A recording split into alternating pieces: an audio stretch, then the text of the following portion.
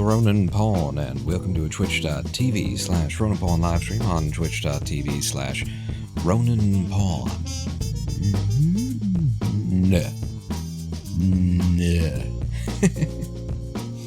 Hello, I am playing catch up with the live stream. Sometimes I go to start these things, and I don't know that I've done everything yet. You know, it's like it's kind of hard to know whether or not I've got all the plates spinning in advance of the curtain drawing back sometimes. And so sometimes I'll just click the button, and then I spend the first 2 minutes of pre-roll time forgetting to run ads. So we did that. You know what? I'll roll some ads right. I'm not gonna roll any ads then. We'll just won't. I usually pre-roll ads, so we don't get ads for the first half hour. I didn't do any of that because I was running around putting the title and notices in Discord and stuff like that, because I forgot to do that part of things this time around. I think I've got everything else strung together loosely. You know, I'm not rushing to the stream or anything. It's just sometimes you get here and you're like, I don't know what else I'm supposed to do. I'm just gonna click the button, and then the moment that you click the button, you find out instantly. Oh shit! I didn't do that. So it is a very effective way to just get to the point. Very zen. Throw yourself into the deep end of the pool and find out whether you can swim, and maybe you can't, and then you die. But now you know you didn't know how to swim. We're gonna be playing Satisfactory today, which is what we've been playing for the past 3 live streams. This will be day 3 of Satisfactory, and we've got friggin' line items, ostensibly, in terms of things to discuss, things to talk about. Why is OBS sitting? Oh, I see. Because, yeah, lots been happening, one could say, anyway. A lot came up today, all at once. Lot of fun, interesting things going on in the cluster truck community, for which I am the super moderator of that speedrunning cluster truck on speedrun.com and on our community Discord server. Lots of fun stuff. You know, moderation is starting to get picked up again because Sarah Sarastes is actually doing some of the damn work, while the rest of us, continue to, start up live streams without knowing whether or not we're ready to. That and, twiddle with our genitalia. Sarastes is actually doing the moderation, so that's cool. But otherwise, like, I'm expecting a bit of a revival. Spring break, kids are off of school, bit of a revival in the cluster truck community. We have plans to integrate a new category called, like, Classic % or something like that. It's basically the any % category before the discovery of pause bounces and stuff like that. So very, very neat stuff ahead of us. We were playing in I'll Cry If I Want To, because we started this live stream on my birthday. It was the birthday live stream anyway, a day before my real live stream. So at the end of live stream 2, where were we in Satisfactory, is the question to ask. But so lots of fun and interesting things happening in the cluster truck world. It looks like we're going to be changing a rule that I requested the change of, that has, wow, I love the colors I chose here. Yellow and pink. Ugh, love it. Change I requested was, okay, hey, I caught it just before I slammed into the ground, cool. Was that we had a policy when we came up with the idea of splitting all of the categories into pause, skip, and non-pause. How do you move in this game? Oh, that's right. You do the crouch jump. Crouch jump. Oh, and I've got a parachute in this one, that's right. So we split all the categories into pause skip and non-pause skip variants, because the discovery of the pause skip was so much of a turning point for the game of cluster truck that it really needed to be like, people who were doing that and people who weren't doing that needed to have 2 entirely different places to compete. And so when we did that, we decided, I actually was the one who, like, proposed this at the time. I proposed to AJ, who was running the community at that time, AJ213, that we, maybe he proposed it and I agreed, but anyway, I was like, yes, definitely, that makes the most sense, or, you know, either I proposed it or I pushed for it. When we split them up, I said that anything that attempts a pause boost, whether you get the pause boost or not, should, you know, go to the pause skips category as opposed to the non-pause skips category, you know, because you tried it, and that's enough. Your intent to try and do a pause skip, even if it failed and there weren't any real pause skips in the thing, that should disqualify you for the non-pause skip category. And I said that knowing that it was going to put, you know, my best runs into this new category. That I didn't necessarily want it to be in, but I felt it was the best rule for the time. Now, pause skips and non-pause skips for cluster truck speedrunning are so entirely different. Back then, the pause skip was this little one-off thing that got used in, you know, maybe 3 or 4 levels throughout the run, because it was very difficult to do. It was very unlikely that you'd actually get it to come in. You really had to train it to get it to come in, and people would spend, like, people are still spending, in fact, Mr. Glainer recently put in a new world record for the no ability pause skips category, in which he spent like almost a full minute in 910 trying to get this damn tricky ass little pause skip method where you do a pause bounce on the hood of the truck to come in. It's a very difficult thing to do, even for the best people in the world. World record holder, you know, for a few moments here before Emily gets verified in her runs, spent a minute trying to get this technique to come in that if he had gotten it first try, would have given him like a 5-6 second clear of the level. Loses an entire minute to 910. Crazy stuff. Mephistopheles, hello. That you requested aren't like the super duper moderator of the game? Yes, however, I have recently, I am the super duper moderator of the game, but I've recently disseminated some of my power around to try and make for a more even and democratic environment, and also to just not feel like I'm unilaterally, you know, in charge, but also that it's not all on my shoulders in terms of making the decisions and guiding the community. You know, it shouldn't just be me, both because I don't want it all resting on my shoulders, but also because it shouldn't be. There should be other people making those decisions alongside. So, yeah, I put it to community, and it sounds like all of moderation and verification is in agreement over this change to the rules. So the change is we're going to grandfather in those runs that attempted the old pause bounce skip and didn't get it. And if there's no successful pause bounce in the run, then they get to be in the no pause skip category, in the NPS category. And that's mainly going to take my 2 best no ability runs. Well, actually, my best no ability run that I ever put in full game, and a run from the sci-fi world in the individual levels in the segments. It's going to move those into the NPS category, which is where they really should be, because the entire run, the whole run is not a pause skip run. And then I try for a pause skip, I don't get it, and have to run out the level normally, and that got it disqualified in the old rules. We're changing that, and now I'm going to have like a 3rd rank run in the no ability, no pause skip category, which is where it should have been all along, really. And Cerastes is here, saying, want to relax after some cluster truck moderation, right into a moderation conversation. Well, I thought I'd cover this up top. I was just talking about how, you know, I see good things for cluster truck in the future. I think this summer is going to be a revival summer for cluster truck. A lot of fun stuff on the horizon. Mephistopheles saying, don't complain to me when they all stab you on the Ides of March. God damn, why did Caesar ever make a Senate? Did he make the Senate, or was it just happen? Anyway.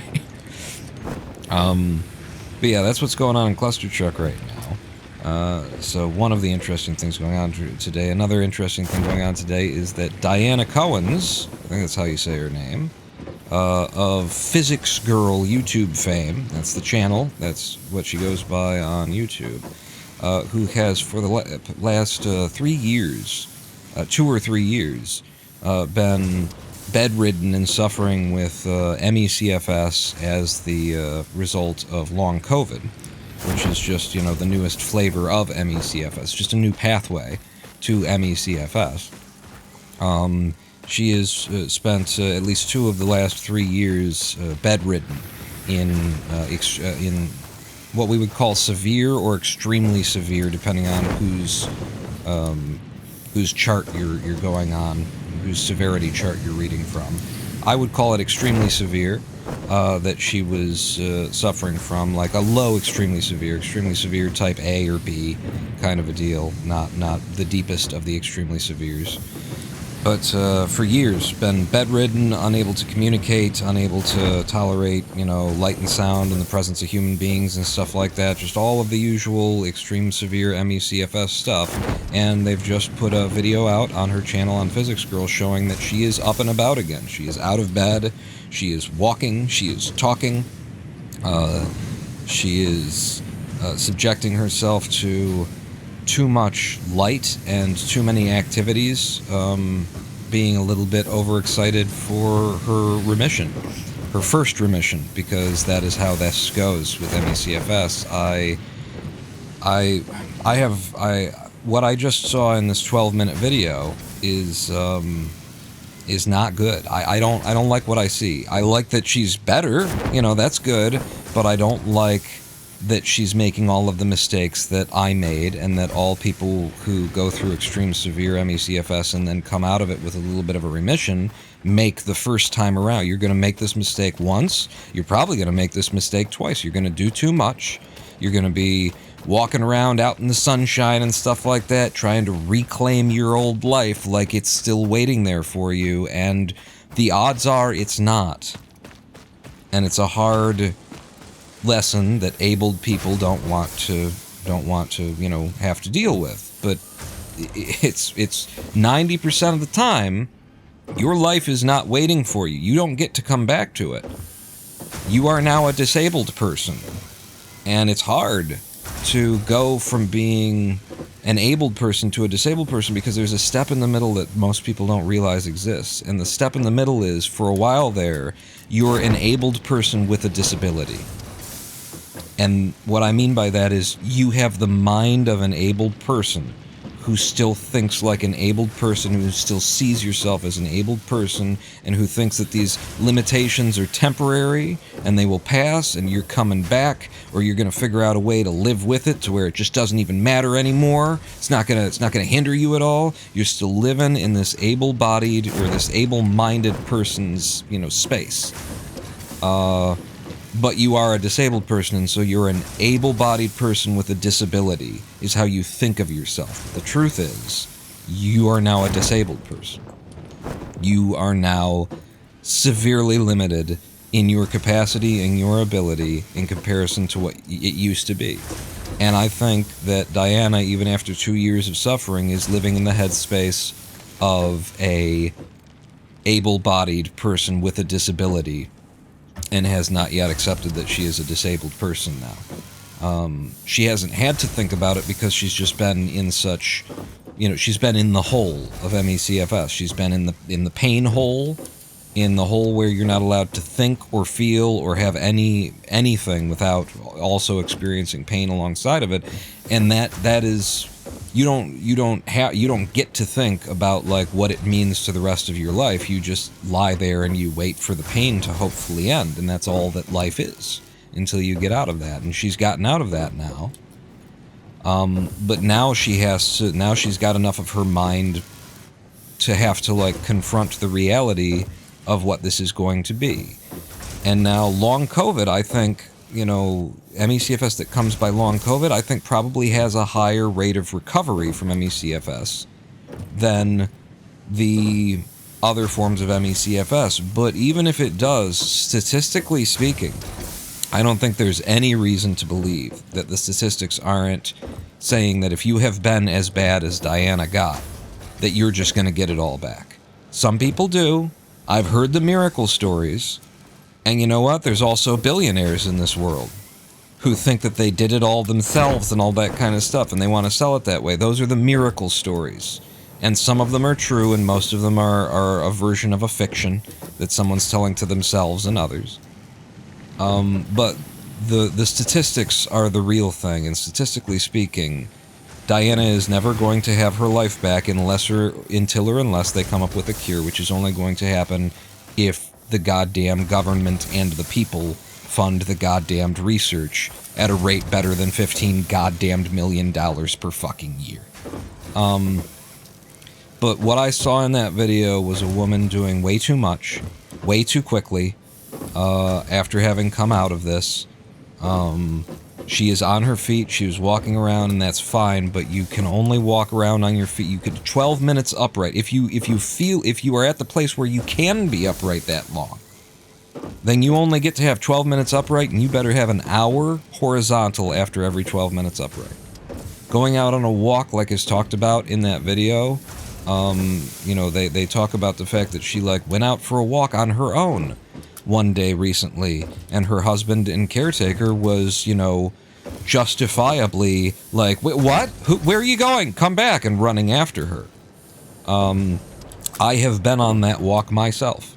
In 2023, coming out of extreme severity, having a bit of a remission, I grabbed my cane, and I went out for a walk, and I walked up and down our little street here, in Detroit on 6 Mile. I walked up and down our little half block. I walked to one end of it. I walked all the way back and went to the other end of it, and then I came back to the house and went inside. And I didn't crash because I had that walk, but that walk was a symbol of my arrogance. It was a symbol of my belief that I could just have it back, that I was still living in the headspace of an able-bodied person with a disability instead of acknowledging that I was now a disabled person. And that walk, along with all of the other little things that I was doing that I thought I could just do, I could just pick them back up because I was well again, I wasn't bedridden anymore, I was able to breathe, which I hadn't been for months and months and months, able to take one clean, pure breath and feel like I was satisfied by it. I went out for that walk, and I did a whole bunch of other things. I climbed flights of stairs that I shouldn't have. I, wrote a video script that by the end of the time I was writing it, I was, having major symptoms, but I kept pushing through it so that I could get to the end of finishing the script. By the end of my whole effort in 2023, of enjoying my remission, all of the things that I took for granted and tried to take back, all of the ground that I tried to reclaim, crashed me in a way that I lost the entire rest of 2023 and half of 2024. And that is what Diana is headed toward, in my opinion, having watched that video.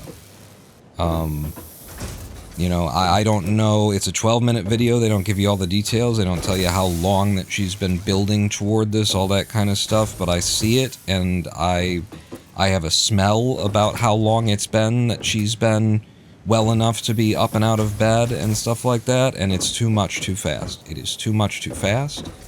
And going on that walk alone is a symbol of someone's mind that isn't right. Someone who has this disease that hasn't gotten their mind right about it yet. Your mind has to be defense, defense, defense. You are on the defensive always. You do not regain ground. You do not push to take anything back. You do not exercise. You do not try to do something in order to regain the ground. You rest, and then you rest some more, and then when you're done resting and you're a little bit tired from resting, you take a fucking rest. That is what you do. You defend what you have. You defend the ground that you have, and one day you wake up and you look underneath you and you see that the ground moved underneath you. You do not walk up the hill walks underneath you. You do not push. You do not try and take. You do not try and get. You lie in the bed and you do nothing. And you put energy aside and you wait and you wait and you wait. And then one day you feel like, I think I could do something that I can't do right now. Maybe you haven't been able to tolerate, like, music. I think I can listen to music today. That's how good I've been feeling lately, and I'd really like to. I think I could do it today. And on the day that you think you could tolerate music, you go over to a calendar and you flip down 2 pages and you mark 2 months from that day as the day you'll try and listen to music. 60 days from the day you think you've got the energy to do something is when you try to do it in this disease, or else it rips out from underneath you. You have a crash and it takes everything back from you, and you are back in the hole, and you might never come out this time. That is what this disease is. And it takes so long for us to get our fucking heads straight about that, because nobody wants to admit that. You're surrounded by able-bodied people and able-bodied doctors, and they're going to tell you all of the wrong things. They're going to tell you to do everything that you can. If you're feeling better, then use all of your energy. You can rebuild your strength by rebuilding your strength. That is not this disease. That does not work. You do not take it back. Your cellular mitochondria are not producing energy the way that they're supposed to. You do not have the ATP flowing in your cell at a rate that will support exercise or effort or energy, and that exists in your brain. Not just your muscles and your flesh and your organs and your vascular tissue.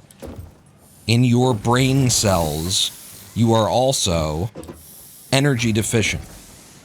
You cannot push, you cannot take, you cannot try to reclaim ground. You sit and you wait. And you let the ground move underneath you. It is by resting and resting and resting some more that we get what we've got. And the reason that I'm able to sit here and use all of this breath to talk to you guys and do a live stream that lasts 6 or 7 hours is because in February of 2024, I felt like I could probably start live streaming again. I was feeling that good. And so I did my first live stream in June of 2024. In February, I was pretty sure I had it. And so in June, I gave it a try. And I came back slow, and if you go back and watch those live streams, the difference between me then and me now is a million fucking miles, and it is because I have not had a crash. I have not had a crash since 2024, maybe since 2023. I got it through my thick fucking skull, what this disease is and what you have to do to survive it. And you cannot ever crash again. That's how you do it. You have to figure out what it is, how you've got to live, so that there is no crash. You just don't crash. You can have a flare. I have done that. I have pushed myself on certain days where at the end of the day, I have a little symptom flare. In fact, yesterday I had that. Last night I ended the day where my throat seized up and I couldn't breathe. And it was because Lady Pawn put on a certain song that had a really weird intonation to it. And hearing that song, something weird neurologically happened, and I suddenly couldn't breathe while that song was playing, and I had her stop the song and I could breathe again. And it wasn't just because of the song. It was because the whole day, I started the day playing chess, studying the Karo Khan and a certain line in the Karo Khan, doing a lot of thinking about that kind of stuff, a lot of logic, a lot of neurologically heavy things. I did a lot of reading. I sang yesterday. I was singing just for my own enjoyment.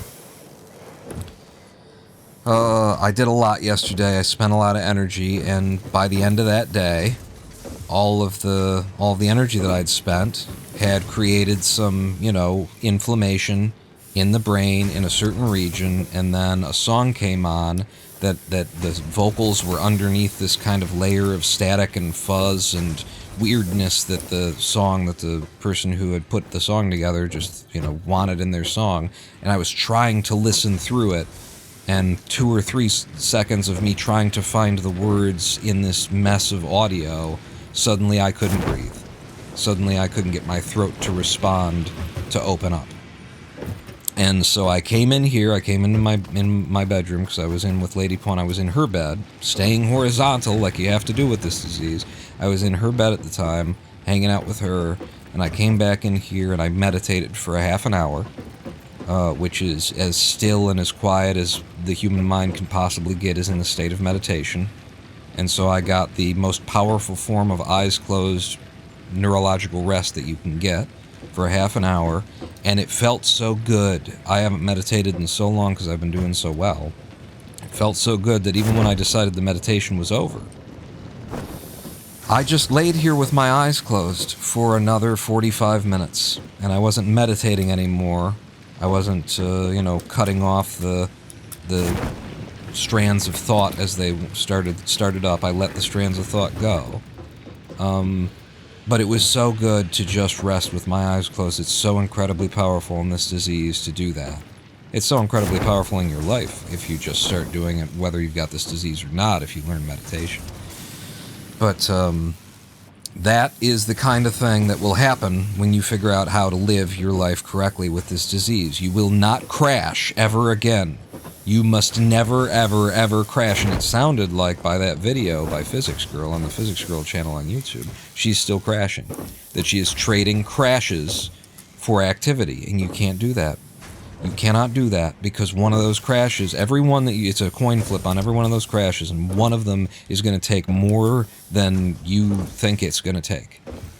It's going to take everything. It's going to either put you back in the hole for another year, or it could just kill you. People don't talk about it in this disease, but the second leading cause of death in ME/CFS is cardiovascular failure. Your heart and your veins just stop pushing the blood, because it's an energy disease. And you know what one of the most energetic processes in the body at a cellular level is? It's the reflection of your veins squeezing the blood back into your heart. The way that, circulation works in the body is, of course, your heart squeezes the blood and pushes it into the veins. And then your heart, releases and creates some negative suction to suck the blood back in.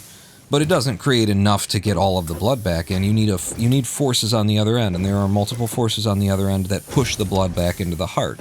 One of them is your calves.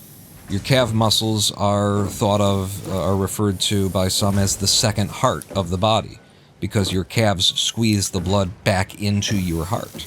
But the very important part of this process of proper blood circulation is that your veins themselves constrict, and they ripple, and they reflect in a certain pattern, and they squeeze the blood back into the heart. And that is one of the most energetic processes at a cellular level in the body, to squeeze those very hard and firm blood vessels in a way that ripples the blood back into the heart. And so, if you expend so much energy in this disease that there's not enough to go into your cardiovascular system, this thing will just kill you. You will just die from it. The first leading cause of death in this disease is suicide, because it's so horrific to be in the hole. And some people can't get out of the hole. And those people, if they're in civilized countries that allow it, they opt for medically assisted suicide.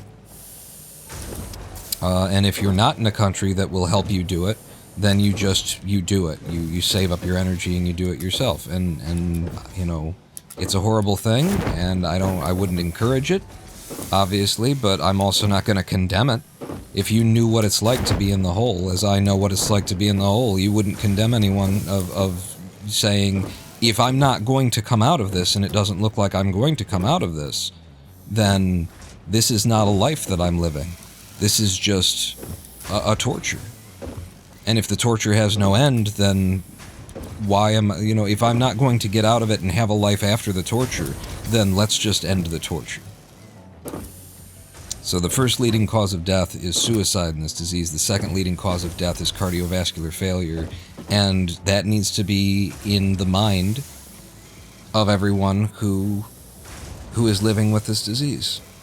Because you cannot keep having crashes. You cannot trade crashes for quality of life, for activity in your life. No crashes. Zero crash tolerance, because one of those crashes could just kill you.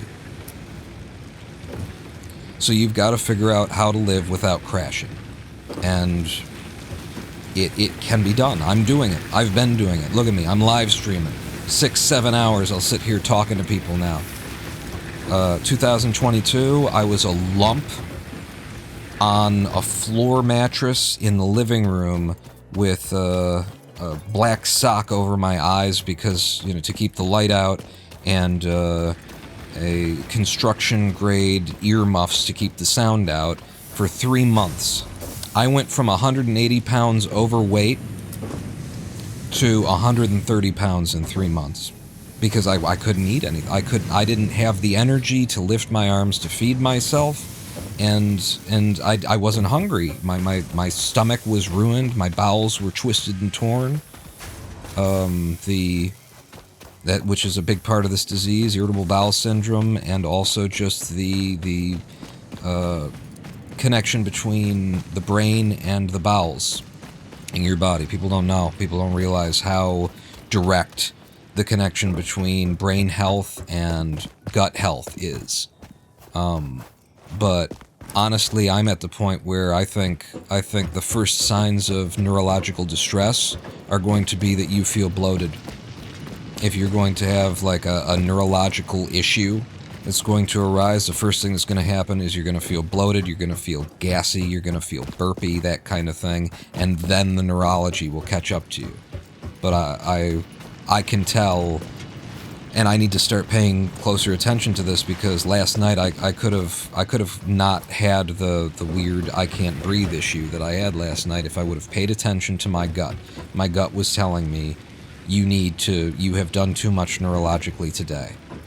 And I didn't listen to it, and I kept doing neurological things, and look where it got me.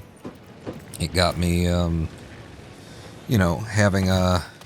having my throat seize up and refuse to take a breath on me, and requiring me to take an hour and 15 minutes worth of eyes closed rest to correct it. Hello, Socky McSockface. So that's the other thing I wanted to talk about, the very serious thing I wanted to get through here at the beginning of the live stream, and we can keep talking about it, especially if there's anyone in chat who has ME/CFS. I post these notices for these live streams in the Discord server that I'm in for ME/CFS in the gaming channel. I'm here to talk, and I'm here to give advice. I have been to the bottom, and I have come back up, and look at me now. I'm merely mostly bedridden, and that is fucking amazing. That is beautiful. That is brilliant. I have a life again. I'm creating things. I'm making art. It's amazing what I am doing right now, despite the fact that I'm living, the horizontal lifestyle. 23 and a half hours of every day, I am horizontal. I will get up and I will walk. I will go to the bathroom. I will go to the kitchen. I walk just to walk, just because I know that I should be walking sometimes. But I also, even when I've got something to do, there is a timer in my head every time that I stand up, and it is 12 minutes long. And at the time that I hit 12 minutes, it doesn't matter if what I'm doing is not done, I get off my fucking feet. And I'm not allowed to get back on my feet, another timer starts up in my head, until at least 1 hour has passed. Because if I go longer than 12 minutes and I don't put it back with an hour's worth of horizontal time, I know that it won't come today, necessarily, but tomorrow I'll be fucked up. Somehow. More than 12 minutes upright is you're threatening a crash. More than 12 minutes upright, you're threatening a flare. You almost definitely have a flare, but you're threatening a crash, and I don't fuck with crashes.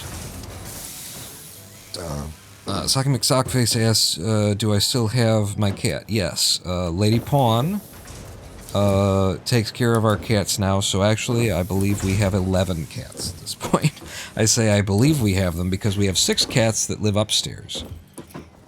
And I think she's got 5 more cats downstairs, but that's in the basement, and that's a flight of stairs that I have climbed this year twice, last year once. So I really don't know what's going down in the basement. I smell some weird things occasionally, and there's this blue crystal stuff she's been selling. She might be making meth. She might be making meth, and she might have 5 other cats down there. I think it's 5. She might have 4. It's 4 or 5 other cats that she's got down there. But we've still got Paws and Bags, who are my boys. Paws was my cat when I bought this house, my first cat that I got when I bought this house from my sister. My half-sister had a cat that had a litter, and she gave cats to various people. My dad got one. I got one, so Paws was my cat. And then my dad got Bags, but my dad's a bit of a flake, and he wanted to travel, and he couldn't do that with taking care of it, so he went traveling and left Bags with me while he traveled. And then when he came back, he said, well, now that, you know, they are brothers technically, and, you know, now that they spend a lot of time with each other, I would feel bad taking them back to my house, and maybe he should just stay here. Which I was fine with, you know, but he was willing to give up Bags. So Paws and Bags, which are half-brothers, brothers from a different father, those were my boys. And then when Lady Pawn moved in with me, she started taking care of alley cats out behind the house here, and eventually there was a new litter was born, and 3 of those cats became our cats. She ended up bringing them inside. I think it was that one of them got sick, and was it that maybe like Tammy or somebody was sick, and we brought them inside to get well, and then we just ended up bringing her 2 sisters in as well, and so yeah. So now we've got Paws and Bags, and then we've got the 3 sisters, Tammy, Sam, and Kelly, who all came in together. And then the last cat that came in on her own is Rando, we call her. And she came in because she got the short straw in the genetic lottery, and she is a 6-toed cat, which is not necessarily the short straw. Lots of people, you know, like 6-toed cats. There's nothing wrong with having an extra claw if you need to defend yourself in the wild. But she got the short end of the genetic lottery because she's also blind. She was not entirely blind when she was a kitten, but she's entirely blind now. She broke her nose. She's got a weird looking, like, Italian kind of nose to her because she broke her nose probably several times, possibly before we brought her in the house, maybe after we brought her into the house, walking into doors and stuff, because she was mostly blind. But so we brought her in the house because she wouldn't have lived out on the hard Detroit streets as a blind cat. So we've got they're all girls. The 4 of them that came in from outside, they're all girls. I think everybody downstairs is girls too. And Flo is here. Hey, Pawn, just wanted to compliment you on the growing production you got going on. Then I realized you're doing great on different levels, even horizontally. Well, thank you, Flo. Yeah, so that's the state of our cats. That's the state of CFS. My warnings to Diana Cohen's or is it Cowan or something like that, of Physics Girl, the YouTube channel, who's doing better with this disease than she has been for the past 2-3 years. Severe warnings. You are, from what I see in that video, you need to be a lot less like harsh daylight, open sunlight on your eyes. This disease is you're photosensitive, and even if you think you're not feeling it, it's just another toll that's being taken on a part of you that might not be well enough to take it. So, like, you need to wear sunglasses. I recommend, in particular, not even sunglasses, I recommend green glasses. There's an Amazon store that sells like all different colors of these plastic glasses, and I've been wearing these green shaded glasses. They're like $10 glasses, $11 on Amazon. I've been wearing them since 2022 or 2023, when I decided to try them based on some research by Harvard, saying that green light helps with people with migraines. And there's just a lot of overlap between the neurology of migraines and the neurology of CFS. I gave them a try, and they work. They work, and they're way brighter they let a lot more light into your eye than a pair of sunglasses do, but they're filtering out all of the wavelengths of light that do the most, that put the most strain on your neurology. So, Diana, you should be wearing green glasses. You should never be on your feet longer than 12 minutes. You should put the energy back after you've been on your feet for up to, don't take 12 minutes every time, up to 12 minutes. You need at least an hour horizontal. You should always be remaining horizontal. You should not be taxing your cardiovascular system. You know, even if you're feeling better and stuff like that, live as though you have postural orthostatic tachycardia syndrome, because the research shows that the blood does not get to the brain in ME/CFS. When we are standing upright, we have a reduction in the flow of blood to our brains of probably averaging around 30% up to 40%, which is seen in Doppler study of the arterial and carotid, of the vertebral and carotid arteries during tilt table testing. I know my shit, and I will be producing my own videos on ME/CFS to try and help people who have this disease. If you're not on it, if you haven't tried it, you should be taking low-dose naltrexone for the neuro-anti-inflammatory property. I also recommend daily consumption of NSAIDs, like ibuprofen. I recommend a daily regimen of 400 milligrams of NSAID, or of ibuprofen, supplemented in the evening with 200 milligrams, I think it's 500 milligrams of acetaminophen, if you're having pain in the evening. But we just want to minimize how much ibuprofen you're taking so that it's not overtaxing weak kidneys or burning through the gut. You know, ibuprofen taken on a daily basis can have negative effects. So we take a small amount, two 200 milligram pills over the course of an entire day. And then if you have pain and you don't take more ibuprofen, you take Tylenol, you take acetaminophen. But that's also for the anti-inflammatory, neuro-anti-inflammatory effect. Ibuprofen, taken on a daily basis, has a anti-inflammatory effect in the brain. And there are certain supplements, and no, it's not the supplements, not the crap that you've heard out there. The studies are just wrong. The studies have been so small on certain things that it's just... And the supplement industry wants to sell shit. You find out what works by looking at the community and looking at what people actually are still taking. And what people are still taking is low-dose naltrexone, which isn't a supplement, that's a drug. You need a prescription for it. You can get it from agelessrx.com if you're in America. And you won't have to talk to your doctor about it or convince any psychologizing motherfucker. You can just get it from agelessrx.com. And it's a good source, it's a good supply. They use local compounding pharmacies. They don't have their own source, so it's just a real pharmacy that's going to produce that for you. Also, L-carnitine. L-carnitine, let me just double check, because I've also tried L-theanine, but, yeah. L-carnitine, in particular, I would recommend trying acetyl L-carnitine, but if that doesn't do it for you, then try L-carnitine as well.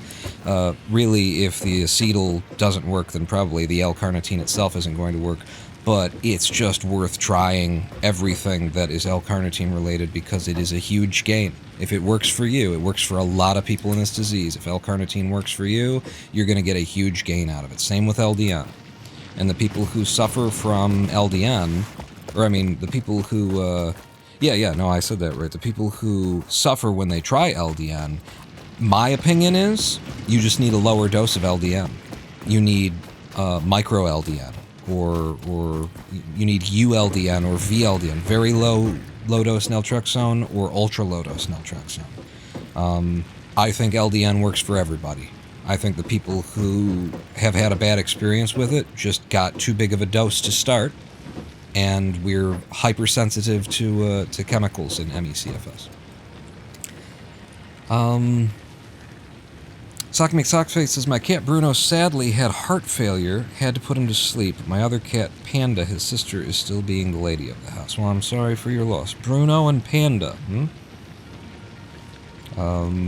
I've found yellow glasses help me not get migraines, Sasaki McSockface. Well, yellow and green are very connected, and it might just be that the yellows are helping to extract sort of the same wavelengths of light. But the research from verified by Harvard and there's let's see, I think there was like Arizona State Medicine and stuff like. There's at least 3 different teams that have researched the effects of green light. And they've found that there's specific wavelengths of green light that are just really good. Like, there's a company at this point that actually sells a light that they claim is built based on the research that maximizes the green light production in the exact wavelengths that are best for migraines. And they sell glasses that are supposedly tuned also to that. It's expensive stuff, though, so I went a cheaper route and just tried wearing green glasses, cheap $10 green glasses, and they have helped significantly. But there is also like a wavelength of green light where it's kind of bad for you. At least I think it's better than the reds and the blue. I think it's better than all the other wavelengths, but there's a certain area in the green light that's like, if you could get rid of this would be good too, to get rid of. And so the expensive stuff gets rid of all that. But just reducing it all to just green light coming in has had a major influence. The fact that I'm able to play this game, to look at screens as many hours as I do. My whole life is screens at this point. I'm living out of a bed. There's 2 monitors attached to the end of my bed. I got all kinds of like software installed that I can control the brightness of the screen and hold Alt page down and turn it down at any moment that I want. I've got plugins for my browsers that make it so that if I watch a video in the browser, it desaturates it a little bit and makes it easier on my eyes. I've figured out all the tricks. But yeah, the research says green light is the thing for migraines, and even to the point where you don't need eyes for it to work. Or at least you don't need functioning eyes for it to work, because the research has literally shown that blind people with migraines benefit to being exposed to green light. Specifically, certain wavelengths of green light are the best, but it's pretty much the whole spectrum of green light.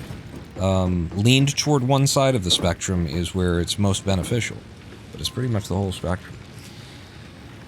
Sarastes says, been meaning to get green glasses. My migraines have gotten significantly better since taking magnesium, but might toss them a try soon. Abs, definitely give them a try. For $11 on Amazon, and, go find my video on YouTube, my video before the last video that's about my ME CFS journey, and just scroll down into the description there. There's a link that will take you to the glasses. Those are the ones that I'm wearing right now, and they work for ME CFS, so they should work for you. And I don't give you that link because I'm going to make money off of it. Even though, yes, I might make some money off of it, the amount of money I'll make is pennies. It means nothing. I'm just telling you that's the easiest way to get to the exact model of glasses that I recommend, is go find that video, click on that link. Lots and lots of people bought a lot of stuff from Amazon after watching that video, and I got $20-$30 from it. It's nothing. It's nothing that I get. I'm not making any money off of handing these links out. Why do we all get migraines? Asked Flo. That's because we're all big dicked geniuses, Even those of us who are women around here, you big dick geniuses. That's why you're hanging out with me. It's just we birds of a feather flock together. Huge phallus fucking boffins. That's the whole community here, and it just comes with the territory. Brain's just too goddamn big. The skull's bursting at the seams. Sock McSockface says, when you wear your green glasses, do you find your brain corrects? So when I have wore them for a while, you still see the colors of things. Yeah. It's a little bit weird when you first start wearing them, and like when the moments that you take them off, the world, you're gonna look around and see the world as being very like pinky orangey hued, and it's gonna feel a little bit weird, and you might even have a little bit like kind of panicky kind of thoughts about like, am I ruining my eyes? Am I ever gonna see color right again? It's fine. Your brain does compensate for it at this point. Like, obviously wearing green glasses, I have a little trouble distinguishing between certain colors while I'm wearing them. But I take them off these days, and I don't even have the effect of feeling like, oh god, the world's all orange and peach and, you know, that kind of thing anymore. No, it isn't. I don't even get that. So yeah, it's your eyes correct for it, and in the short term they correct for it, and in the long term they get really used to it, and you don't even notice it. And when I take my glasses off, yeah, it seems like the world is just the way that it's supposed to look. Where's my car? It's right behind you, Pawn. We probably need more. I'm gonna come out here and look. We had just put in coal manufacturing in Factorio. And so we've still got some coal here. We're producing... Where does it say? Over here. We're producing 150 megawatts. Our max consumption is 146. Water is fine with just 2 running right here. So let's go get some coal, and let's try and actually record the drive this time. Because now I've gotten some experience in my own, like, solo playthrough off the live stream with how this system works. So we're gonna open the record menu. First, actually, I'm gonna drive to... You know what you need to do, Pawn? What? Yeah, no. Before we do this, I should make the truck stops. We're going to automate the collection of coal so that we don't have to drive and get the coal anymore. That's where we're headed to. And if we're headed to there, then I need some of those cubes. And we're not manufacturing the cubes automatically yet. So I'm just gonna make them myself. But actually, let's just check on how much it costs. So, transport, truck stations. So in the truck station, we're gonna need 15 modular frames, and we've got 31 of them. I don't even need to make them. And we got enough of that, and we got enough of that, and howdy, neighbor. Yeah, now that you're up there, I don't think you can get down. It's been my experience. Would you like me to help you with that?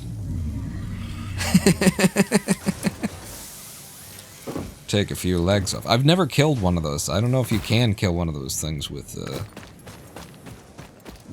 the tools I've got anyway. But yeah, let's put in the truck stops.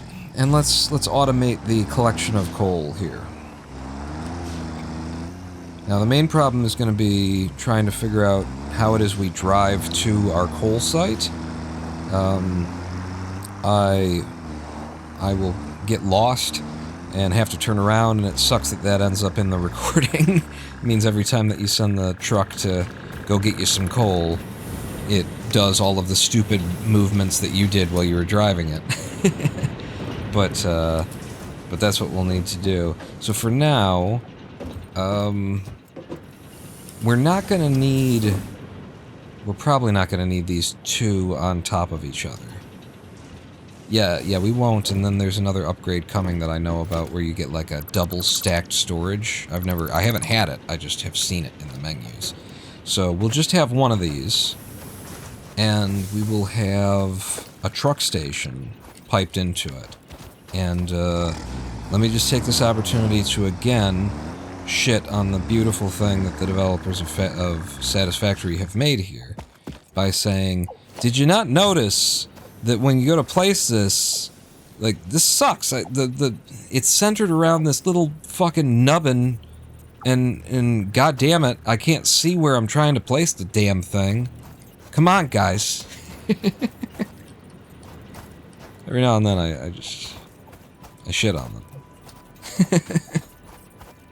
I'll tell you what else I've noticed, is that all my complaints about, like, the tutorial not following the first 2 to 3 hours of the game when you're being onboarded, if you play with the onboarding and the tutorial thing, where it's trying to teach you stuff, it doesn't follow the science of, like, tutorialization and onboarding for games. It doesn't do it right. It's wrong. It is objectively wrong. They did it wrong.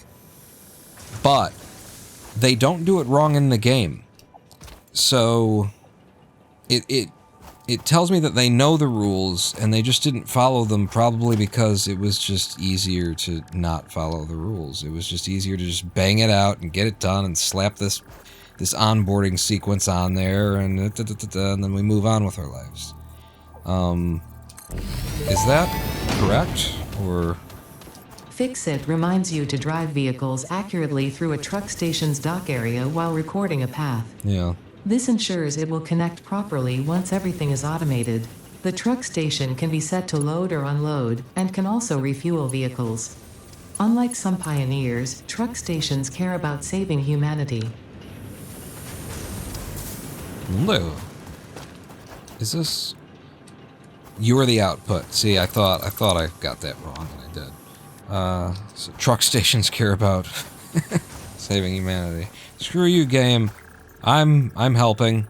Am I helping? I might be helping. I'm gonna put the truck station there. Give it a little bit of space, and then I was thinking about doing like that.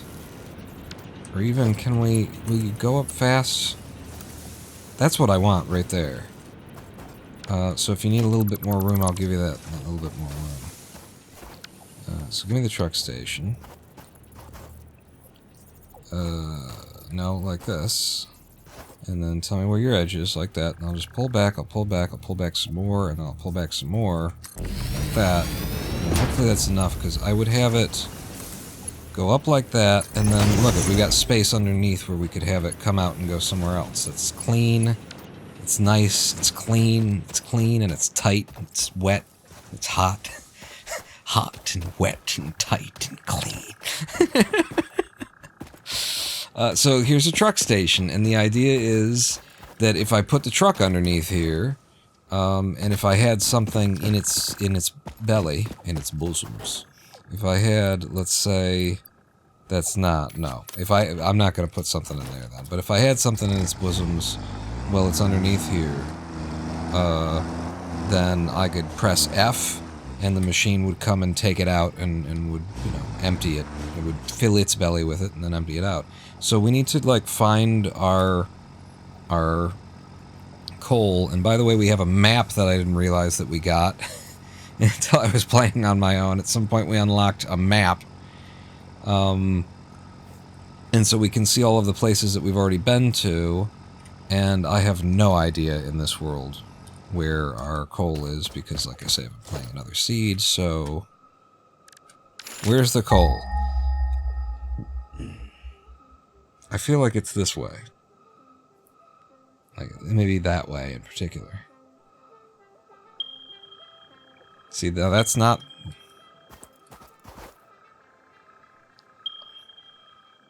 That might be... Okay, so it looks like there's 4 of them there, and 2 of them are ours, or... I remember it's in a really nasty area, isn't it? Like, surrounded by bastards. Villains. It's dead on the north marker. Yep, north and slightly east. I remember saying that in the last live stream. Okay. We got lights on, So, here's how I think I'm gonna do this.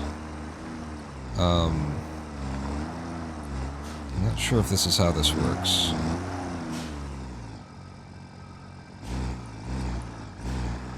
But it's my idea anyway.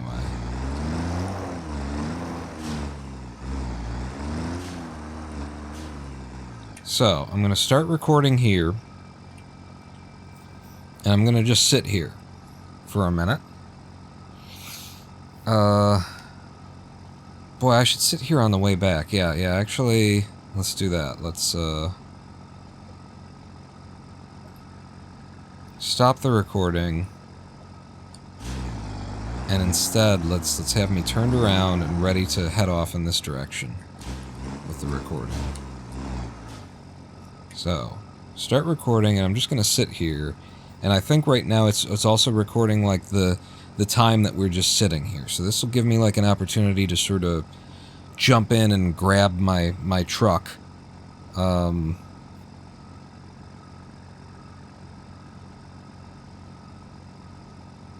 then I can't get the, yeah. We'll drive and we'll have to find it. Jump in and grab my truck when it's on like an automated, you know, path. So now we got to go find wherever it is that our coal field is. Should be straight down here, north and slightly to the northeast. Well, north and ever so slightly east of north from where we started is really what we're talking about.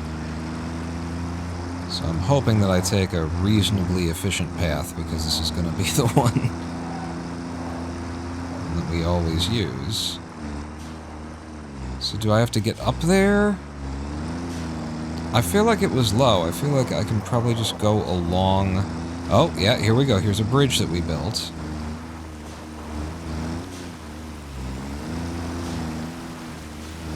I feel like I can go... No, I do have to go to the right, don't I? I go right and then left up.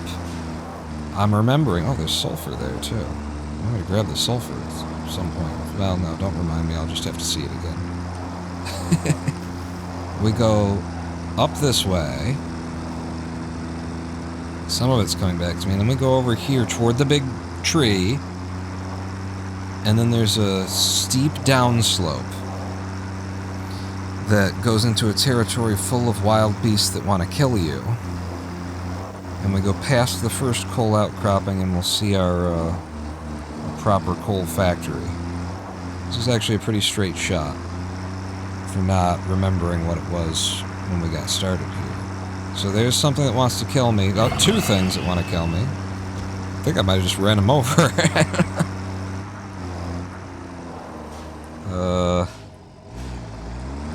And then...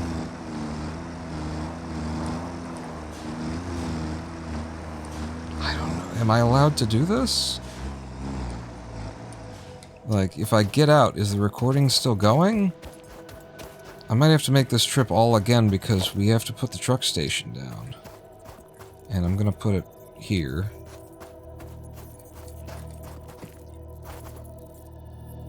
And so this is actually a filling up. We want this to fill. So it's the orange ones, not the green ones. Seems like a decent enough spot for it. And we do want it to split.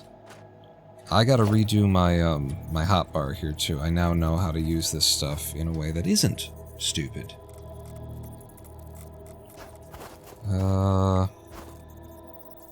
That would work if it will go.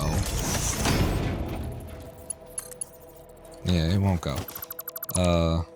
Let's redo the hotbar a little bit because I'm already clicking buttons that I want to be clicking. So the way that I've got this laid out now is splitter on 2.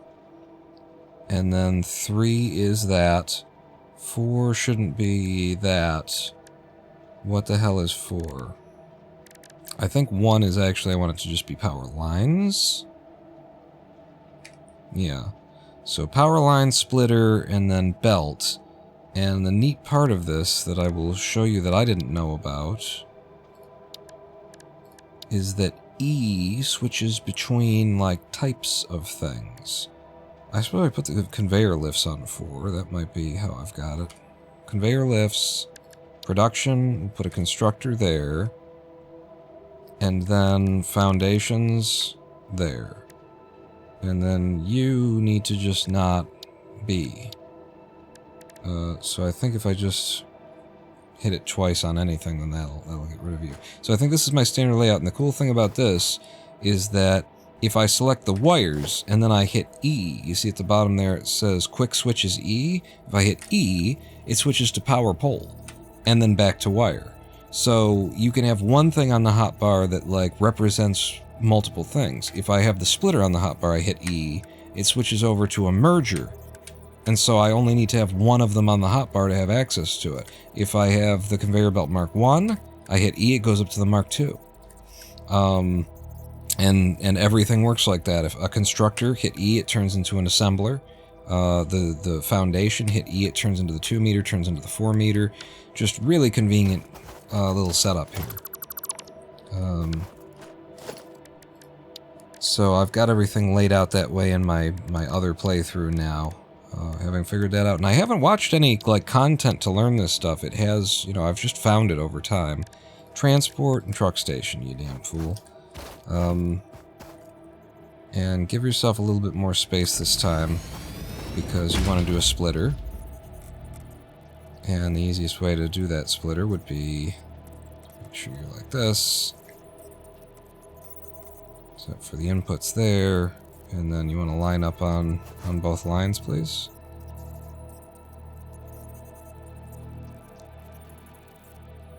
Yeah, those are inputs, so there it is. What the hell? And then... Oh, no, okay, I've got these reversed of the way that I expect them to be, so let's just fix that. Can I go to logistics? I need you on 2, and then splitter on 3. Yeah.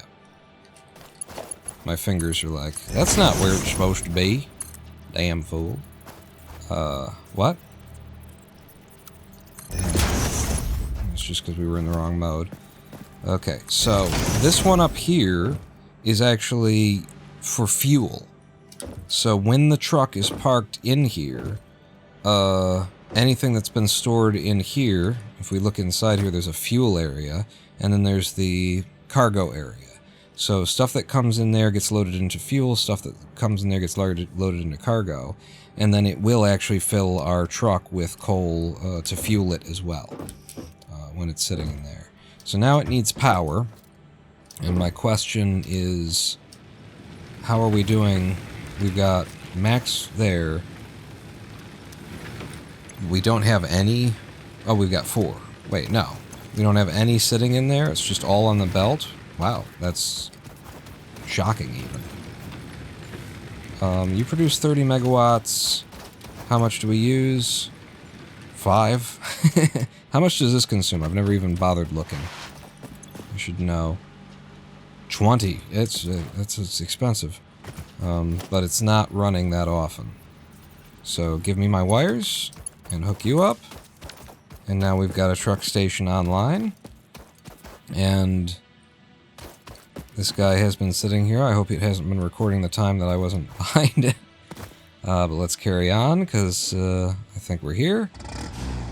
Drive you in. Stop. Press F. And then let's leave. And we're going to go back home via the same route. And then this truck will have a program for how it's supposed to drive out here. And if it takes forever, then we'll know that it sat there, that it recorded the amount of time that the truck was just sitting there while I was building too, and we'll maybe re-record it. But this will work to get us a delivery. Even if it takes a little bit longer than it needs to.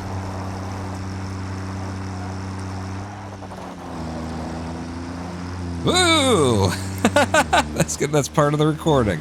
It's always going to do that from now on. I like it. And this was a pretty good path.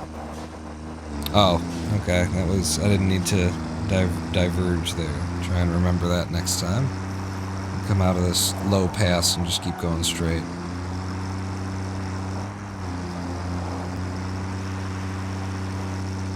Whoa!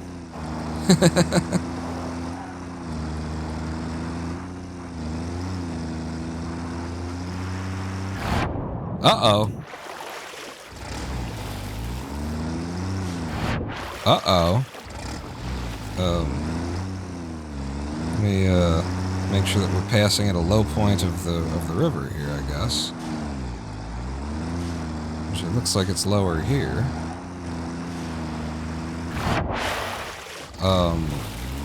That's not good. We were able to come the first time. Do I have to time it with the friggin' tide? Let's try again. Wait. And Go. Bro. Bro.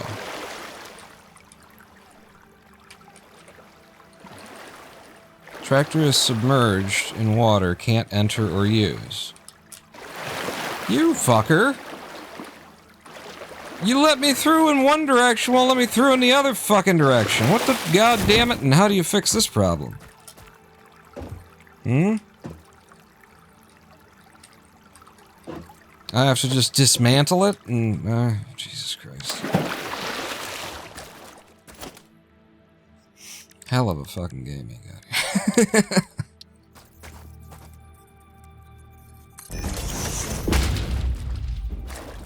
Yeah.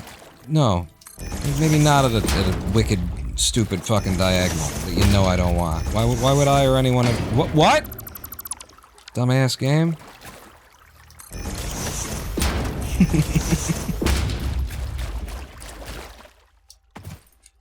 I mean, if we're gonna... If this is how we're gonna do it, then this is how we're gonna do it.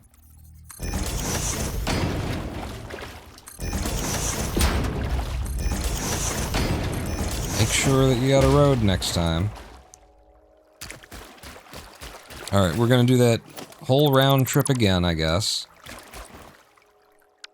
That's fine, now I can do the better pathway.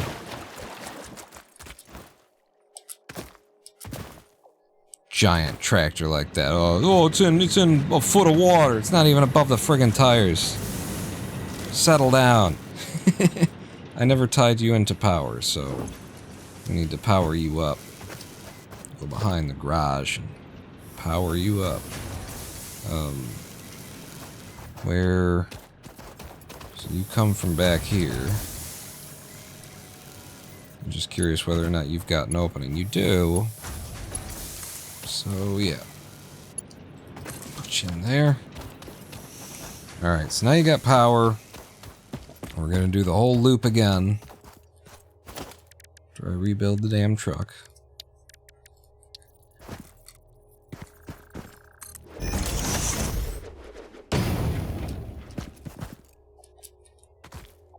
And on. Start recording. No fuel. That would be a good idea to have fuel in it. Yeah. Let me out. Did I put all that in the truck? I guess I probably did. It's gonna be running on coal now, so I'm just gonna give you enough to, like, make the round trip, which would probably be like 20.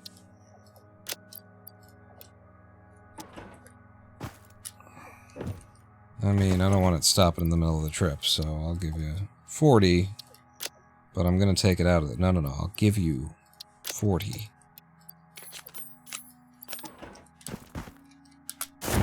Let me up.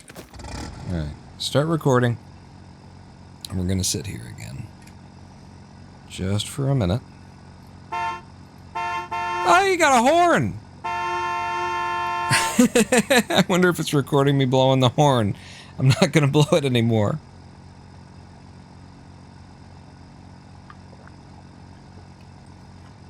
But see in the bottom right where it's flashing, close the loop to finish recording. We have to do the whole... We have to go and come back and end where we started. So let's do that. Hang on. Change camera. Yeah, I like it like this.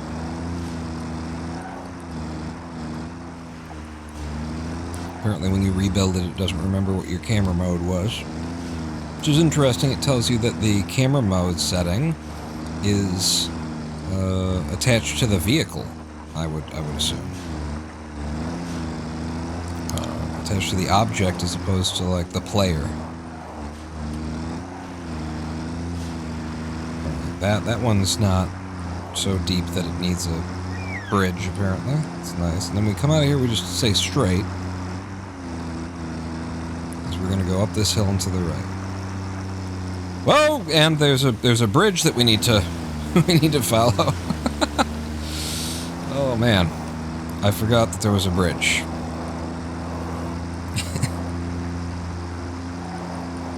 Sup? Sorry. Yeah. Don't block the way. I thought I genuinely thought that it would like just not have physics for the truck. I just assumed we'd drive right through it.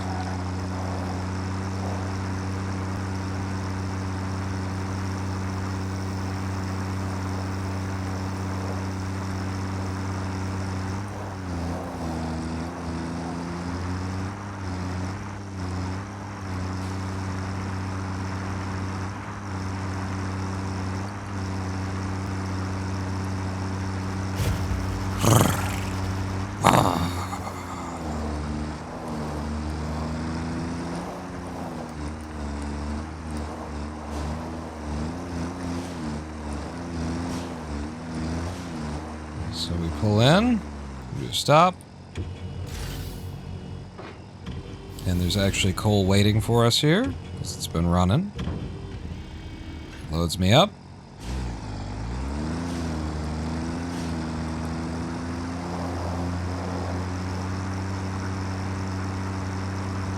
And we head back to the other station.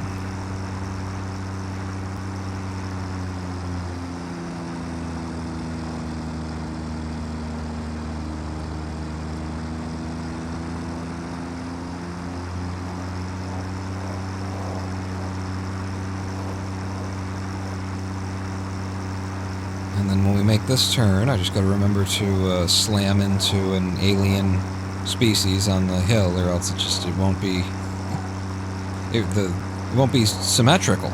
Yeah, okay, here we go. Hit him! No, don't hit him again, Pawn. What was that sound? Did I break your leg? Jesus.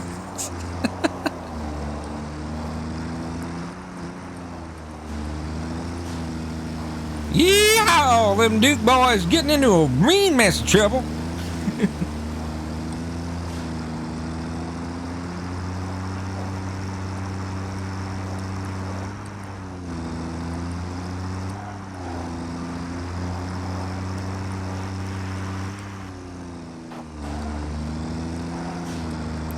Back around here.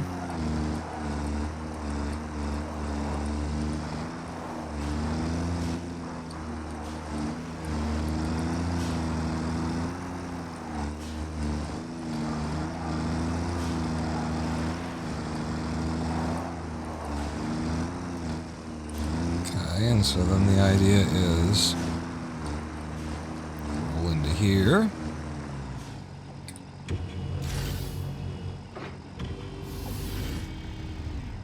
Oh. Why are you loading? I didn't set it to unload. Doesn't matter. Because the main thing that we're doing here is this. Path recorded. You can now save. R saves the path, but also come in here and click in here. Saves the path. And this is Coal Run 1. And now we can just like tell this vehicle to run that, to make that run. But we're not doing that yet, because I need you to be in, where do I change the mode? Unload mode. Because we actually do have a belly full of coal here this time. At least a little bit.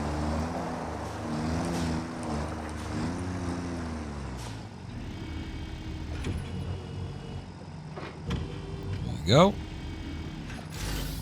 And how much coal is that? Just a little bit. Because we didn't leave it much time to run.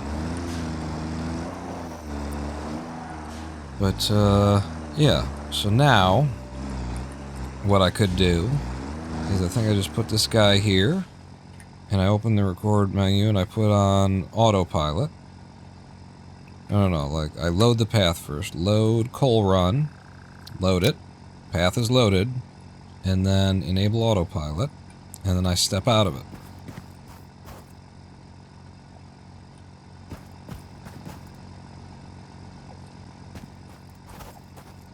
And it might be that this is the part where we recorded a bunch of it just sitting there. Or it could be that it needs to be... Yeah. is to be put on the path. There it goes. And so now it's off to repeat the path that we taught it. Love if we could watch it a little bit driving away here. But it looks to have already gotten out of sight. We can watch it on the map. Going.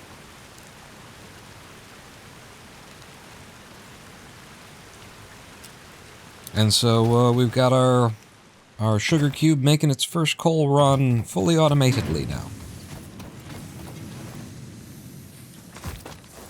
Which will be important because one of the things that's upcoming is our next big challenge here is going to be making steel.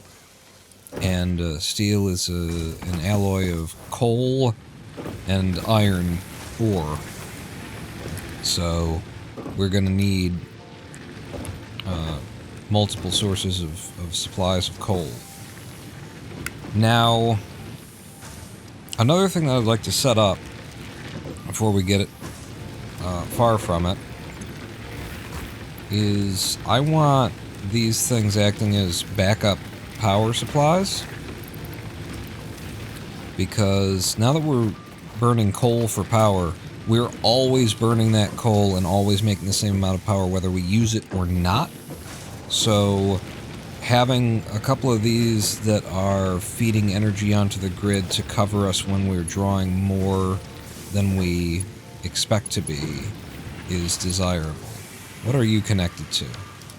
Are you like your own little circuit or something? What is this? No, E. You are the main circuit. Are you your own little... You are your own little circuit. You're just powering the making of... Right, I remember this. So what we want to do then is... Queue offline. Pipe you both into the main line. I guess through this.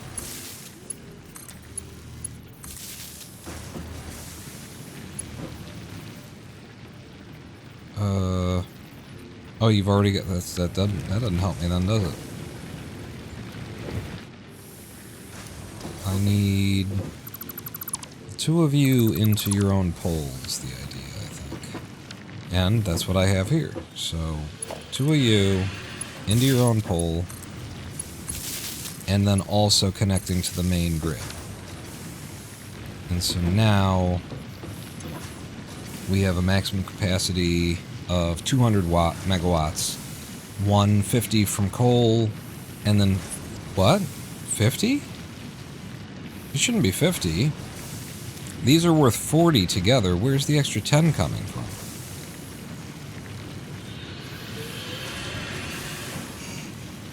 One 150, because 75 and 75. Why would it say 200? Where would we be getting an extra 10 megajoules from?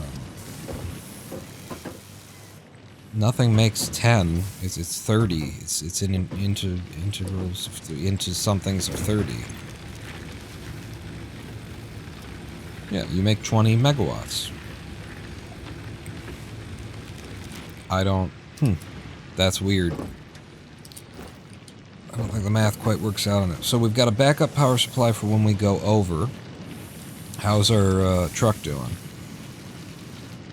Tractor ran out of fucking fuel.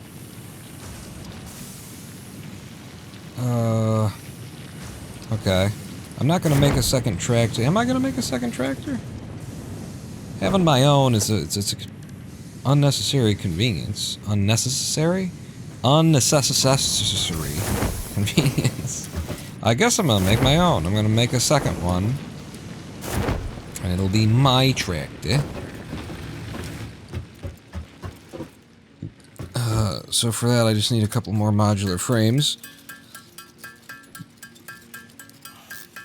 And that'll be the next thing that we set up production on. We need to start making modular frames automatically in this system. Which will require a slight overhaul, I think. I want to get it perfected before we're...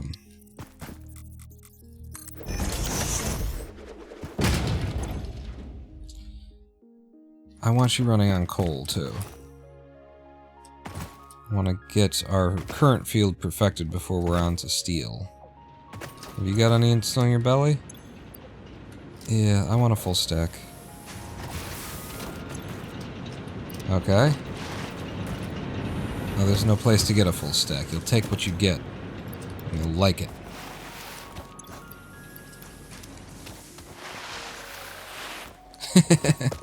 Where's it? Where's the truck? It's over here.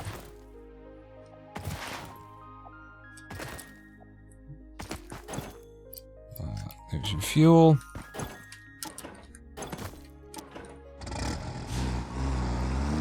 Alright. Let's go. Well, if you're gonna...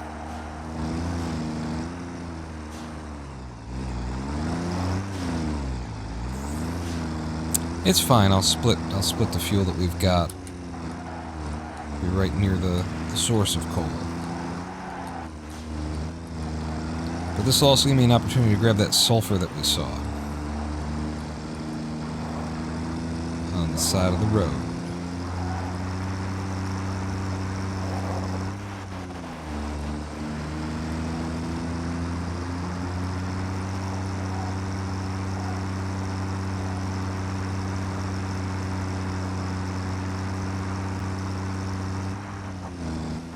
Alright.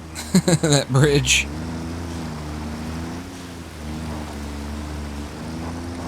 So here's the sulfur. Oh, it's limestone. Well, I'll take it just to get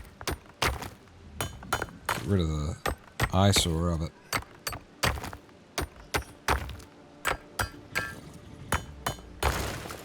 Okay. It's not another one here, because I could have swore it was sulfur I was looking at.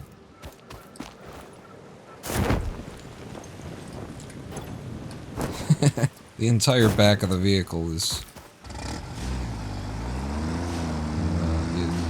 an access point for fuel. What's that down there?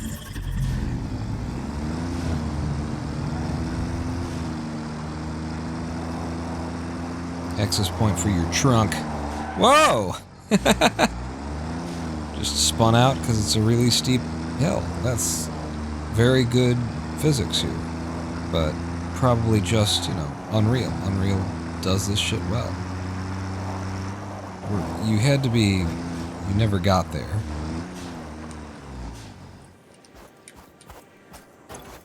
Because if you had got there, then you would...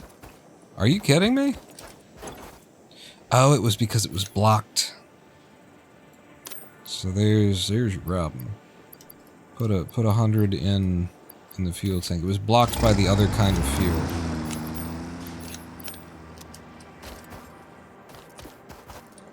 So he was on his way back. But we just haven't given it much time to generate or to move the coal into the belly of the thing. Now it has had the time.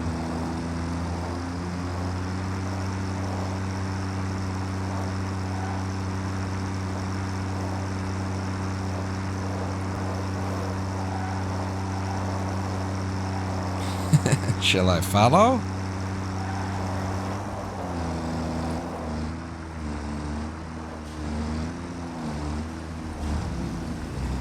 Part of a convoy. Da-da-da-da, convoy. Da-da-da-da-da. I don't know this song, but I kind of remember the tune. I like this.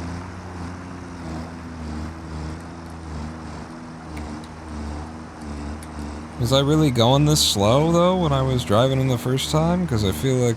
I think the game just slows it down. I feel like I had my pedal to the metal.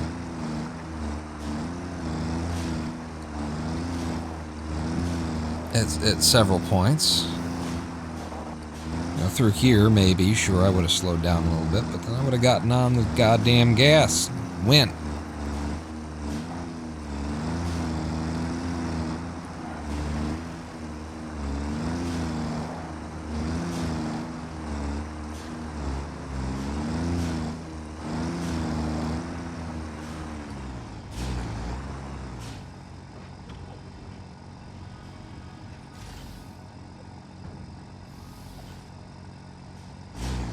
curious, like, what the behavior is. So it just offloaded, but it's just sitting there now. And I'm curious how and where it makes the, like, the time stops. It didn't pay attention at all to the fact that we stopped and waited at that spot. Okay. Interesting. So it'll just keep doing that loop more frequently than it needs to. I wonder if there's some kind of setting to be like, wait until we know it's full, or... Actually, yeah, I saw a menu pop up at some point, didn't I? That said, like, wait here's a certain number of seconds.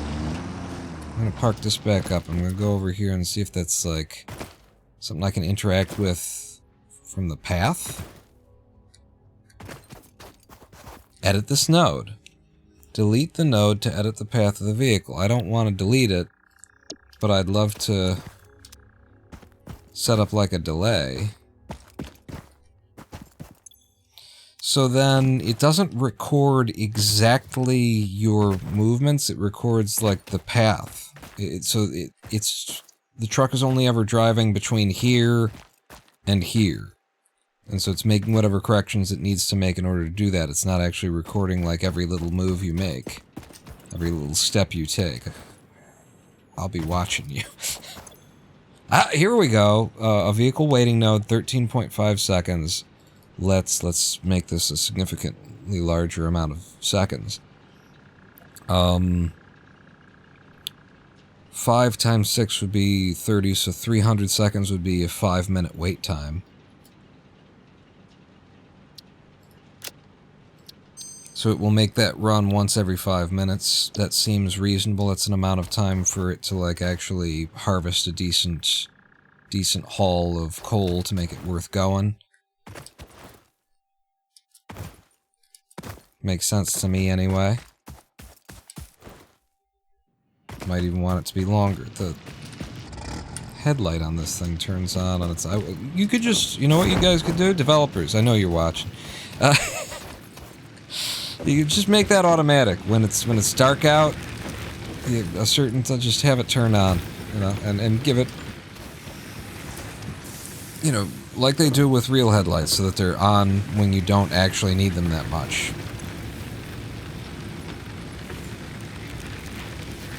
Yeah, see, we're under our 150, but we could max out at 170 at certain moments. Alright, so good power management, and we've got an automated coal run now. The next thing that we'll need, actually I should look in on the hub and see what the next thing is. I don't like where you are. I think I'm gonna move some stuff around.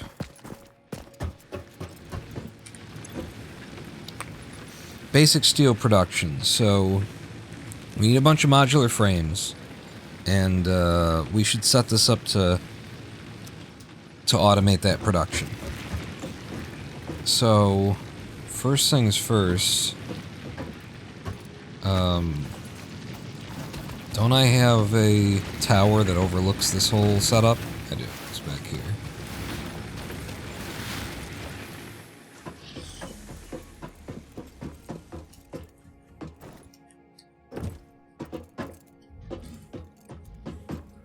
So 1, 2, 3, 4, 5, 6 is what we've got there, and then those 3 are making screws.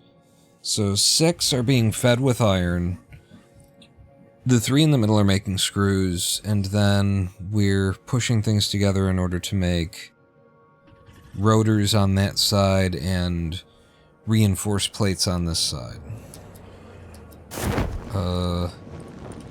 We need to make this perfect, is the deal. And so I think this is fine. The way it's working right now, there's no downtime in the production of plates. And then the plates merge together. There's a fast belt there, and then it splits up again. And we send plates over to this machine to make the reinforced iron plates. And that's completely backed up, so we know that's fine. And we're backed up over here. So we're overproducing on plates right now, which is A-okay. Oh, goodness, we're completely full. We're completely full. And it is plates that we overproduced. Wow. I mean, what do I do with this? I guess it's because I jawed on for so long at the beginning of the live stream.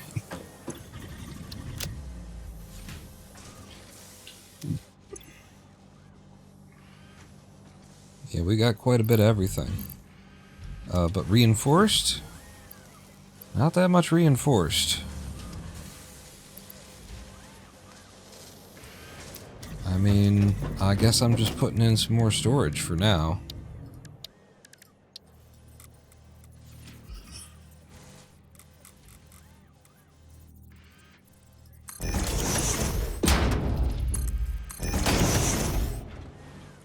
And I think this is probably a fast one. I think they're both fast guys. Yeah, when they got the pink on the edge of them, that means they're fast. The yellow is just slow. So, if anything, we're overproducing iron plates.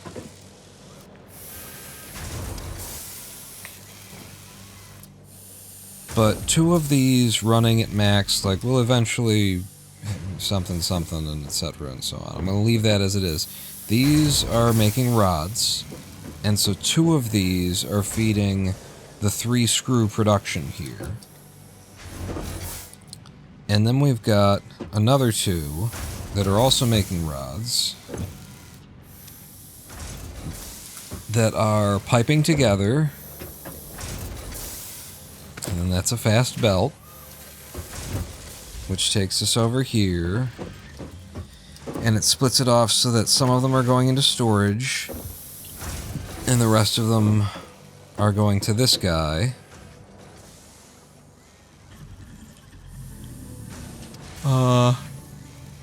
To make rods. Now, the thing is, this guy is still waiting. He's not getting enough screws, as we can see, in the amount of time.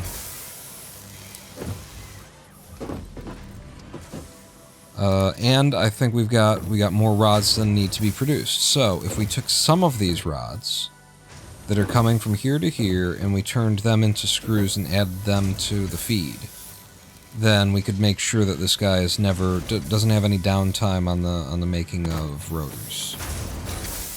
So you 2 coming together, I think it would be done in here. That we would turn some of them. It's got to be done after the split, actually. Right? We want to make some. I think this is correct.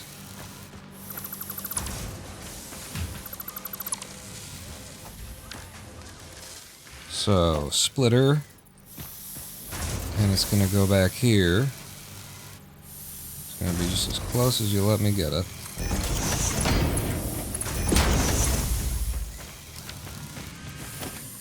And then is this actually too tight? Looks like it might be too tight. It might work. So there.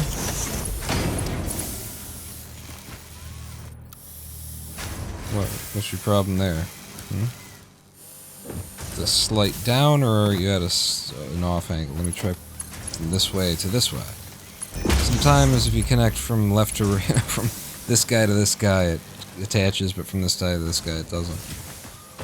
That's just enough room for a conveyor to come out, so that's fine. Then the issue is, how do we mix it in? And we only need it over here, really.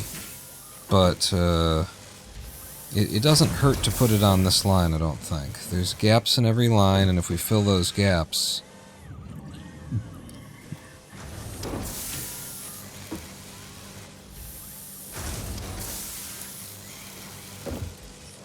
Can these things be coming any faster? So it takes 15 seconds, and you need 25 screws in that time. And so they must be able to sit closer together. No? How is this not feeding fast enough? Well, now it is. Is that because we backed up or something like that? Are you over here waiting?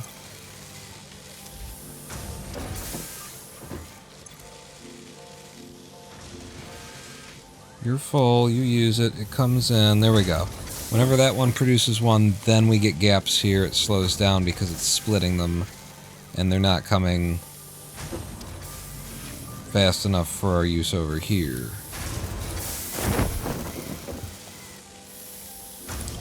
So actually, how long does it take for screws to be made? You get 4 screws every 6 seconds, so it'd be 8 and 12, that's not enough on its own. Okay, so we do want to merge these two. But you're coming as fast as you can possibly come, and then it's a problem for when they split like that. So we want to merge directly onto this line, is what I have come to. So how are we going to do that?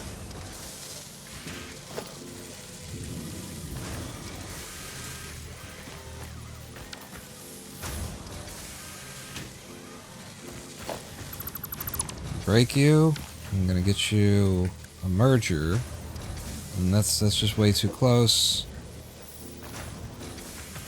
So then it's all kind of just way too close for that. So what if we used you and piped you directly in? 2 of these guys fitting it at the same time, that's a rate of 16. That would back this up because it only uses 12. No, it would be 16. If we can get... What did I say? You need 25. And you produce 4 every 6 seconds, which is 8 and 12. And this takes 15 seconds. So 2 of these is not enough. I think we need 3 of these. But then for you, what do you need? You need 12 every 12 seconds, and 4, 8, 12. One machine can feed that, right? Because we're making 4... No, we're making 4 screws every 6 seconds, not every 4 seconds. So we make 8 and 12, and you need 12 in 12. So you need a little bit extra, too. Curse is foiled again. They both need extra. We need all of the production to come into one source, but also be fed. Ugh. I split this into 2 splitters? Does that get it done?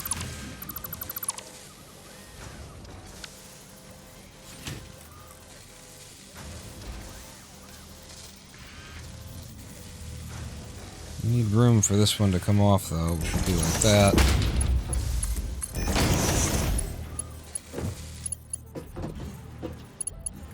I'm having trouble just seeing how I can make this all work in this space. You know what the easiest thing to do is? Is just rip it all down, and then you can force it to work in this goddamn space. Is the idea there. I don't see why all this needs to come out as far as it does. So I can get a little bit of space back by just moving this whole deal back. So splitter, no, this should be a merger. Make sure it's straight or else this game is weird. See that? See how it's like turning it off to the wrong direction for some reason?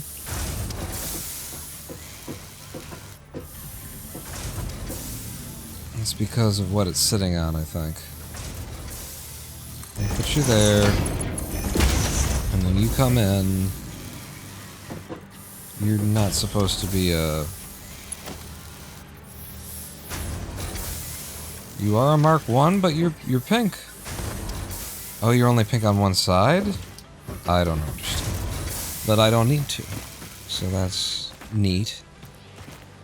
Let's feed them all in. That moves everything back a little bit. And then I need a fourth one to combine here, but I need it to combine in a way... You just split off into like two, and then combine again.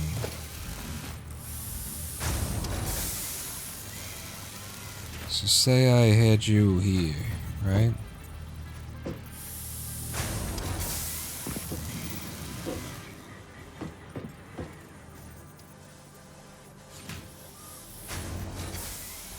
Where does the pipes come from? The pipes can come from the other side if we need them to, and it looks like this would be a cleaner implementation, would be to just have it come in like this.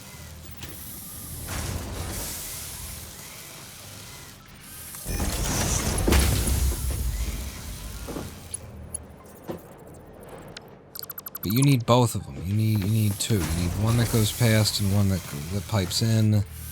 And so it's like you need another splitter after this, right?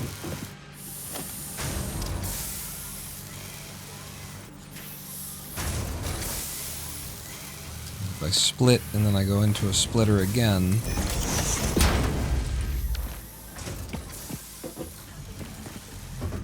and then you come out here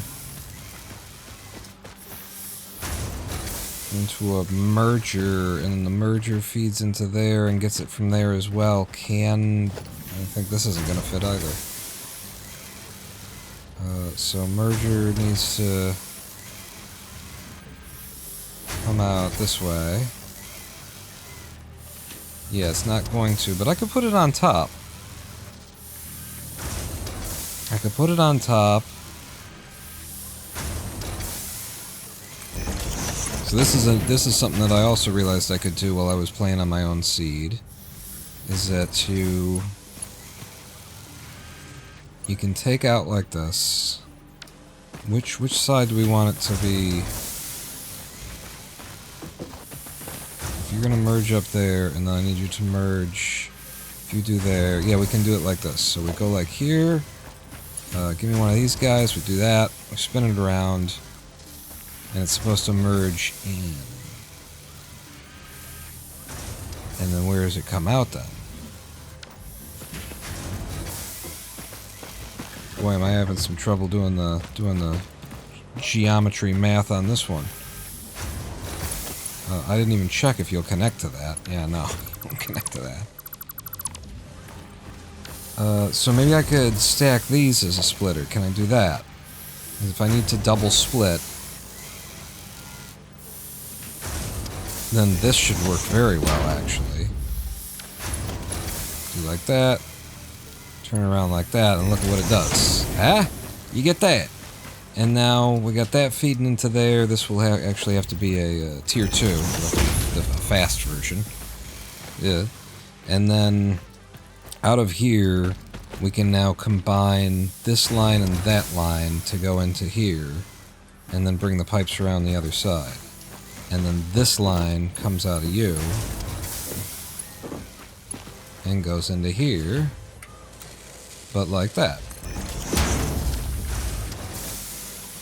Nice. And then I think they have to be fast lines.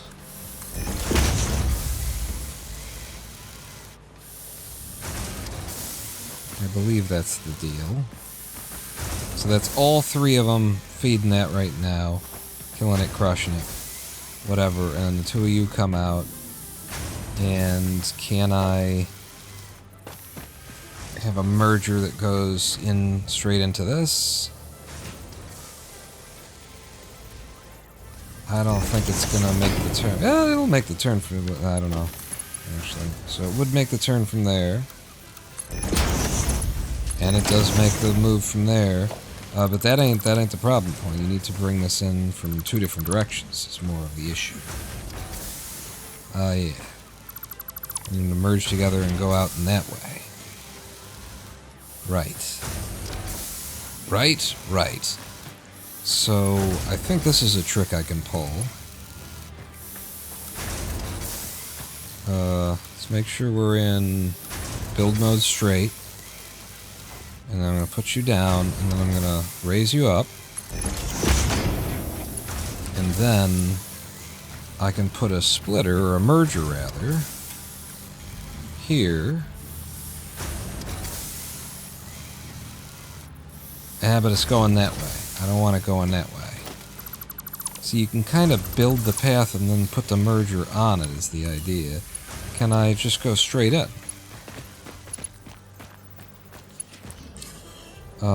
Clipping may occur. Conveyor belt is too steep. Do it the other direction.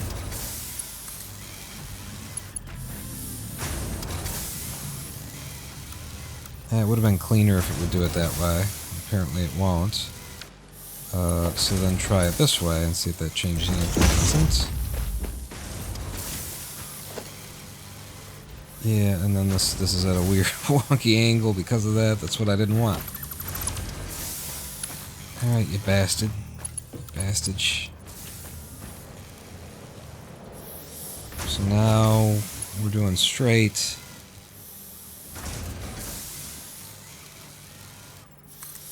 Not sure if this will work, but I'm going to try this.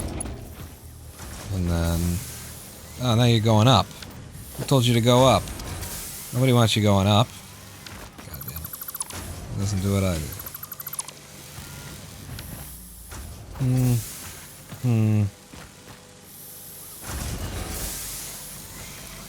I need it kind of elevated. Is the thing.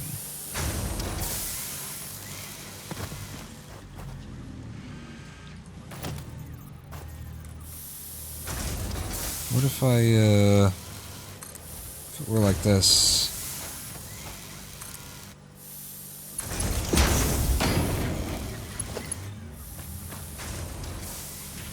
And then it's supposed to go the other way, but it's following the goddamn conveyor belt. So go from here to here then. Don't usually have to build directionally in this game. But apparently I do here.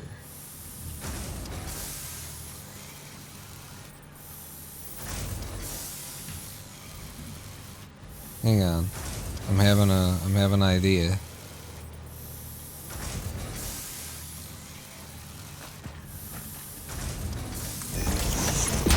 It's a bad idea. Don't worry about it. Never happened.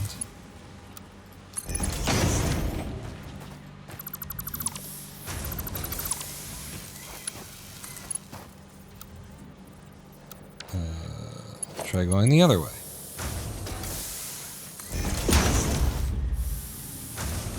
Okay. I would like you being, you know, supported by something. But, also, what the fuck do you want from me? Try going the other direction. Okay, I said I wanted, like, support of some kind, so let's do out of you, and then, should be straight. What are you lining up with there? Like here, and then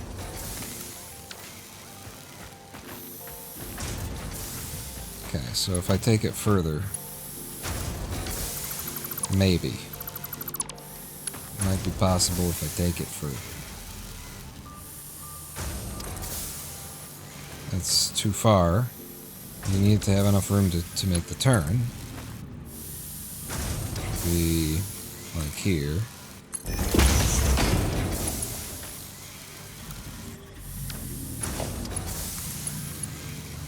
And there we go. And then we need to turn these into fast belts.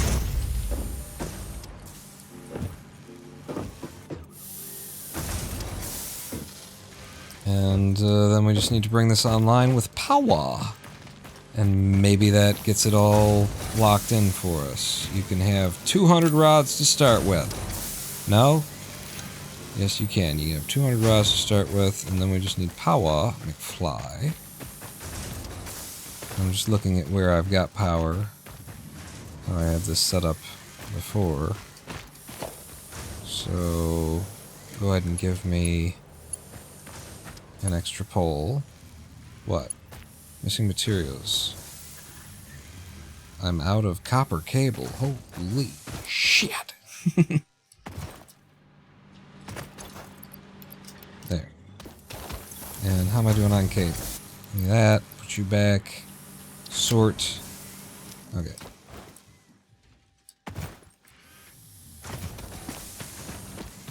Right. So, where was I sticking this thing again? It was coming from there. I was going to put it in here. And I guess I was putting it here.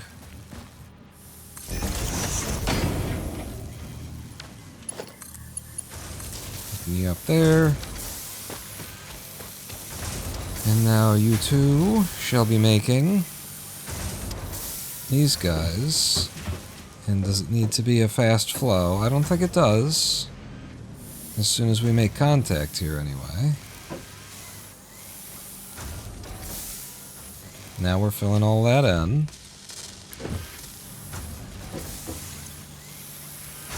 And so what we want to see on this end is that when we hit the end here, we've got enough to immediately start making the next one.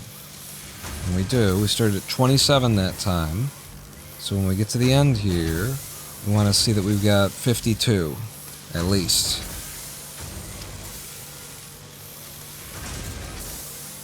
It was only 50, so we'll keep watching.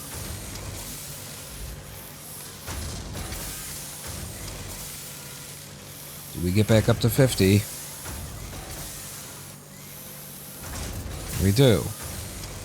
So this looks like pretty good. It's gonna float a little bit maybe between 50 and 52. But it looks like we're gonna either not have any interruption or have such a minimal interruption as to not have it not be counted as an interruption. Rotors will be made continuously.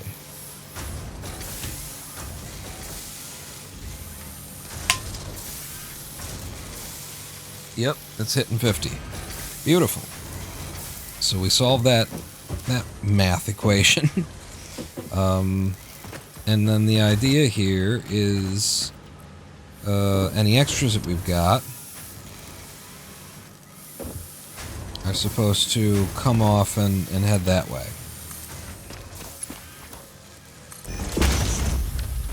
There we go. Yeah, extra pipes come off, go over here, and then everything gets routed into our storage. Beautiful. So we are now completely and fully and perfectly online in a way that we have never been before. Let's just make sure that we're still getting 12 screws here. So where do we end here? 442. We want to be at 454 before the next one gets made. Yep, it's holding. As it should be. So we've got a perfect balance of screw production now.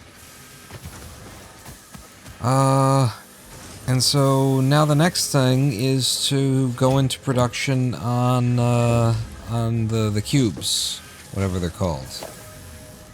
Yeah, whatever they're called, anyway. We go into production on the cubes, and we do that by merging. Cubes are. What are cubes actually? They're either plates and rotors. No, it doesn't. It's got to be the. It's got to be pipes and heavy plates, reinforced iron plates, right? Modular frame is reinforced iron plates and iron rods. Yeah. So, we've got extra iron rods being produced that we can steal from, and this process of making these cubes is like, it's a long one. So, we're not going to get overwhelmed for resource production. We're going to have extra plates left over too, although we'll be making a lot fewer, or we'll be keeping a lot fewer for ourselves. I think it's 2 out of every 3 plates we'll be able to set aside for ourselves. 2 out of every 5, rather. Plates that we'll be able to set aside for ourselves. So we'll see them coming in a lot slower, but just need to you know, rip absolutely everything down and make space for one more assembler, which is merely this size. Just merely that friggin' huge. So I need to yank this down. You being where you are is just, I want to say, super helpful. I feel like couldn't be better, really. So give me one of these, and give me one of these. And then, how close can I get it to the rest of the factory? Everything else can move. Okay, hey, and then it's being held up by the stone. You know, the stone that the builder refused has become the cornerstone.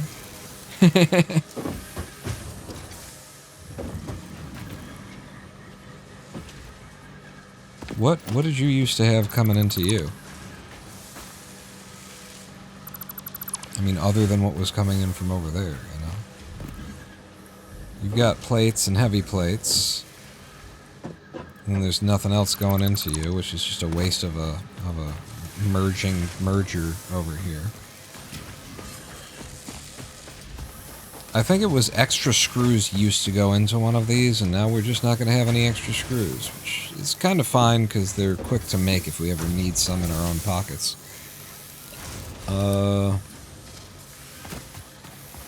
This isn't really going to be enough space, is it? Well, you'd be coming from here. It will, but not going to look good. Right, let's move it. I like to move it. I like to move it. Try and get it as close as I can. That's nice. That looks good. So then the idea... we don't need to draw from rotors, actually. It's just coming from over here. You're going to draw from these. So we're going to need another split. Huh? Huh?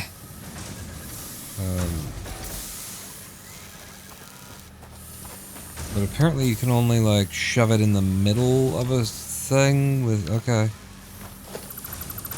When it's, like, hovering? I didn't know that. I learn something new every day. Just about this game. The rest of the world. So bring you through, split this, it goes through there to feed onto a conveyor that will take it to storage or something. Honestly,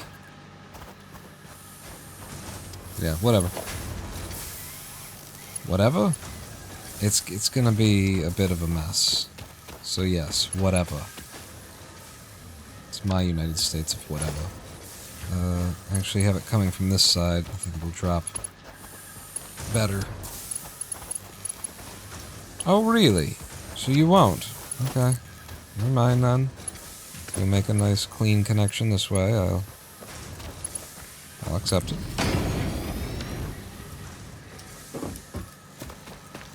So that'll bring in the pipes that we need for making modular frames, and then we need the reinforced iron plates from the other side.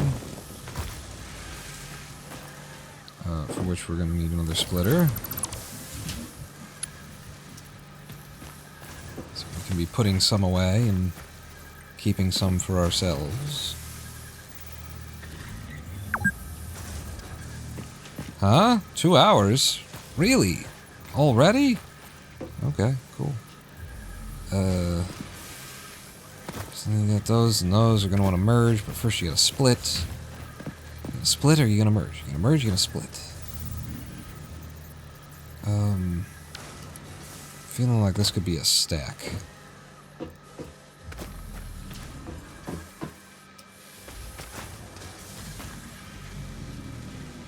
we're going to merge...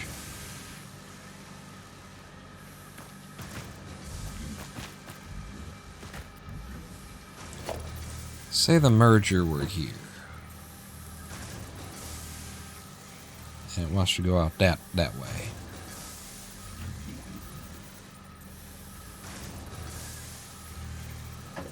And you lose the ability to merge a third thing in. Well, we're not using that anyway. So if the merger is here, so that we can store some of what we're making. And that's going to be you guys. One of them, okay? Merged in there. And we're going to take out there, and we need a split before we go into the merge. If there's such a drop here, that's the problem.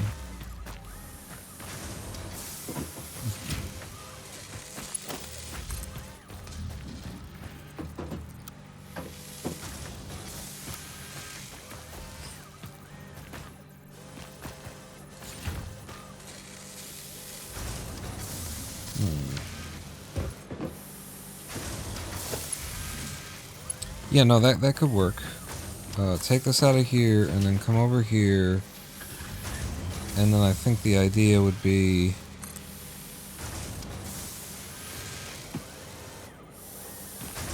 Alright, it's not quite that. Give me you. And then bring you around to here. Go up.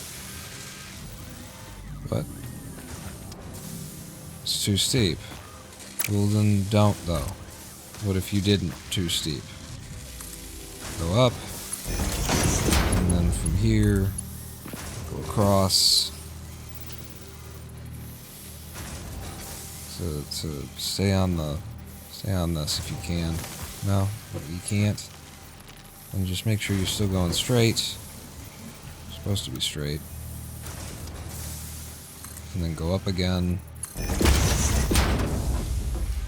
And then can I merge? It's not far enough. I don't like it anyway.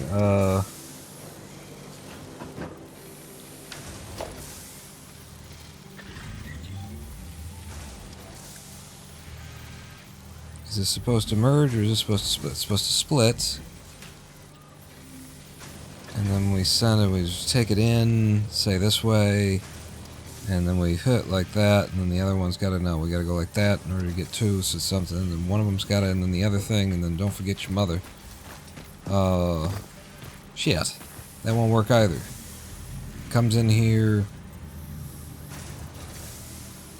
and then that would go down that way, but then this wouldn't be able to come out and make the turn to get into that guy. See what I'm saying? Everybody's like, you haven't been talking to us in a while now. You've been talking to yourself. How the hell are we supposed to know what you're saying? Just maybe stick with this then. See if we can get this working, which is just take a little bit further.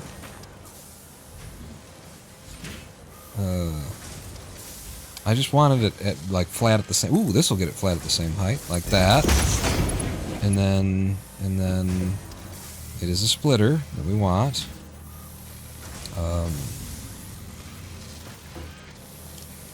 That is the direction we want. Need to line with you. And then the question is, will you make this giant? No, you wouldn't. Of course you wouldn't. Why would you do something like that? That would be helpful. That would help me, so why would you do that? Alright, here's something that I haven't done yet for making this kind of stuff work. I haven't tried anyway. Let's see if I could I stack? Well, you know what? Kinda. So you... Hey, you... I need you to be... flat with the... Is this flat? Okay. Gets you high. I like things that get me high. And then... like that. I don't know. Give me the goddamn and then with the R. No? Okay, so it's the right mode. What about from you to you? No? The shape isn't right? What do you mean the shape isn't right? It's straight and right there. It's slightly off center. Is that your problem? But you're the one who told me that it lined up like this. You're the one who lied to me, game. You're what can I have it there? Late, hey. Have you heard of Dyson Sphere programs for Ponathan Ash Mach 668? I have heard of it. I have not seen nothing about it. Not seen nothing. It would all fit if you would just... it would all fit. Oh yeah, it would. But what would have to happen is like... I haven't seen anybody playing it. Which isn't to say, it's just I haven't seen it. I'm surprised I haven't seen it. You would have thought it would have, like, inserted itself into my reality by now.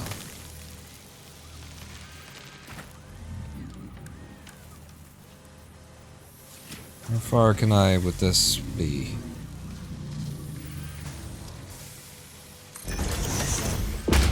Trying to get a couple of things to line up with each other. No, maybe it's the other way that I want to go. Can I now attach you to you? I could, so go the other way, push it out further where it wants to be. It wants to be over here, it's willing to be over here, it pops in and out, like sometimes okay and sometimes not okay. The hell, game. Let me up on this thing. Where's the ladder? There's the ladder. Okay, so let's say there and there. Except you could be, yeah, bigger, so that you look right. And then, all right, we're almost figured this damn, put the thing in the, we almost got it, I think. So it was a merger here, a merger, and you're gonna go in like that, right? Like that. And you go from there to there. Problem. And then it was this guy into there. Straight. So it comes around the corner without going through stuff. And so it looks nice. And then now we needed a splitter feeding into kind of everything all at once. But it comes from that direction. Here. Here. Here. And then you, here, and here. Don't even start with me. Oh my god. Look at how much fucking space it's got. And it won't let me do it. Oh my fucking shitting Christ almighty. I've been fighting this thing for a fucking hour. It's fucking ridiculous. It's bullshit. Game. Like, you want me to go show you one of the places where you were fine to do something that's even more steep than this? Fuck me in the fucking ass with a fucking pipe of a fuck. You know? There we go. This'll work.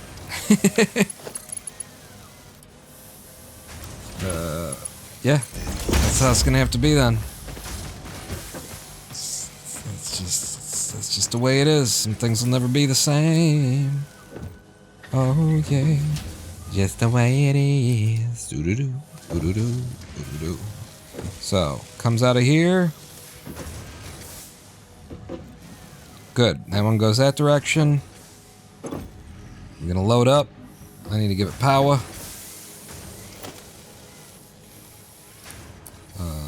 Where's the power coming from for these two guys up front? Don't make me fall. I'm trying to be on top of things. You're coming from this side. I'm coming from God knows where.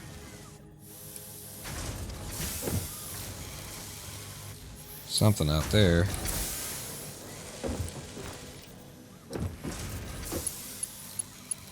Okay, well you've got an open thing. I'll do it. Hell to it with it then. Are you making? You don't have rods yet. Okay. That's well, because nothing was flowing in until you gave it power. Now it's open. That's 2 or 3 iron plates. It takes an entire minute to make one of these. So it needs 3 of these reinforced plates to be delivered per minute. We check on the output of this, and it says every 12 seconds it's putting out one, as long as it's always got the materials it needs and the power that it fucking needs. We need more power. I knew that was going to happen. I had the thought, like, as I turned this on, but you know, there's about nine things that I'm having to think about right now at once, so I wanted to explain what we were doing before I went and you know, installed another fucking coal burning motherfucker. How we doing on coal over here, by the way? We're doing like that on coal. That's good. Okay. Coal burning motherfucker. So, I have also found in my not live stream play that it's easier to make the water lines elevated than it is to make the... It's cleaner if you put this up high. And you can kind of make that happen even before you've got the tools for it. But I can't be asked. As I'm thinking about it, I'm like,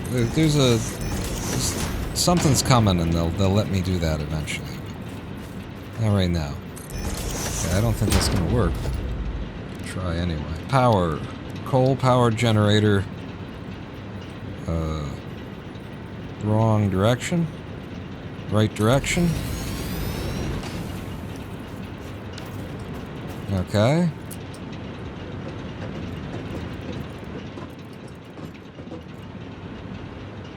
Can I make this? Can I get what I want out of this?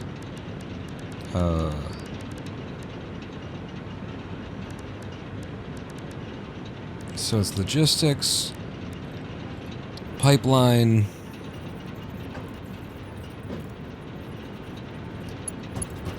We want to move this one over here, is the idea. And the motion of the ocean. Lotion. Notion. Potion. I don't have any copper sheeting, because we never got around to making that. Wait, have I got copper in my pockets? I do. Alright, then give me a crafting bench over here. Assuming I don't already have one somewhere. Make the copper sheets standing here. So, Dyson Sphere program is Galactic Factorio. It's a blast. If the factory builders are scratching the itch. Imkibits. Imkibits? Imkibits has a great series playing Dyson Sphere. Alright.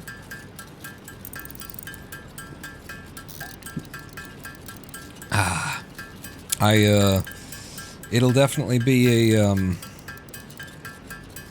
it'll be a while down the road, I would assume, you know, unless all of a sudden Satisfactory here bucks me. So I'm just like, this goddamn game, I hate it. But I will, you know, it was too long between Factorio and Satisfactory. So I will, when I burn out on this, or I hit the end of this one, take a little break from this kind of game in the first place, but then I'll get right back to it with Dyson Sphere, because, yeah, I've heard a lot of things. I've heard a lot of things. Good things.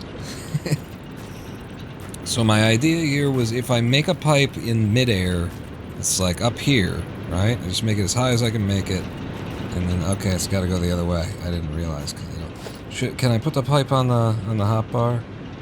I don't know what button would be, like 7. All right, is it the wrong thing? I think it's the wrong thing. I meant to put the pipeline there.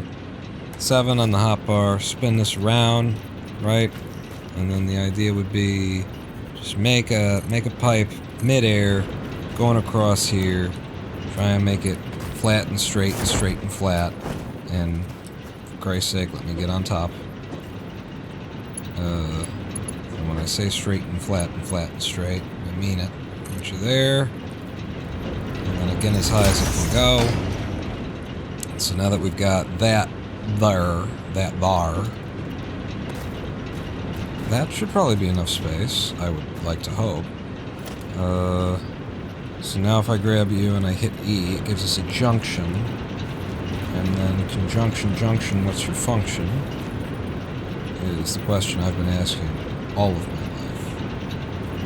And I'm still waiting on an answer. What the fuck is your function, conjunction, junction? Answer me!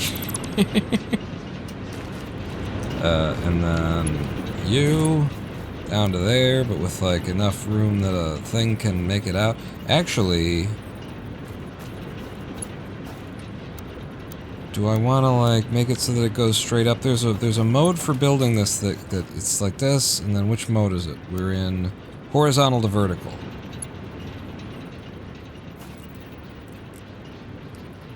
So, like, sail away, sail away, sail away. Horizontal to vertical should, like, move a lot faster than that. It should come out of there and go straight up is how I've known it to work in elsewhere. It's fine. I hook you up there, and then I'm gonna try and hook all these up. So, you to there. Good. Und you to see it to here. Good. And then from you to that.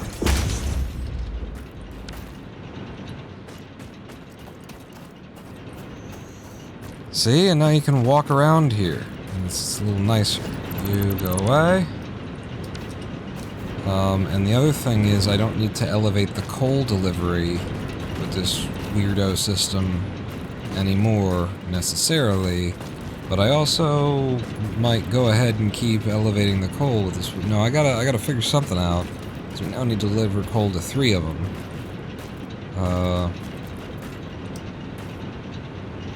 And I guess I can just run it over here and pipe it directly into a splitter. Say I break you, throw a splitter in, comes in like that. Looks like you're gonna need to be elevated.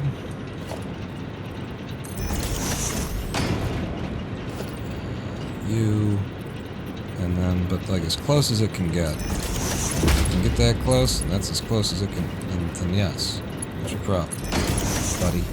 You're gonna have more than that as a problem.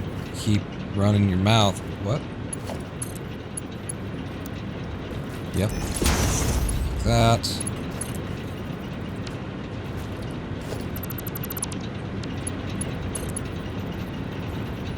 Like that. And this, and this, and this don't need to be. And you're gonna come out to here.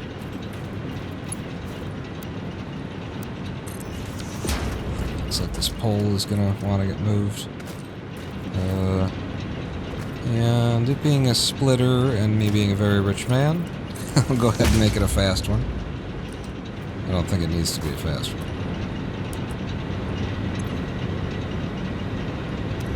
Okay.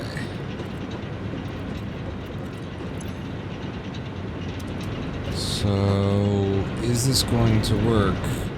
I could see it not working, because the third one isn't online yet, and we've got too much draw.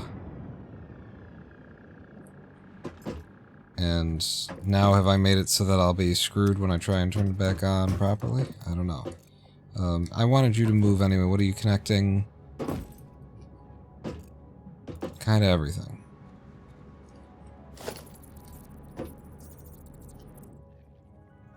I see it. So you.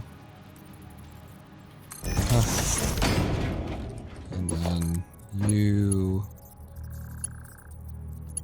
I saw that you connected that. No empty power line connections, right. So you connect to this guy down here. You went to... You don't go to that. I guess you go to this. And then... How many more connections have you got, friend? 2. Well, I guess I can tag you to there and you to these 2.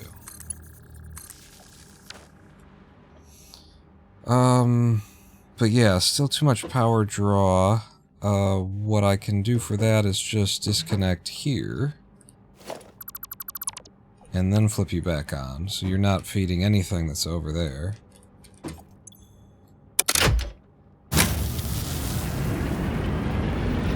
Okay, so 150 production, but wait, because this guy's coming online, just needs some water. And now we're up to 225 production.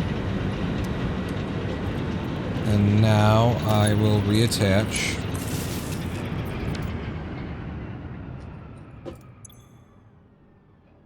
What? You went offline again. I'm sorry.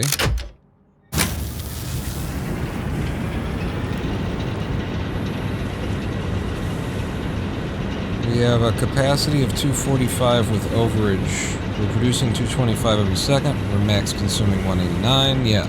I don't know why it went offline when I reconnected. But whatever. It's working again. And look, our little buggy is heading off to collect the coal for us.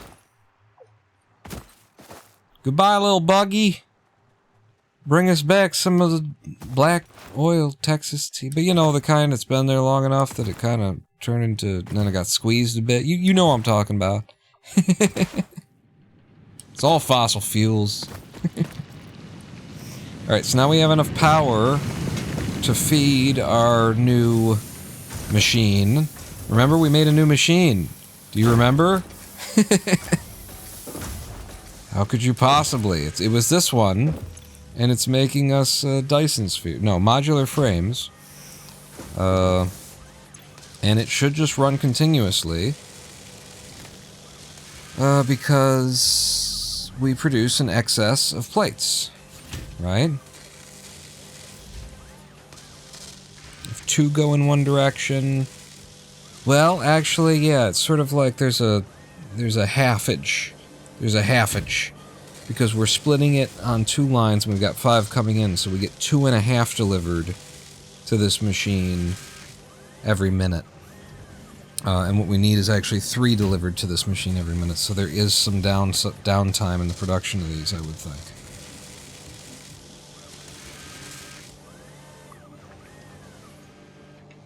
There's your downtime. 3, 4, 5, 6, 7, 8. 9, 10, 11, 12. So about 12 seconds of downtime. What we could do for that is split these twice and then merge them, you know, so that it's going... One goes out that way, one goes out that way, one goes out that way, and then we'd only get 1, but we'd be feeding this enough, and we'd eventually, like, back it up.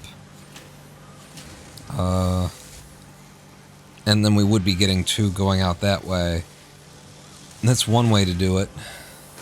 To make sure that that machine has no downtime.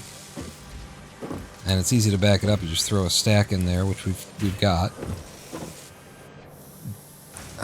But we were already, like, fighting for space here. And we would need a merger.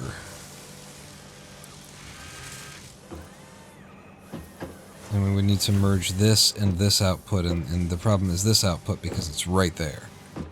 Right friggin' there.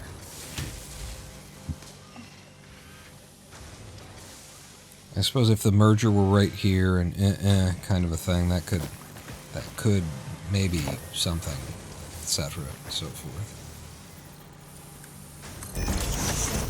Put in some more of this, and I'll try it, expecting that it won't. It's not going to fit.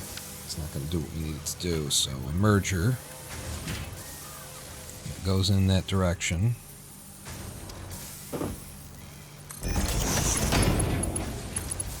It's too much there, and then this wouldn't even feed into it, and so there's your problem. That's why we had to, like, bring it out around here. Yeah.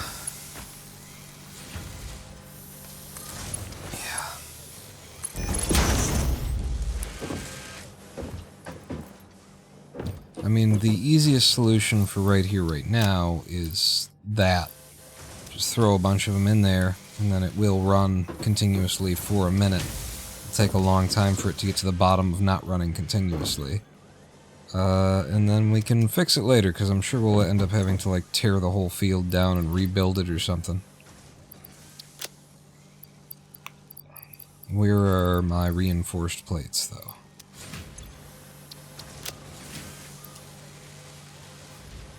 That's it? There's only 35 of them? What the hell, yo? Like, if I top you off completely, I'm down to 23? What the hell, yo? Oh, there's this one. I forgot we've got a third guy. This is what the hell, yo. Yeah. Okay. Oh, we hit the 2-hour mark. I'm supposed to take a live stream break. Yeah. And we've gotten to a point where I actually friggin' can. For a minute there, everything led into everything else. Every problem ended with another problem.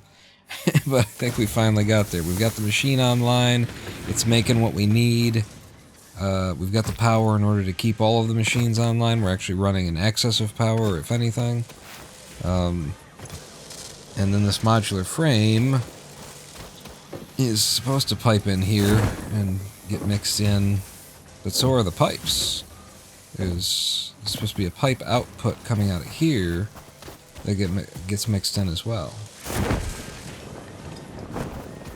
And that ain't happening.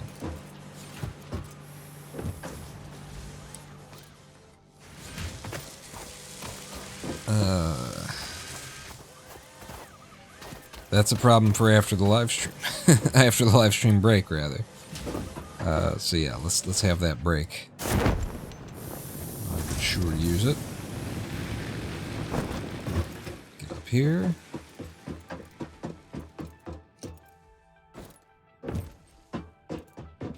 Stand and overlook our domain. Save the game, and we'll save it as first live stream break. Yep, overwrite the save. And into the options, video. We need this in windowed mode so I can get out of the game. Apply, confirm, confirm. Oh, I only had to confirm once. And then audio, no audio. And now we can minimize Satisfactory in order to take our live stream break. 7 minutes of a live stream break opportunity to get a snap, grab a drink, get a snack, grab a drink, and I'll play some music, I'll roll some ads so we don't get any more ads for a while. Meet me back here in 7 minutes. Don't go anywhere, pawn not out.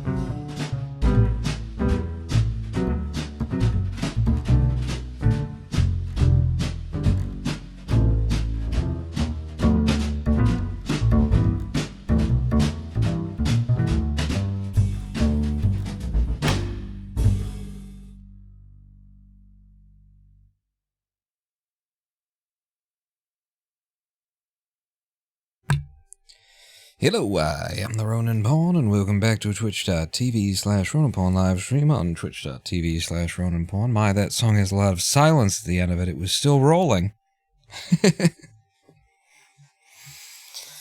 I hope you grabbed a good snack and got a good drink, because we're right back into Factorio.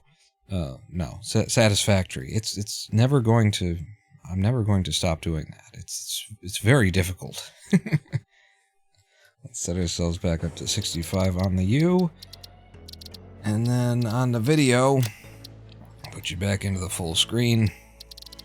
Fly. Confirm. Confirm. Resume. Okay. Just settle back in here. A 7-minute live stream break sometimes just isn't enough. So I went and got my snack, which was a black cherry Activia yogurt cup. And I'm still eating it. I'm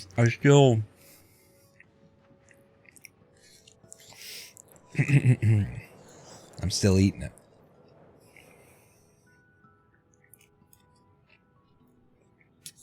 Which is fine, because we talked about Physics Girl, and we talked about CFS, and we talked about Cluster Truck, the speedrunning community.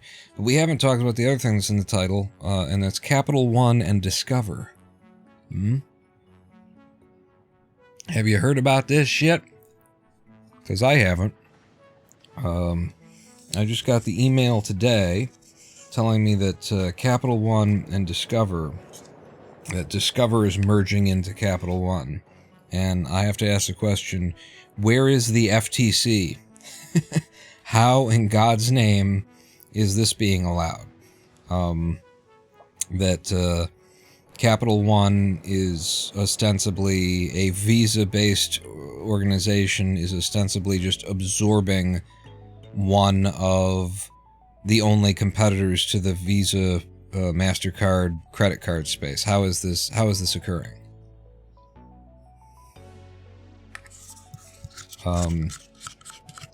Because it's the kind of thing that the government is supposed to prevent, block, and say, no, you two are major competitors.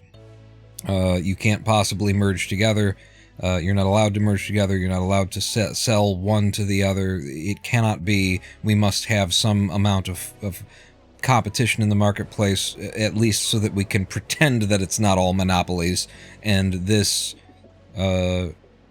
jumps the shark. It is now unbelievable that it is just a series of monopolies at this point.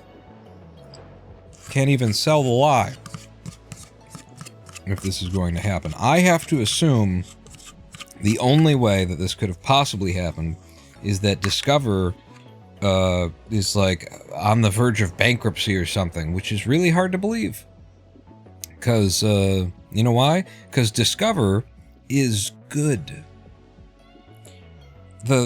My biggest problem with finding out that Discover is being absorbed by Capital One is that there are exclusively and only two good financial institutions, two good lenders on the planet today that I am aware of, that are available in the United States of America anyway. Two good lenders in the U.S., and they are Capital One and Discover.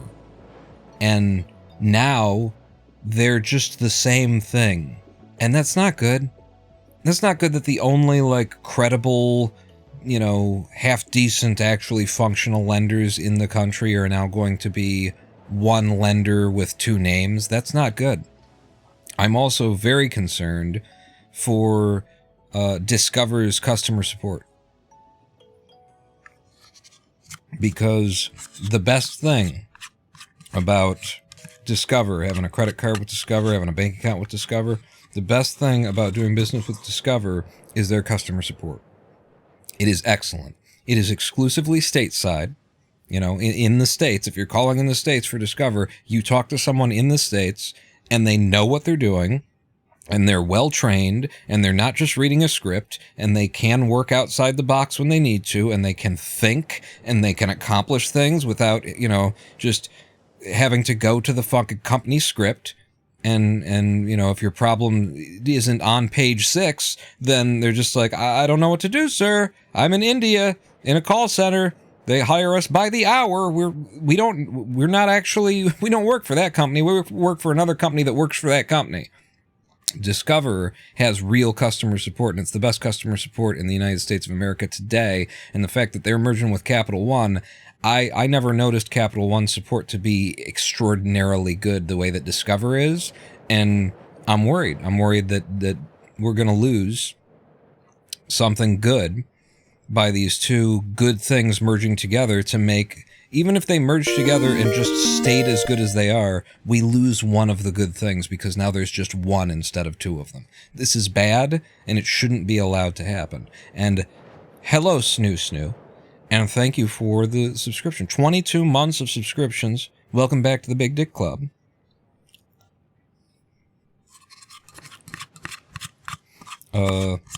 Snoo being Futurama code for sexing it up, right? That's I remember the words snoo from Futurama at some point. Seems right. I'm just finishing up. We just had a live stream break, but it was too quick for me to get everything done, and so I'm just finishing up this tiny little yogurt cup as we overlook our fields here in Satisfactory. And talking about the other thing that was on the docket today, which is Capital One and Discover Card merging together. Oh, it's Death by Snoo. That's right. Satisfactory is my favorite game ever, by the way, says Snoo. Well, welcome to day 3 of my playthrough. I'm enjoying it. You know, I'm a Factorio dude. We beat Factorio on stream at some point, I don't know, years ago. So I had been waiting for Satisfactory. I remember seeing like Nerd Cubed play an early access version of it probably 4 years ago or something like that, and being like, oh yeah, I'm definitely going to be into that, but I'm not going to get into it until they go 1.0. And then Humble Bundle had a sale where Satisfactory here was like 20% off or something. And through that sale, I found out that it had gone 1.0, and so I'm in now. It could still use some work in terms of the onboarding and tutorialization. Still needs a little bit of polish there, but once you get into the core game, this is good. I like it. It's about to go 1.1.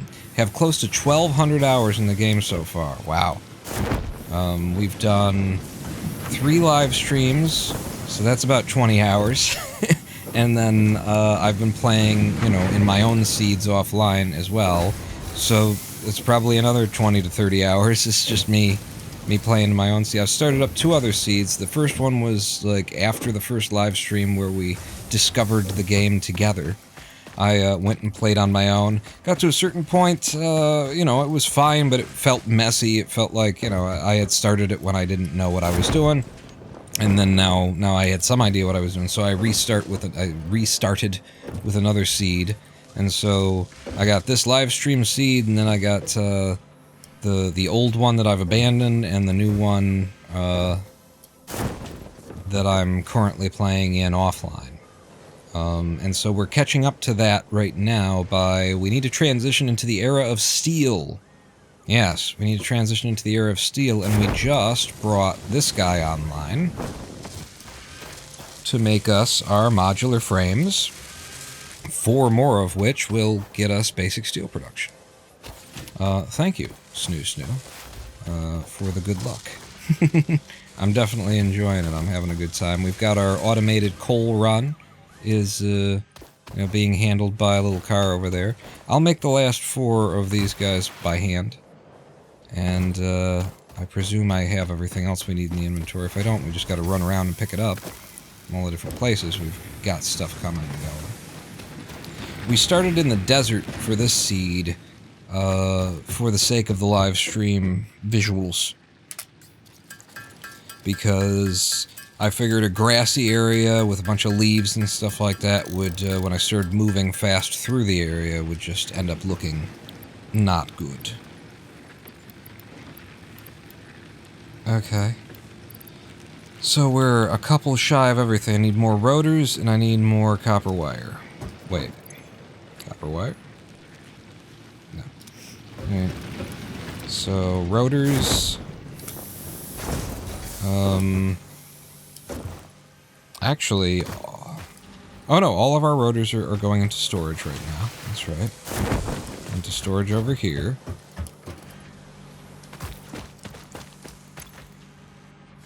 Any rotors in this one? No?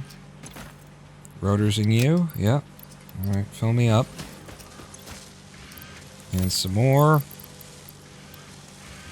How many more rotors do we need? 54?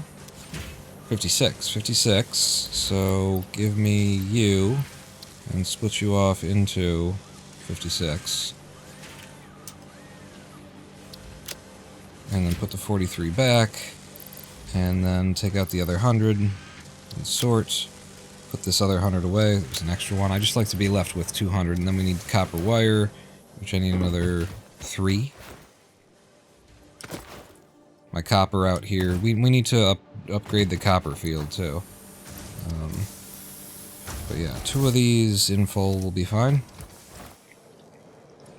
And we're about to open up steel production, which is going to require kind of another... Honestly, another... Well, no, because our iron field is pretty big, but we're going to probably make just a whole new field of stuff in a completely different direction. For now. So, rest of that. Am I crazy? Ah, I was thinking it needed 200 and I had 146. It only needed 150. Uh-huh. Fire. Launch the rocket. Milestone reached. Coal and iron can be combined in the foundry to start steel production. Project part number 2, the versatile framework, can only be created via automation, not at a crafting bench. Delivering these to the space elevator is essential if we are going to complete phase 2 of project assembly and save the day.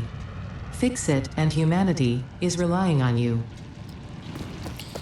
Oh, they're relying on me. It's all so we're all counting on you. What am I doing then? You just unlocked, so we just unlocked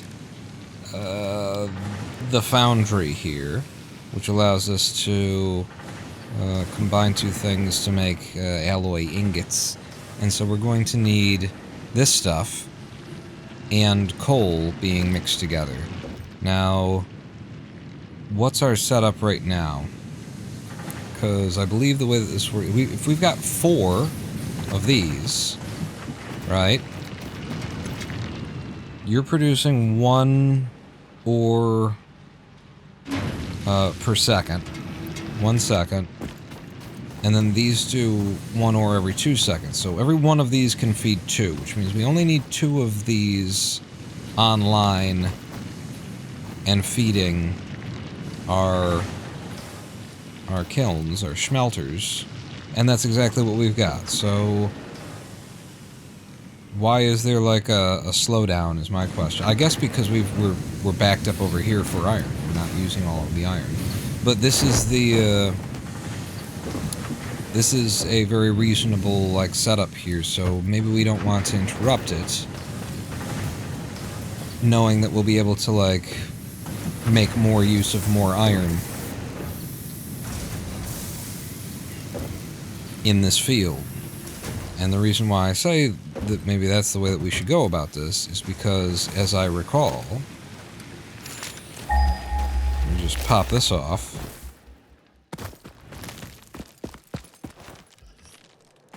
Ain't there just more iron back here? Are you kidding me? Are you looking up coal? Is that the thing? Are you still set to coal somehow? If I just hit it, does it just do the last thing? Yeah, just like behind all of these stones that back our facility is a whole nother iron field. Oh, hi. Nope.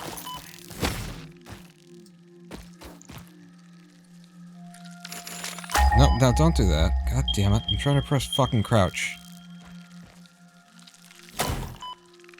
Okay.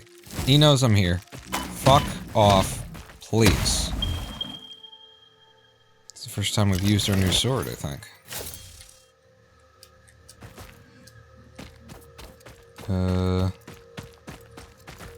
But yeah, so here's some more iron.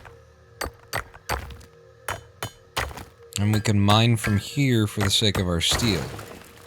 Is my idea. It's normal, the grade of the iron. Which means we will get 1 ore per second out of there when we start drilling it, I believe. I think if it's like super pure, then you get 1 ore every half a second or something like that. But normal should just be 1 per second. Is there more? There's another one relatively close. Right here.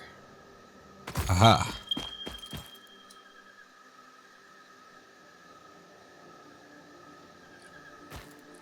I think the same bank that ran Discover also ran the Sears card. Really? I was always told, and I'm not sure about this because it's kind of hard information to know, but I was always told that Discover and American Express were different than Visa and MasterCard because they had their own money. Because they're an actual, like, you know, they're a bank themselves, so to speak. And so when they lend you money and you spend money, you're actually spending Discover's money. And you're actually spending American Express's money, and that's why also it costs a little bit more for like a vendor to process a Discover or an American Express card than it does a Visa or a MasterCard, because Visa and MasterCard don't exist, really. They don't have their own money. They don't provide their own money for the sake of lending. I've been told that it's a mixture of... What? Why are you sitting there without... Oh! Here's a third... This is the third miner. I thought we had 3 here, and I'm like, 1, 2... Where's the third one? I went out. Maybe I just imagined the third one. I've seen so many seeds. Here's the third one, sitting right there, waiting for us to use it.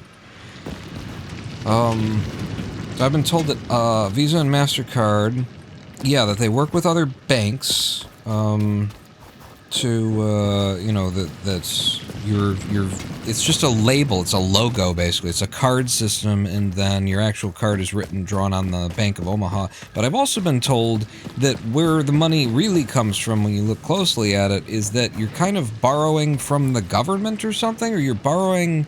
It's not the government, it's the Federal Reserve, which I often think of as the government, but it's not. You're borrowing from the Federal Reserve, and so, like, what Visa and MasterCard are actually kind of doing, when you get down to, like, how the banks and the Federal Reserve interacts, it has something to do with, basically, they're signing a piece of paper that allows you to draw, you know, whatever your credit limit is from the Federal Reserve's reserve. And the money is actually backed by the Federal Reserve there or something like that. And then the banks are more of like the middleman that issues the, you know, that the Federal Reserve itself wouldn't do. You know how fucking American shit works like this. There's always a middleman who middles the middleman, and then the middleman's the middleman. The banks pay a fee plus a part of the transaction. But so, you know, what I've been told is that Discover and American Express are actually their own money, they're their own banks, and when you spend money, you're spending their money, and it's real money that backs the whole thing, which is why it's a little bit more expensive, because it's not all a bunch of fantasy, phantom bullshit where you have to track the money down to find out if it ever really existed. Tremacian says, yeah, banks don't have money. Like, that's the fucking... Welcome to the real world, you know?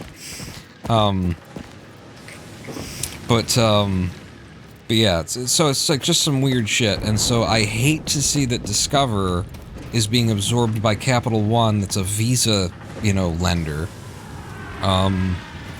Especially considering that Discover isn't just credit card anymore. Like, it You can have a checking account through Discover now. You can have a savings account through Discover, and Discover is good. Discover is the best of all of the lenders, as far as I'm concerned. Their customer support is awesome. Their APRs and rates are always the most competitive. They have the most respect of the actual credit scoring system, which is all a bunch of bullshit and everything. But if you're going to work within the credit scoring system, you could at least take it seriously. Other lenders, they only take it seriously when your credit score is 550. Then they're like, we can't. You know what? That's going to have to be 28% VIG on the interest. Then they're listening. Then they give a damn about your credit score. When your credit score is 830, like mine is. And just so we're clear, I'm living in poverty on 6 Mile in the streets of Detroit. I just know how to game the system and how to manage my money like a fucking genius. I bought a house for $2,500 that I'm living in right now. This is what I'm talking to you about. 800 and my score is 830. When you've got a score like that, most other lenders suddenly they don't give a shit. They only give a shit about credit score when it allows them to act like a subprime lender. Like fucking Citibank. Oh my god. Have you ever interacted with Citibank? Citibank is the worst of them in the United States of America. They are the quintessential subprime lender. Everything about Citibank is set up to fuck you over. When you open a new card with Citibank, you have to go in and configure it so that it will contact you if you overdraw, if all of the stuff that most banks are most lenders are pre-configured to send you a text message and send you an email to let you know that this thing's coming due, or you're getting a little close to your credit limit. They've got it all turned off, and you got to go in and spend 5 minutes turning everything on and configuring it because they want you to fuck up. They're a subprime lender. Their business model is to, suck the fucking blood from the stone. It's to get you underwater and just drain you and drain you and drain you and drain you for as much as they possibly can. Citibank is the worst of them all. And it really annoys me that the American Airlines Advantage Mile program goes through Citibank, because before I knew that Citibank was the worst of them all, I have an American Airlines Advantage account. And I've got 80,000, 90,000 points with that horrible, disreputable airline, AA. And, I would like to spend them at some point. And the problem is I have to keep a Citi card that's linked to an AA account, or else I've got a year before they just make all of those points go away. They just disappear. Because they're a subprime lender, and all of their contracts and agreements are made to fuck you over in the end if you don't pay attention. They're not trying to do anything nice for anyone. They're not trying to create the best possible service. They're trying to fuck you for your money. So yeah, I've got to keep a Citibank card to keep my AA functioning, my American Airlines points alive and well. And here's another sign that Citibank is the worst of them. They just closed my account on me recently. It's been a minute, but they closed my account on me because I don't use the fucking thing. I've just got it open so that I can keep those points alive, right? Now, every single other lender in the United States of America, before they're going to close your credit card down, they fucking send you a letter, they call you, they say, you haven't used your card in so long that we're about to shut it down. If you want to keep it open, buy something with it. And then when I get that letter, what I do is I go and I buy a stick of gum with the card that I just want to keep open. These guys, they just close your fucking account. Here's how much of a fucking fraudster they are, because this is what happens to fraudsters and scamsters like Citibank, okay? They closed my account without any warning, and then just sent me a letter saying, we closed your account, bitch. Ha ha ha ha ha. So here's how that ends up working for the fraudster and the scamster. I went back onto Citibank's site. I applied for the same card, and in exchange of the fact that my credit score is going to dip a little bit for a minute because I went and opened another card, the same card that I just closed, I now have I'm gonna get 15,000 extra miles on my American Airlines thing by spending $500 in the first 3 months. I mean, I know it's like good for them because they're gonna make the money off of the 500 that I spend, the 2% off the 500 that I spend. But it ain't that good because what I'm getting in terms of value for the American Airlines miles is worth more than the 500 I'm about to spend in order to get them. And it's just like, all you had to do was just keep my account open, let me know that you're going to close it, and then you wouldn't have had to pay out these airline miles. But you know, that's the problem with being a scammer and a fraudster. You're running so many grifts and they're overlapping that you're going to get screwed by your own grift sooner or later. You know, you're running so many of them that it doesn't matter. You lose money on grifts, you know, 72B, but 72A, you know, that makes up for more than enough. But yeah, I'm really disappointed to see that Discover is being absorbed by Capital One, because Discover is the best of them and Capital One is the second best of them, in my opinion. And so we can only lose something by this merger. We can only lose one good lender. And I only consider that there were two good lenders, Discover and Capital One. And now they're going to be one, and that's not good. They should be competing against each other in a fair and free bullshit market, because that's what would benefit the consumer most, and that's what the FTC is supposed to do. And I don't know how the fuck that this has been allowed to happen. I don't know who's in charge and decided that this is fine. Because it's not fine. And it shouldn't be allowed to happen. And the only way that I can explain it, Drew Mason, since I think you just got here. The only way that I can explain it was Discover, like, going bankrupt? Because unless Discover was on the verge of, like, having to shut its doors or something, there is no way that the FTC can legally stand back and let one of only two competitors that Visa and MasterCard have in the lending marketplace just, you know, get absorbed by a Visa lender. That's the most extreme form of anti-compete in a financial market that you could possibly fucking have. It can't possibly be allowed to happen unless they're buying them because they were about to close their doors. Then you kind of have to let it happen. But I have no sense for any idea that Discover could have been in that kind of trouble. What? No. I didn't mean to get in. Oh shit. The FTC has been corrupted by MAGA. I mean, that much that it just doesn't exist anymore? Because that's what we have to say. If it's that it's just it doesn't even pretend to function, they can't let Discover be absorbed by Capital One and claim that we exist, that we're anything more than letters on the front of a building. Like, everything's been corrupted by the fucking Republican Party in one form or another for an incredibly long time. That's what the Republican Party does. They come in and they rip the guts out of functioning pieces of the government, and then they turn around and say, look at how the Democrats destroyed a working system. They come in and they spend more money than the Democrats spend in two presidential election, you know, two presidents. They spend in one of their presidents, and they turn around and say, can you believe all the waste that the Democrats make when they're in office? The whole Republican grift is to fucking destroy the government from the inside out, and then turn around and say, you know, we should really just let the free and fair market handle this stuff, because, I mean, clearly the government can't handle it.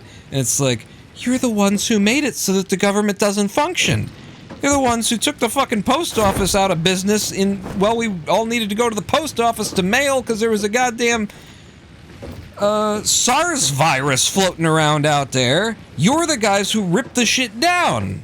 But, like, even as much as they rip the shit down and destroy it from the inside, it is always like, there's always like some basic level of functionality just so that they can continue to put up the you know, They can pretend like they work for the people and not, you know, the billionaires. But if the FTC can't justify this latest thing with Discover by saying, well, Discover was in some deep financial trouble and so we had to let it go through, if they're not blocking this because MAGA or Trump or Republicans or any political party, then there just isn't an FTC anymore. It doesn't exist. It's letters on a building. Remember the 1980s big concern of the New World Order, the government overlord? I remember not just the 1980s, but I remember George W. Bush and Cheney having a fucking website that was basically newworldorder.org or something like that, didn't they? Like, it was all... it was all pretty front and forward and facing back in, like, 2001. And part of the reason why a lot of people were pretty convinced by conspiracy theories around 9/11, you know, because, I don't know, we got these rich motherfuckers who seem to have a really long chess game that they've already planned out for, in order to overthrow and overtake and end up owning everything and remove the people from being in the way of the government, you know? Try and get the people extracted from the people's government. I need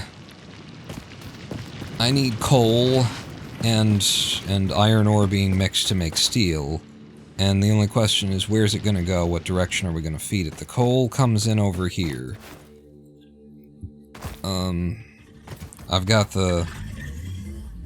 Yeah, what's up? I got the iron ore over there, of course.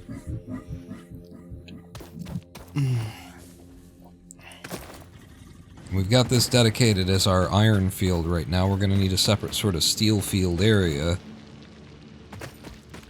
This direction seems nice, especially if I could, like, destroy rocks. And I know at some point, like, I get black powder, because I've unlocked black powder in my other... But I haven't made it into explosives.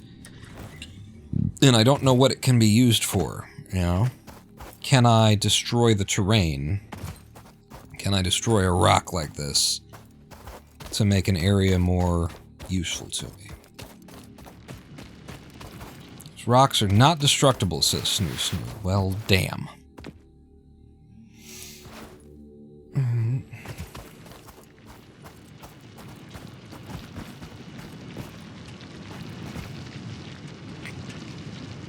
I mean, there's still enough room to sort of build in that direction. If I take this through here and bring a line of coal ore there, and then I think the way that we're going to get this started anyway for now is just to dump a load of coal into a hopper over here and have it drain onto the line too.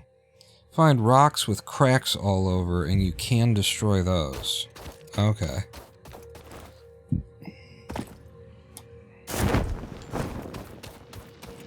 This seems like as good a place as any to at least try building.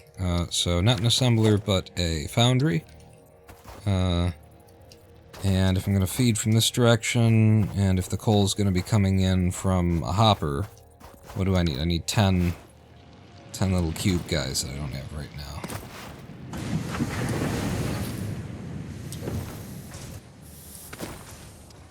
I really need to put in those jump pads, I think, at this point.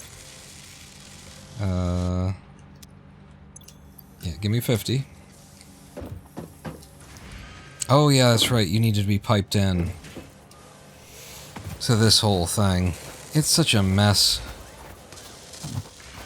The whole goddamn thing's a goddamn mess. God damn it.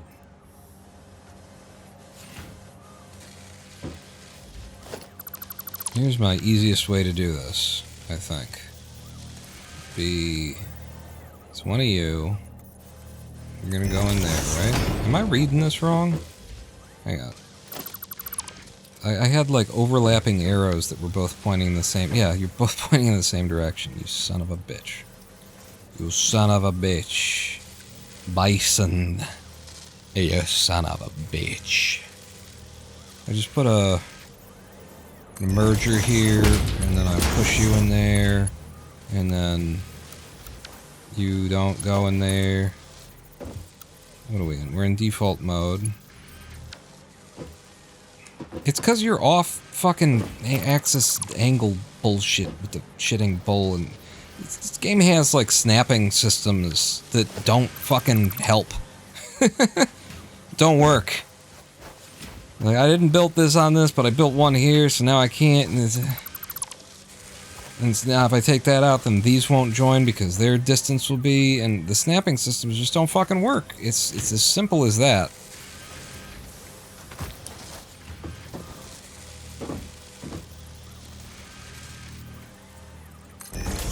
Like that, and then you won't make it in there.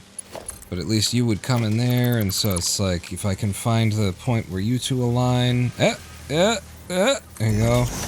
Now you will come in.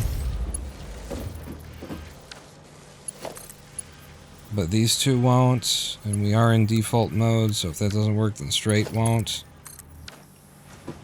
Because they're too close, and they're too slightly at different heights. Look at how close they are. Look at the difference between the heights there. The fucking thing won't fucking connect. Fuck. And then if I put it up on its own, then it's too fucking high.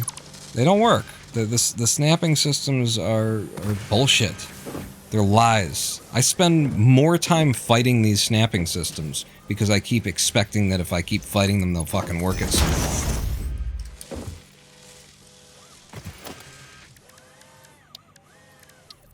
Here's the best solution that Satisfactory offers in its current instance. Is just put in another thing. Put in another thing and dump them all off into there. Fuck it. Do you value your time? Then you'll do that.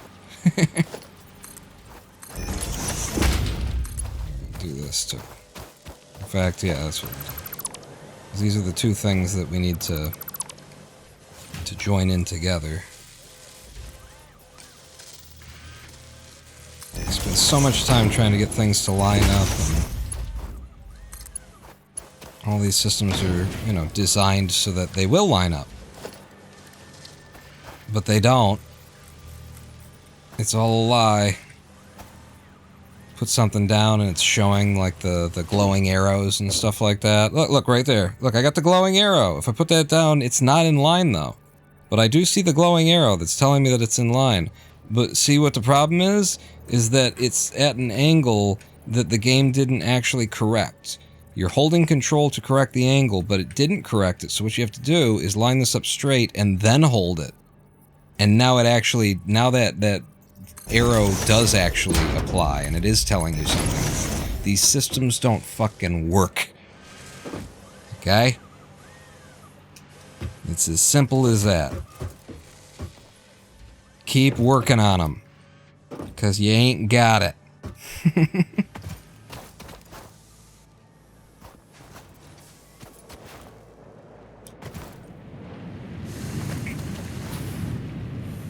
Does not compute.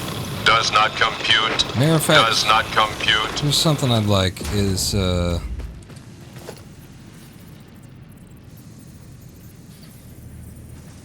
Can I not build on snapping when I've got one of these? That's what I want. I want the ability to hold a button or hit a something and then not be stuck to this snapping grid system. Because I made the foundation, right? And if I want to put something on it that snaps to the foundation, then that's how I'll put it. But I want it to be free too, because sometimes I'm just using the foundation to correct for a height gap so that I can patch things in and get them close enough. So do I, and if I don't, why the fuck don't I have the ability to build where I fucking want to on my own fucking foundation?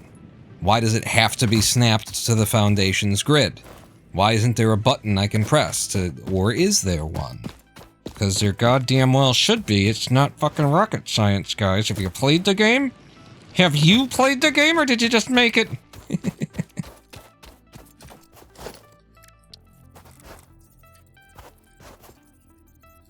So my idea was we put one of these here, and this will be where our coal is coming out of. And then we put foundry here. Up. Then you're going to be making steel. And then... Did I go in the wrong... I think I went in the wrong direction here. I had the wrong... Yeah, I was supposed to go that way. I was in the wrong place. Yeah, I wanted to do all of that, but over here. Storage. Actually, let me place this down here. It's less clear in this situation. Foundry, and I don't want to put the foundry and the smelter on the hot part. It's like, how often are you going to be doing that? You know? So I'm going to want you.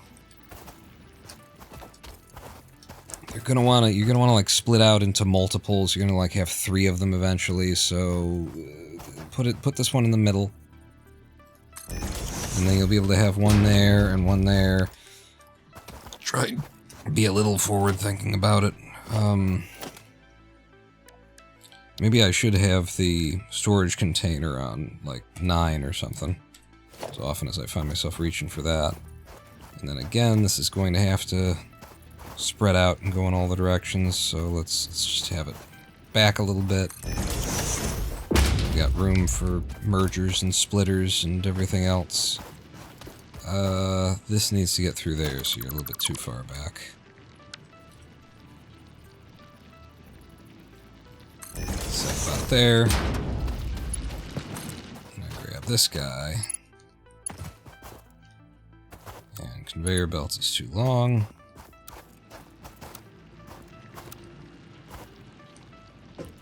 How far can we go? How far can we go? I don't want to go through a rock either. Preferably. Maybe I'll go to the rock. If I gotta put one of these down, I'll put it down at the rock.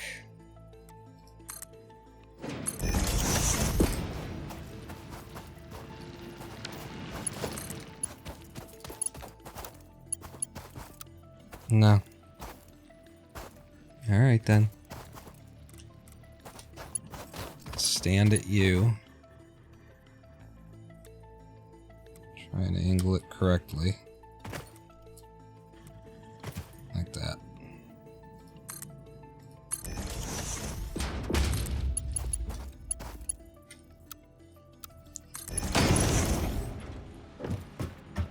And I said I didn't want to go through a rock.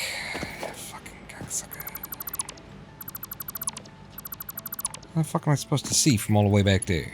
Huh? Huh? Tell me.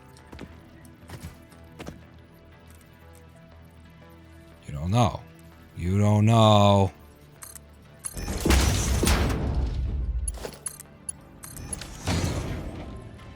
Okay, so now when we put power to that, we'll have that coming. Do I have an open power line? Doesn't look like it.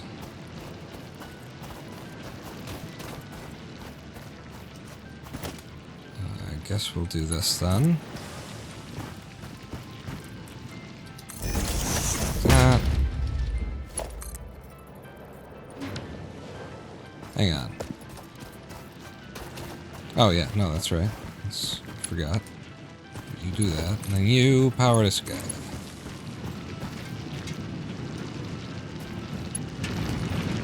In fact, you know what? You need to come with me. You need to come with me. Dead or alive, you're coming with me.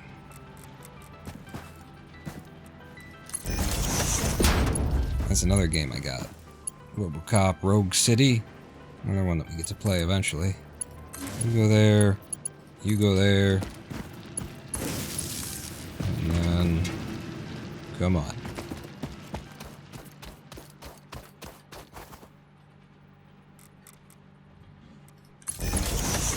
There. Do that. How are we doing on power production consumption? Max consumption 184. We're nowhere near it. Cool. Nowhere near the limit. Steel ingot is what you will be making when it's time to make them. And that will be going in there. And so we should see some Yep, ore will be arriving shortly. Now we just need the coal. And maybe I should take my buggy. My sugar cube, as I've heard it called.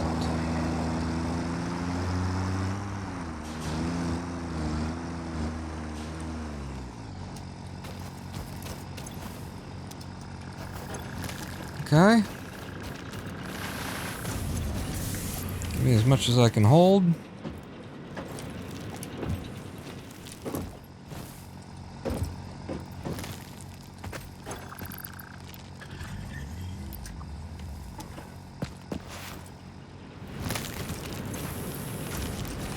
I mean, I don't think it's going to be a problem if I take all of it.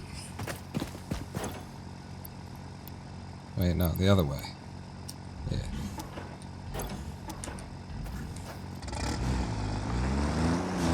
He'll go and get more coal for us shortly, and I think it's going to keep running for a while. Every one of those things has 100 coal in its belly before we even start talking about loading things up. Don't run over the plant life here. Oh yeah, you can go left and then right. It's right here. Jesus, this thing. On the sand, though, it slips. You. And all of you. And all of you. And all of you. Okay. In comes the coal. And we're online. Power. Max consumption is now 210. Production 225. Why would production look low there for a second? What was that? Why is one of them shutting down every now and then? I think we have a water issue. I think we have a water delivery issue. And one of them is shutting down because it's not getting enough water. Yeah. You making steel? And look, it makes 2. No, it makes 3. 3 steel every 4 seconds. These things churn out quite a lot. But we definitely have like a water issue over at the coal plant.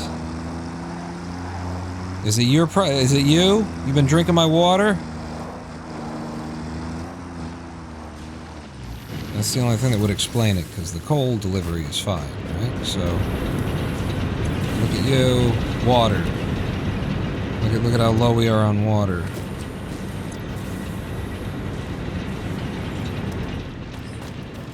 So we need more water input. Another extractor.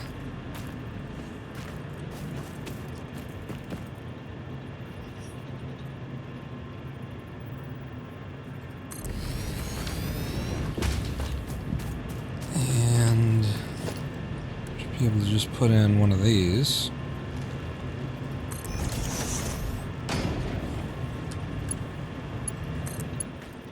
Do that. Yeah, I was just about to fix that, you prick. You prick. Don't laugh at me. I hear you. I hear you're laughing.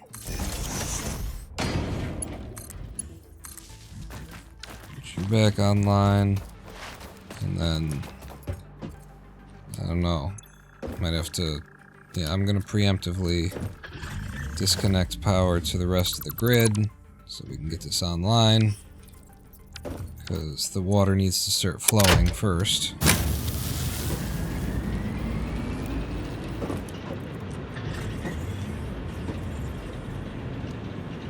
Both online.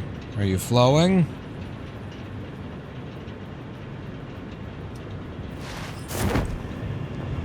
Is the Grizzly Reaper mowing? Certainly isn't showing any signs that it is slowing. How's our water level now? There's still no fucking water.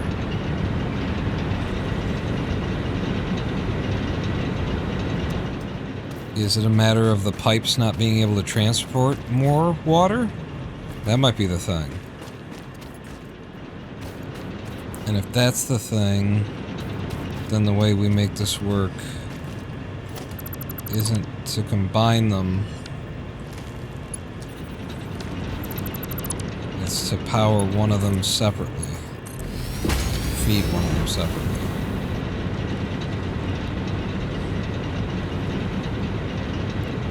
Two, 1, 0, and now you're just offline.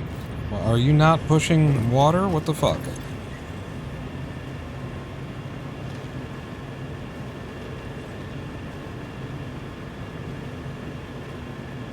Are you in like too shallow of water? Is that the problem? The extractor isn't getting much water. What about you? You're doing the same thing.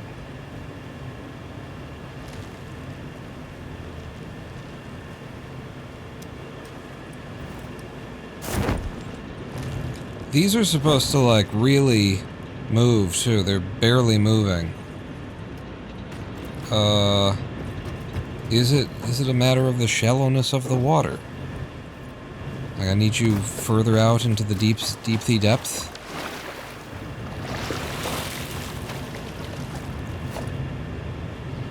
Because that's very unrealistic, and I expected better from this game.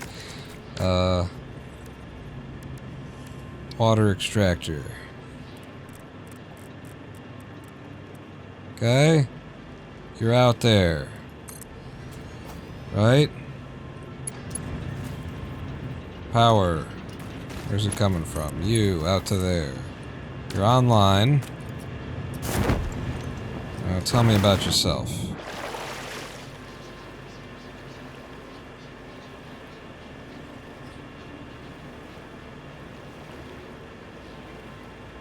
Okay. It's the amount in the extractor.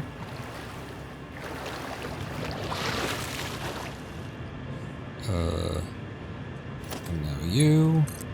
Here. If that's the case, then I might actually be able to just pipe it like that.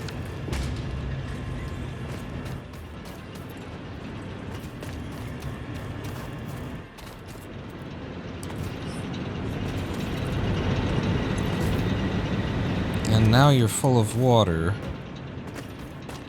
I gotta go out there and look at this. Is it really the depth that matters?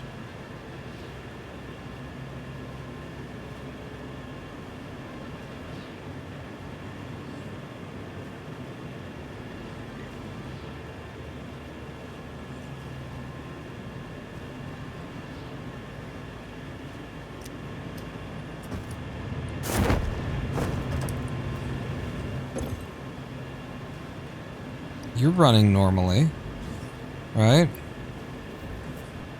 You're not overwhelmed or overtaxed. Well, that's because now I don't have the third one online. If I put the third one online, then what happens?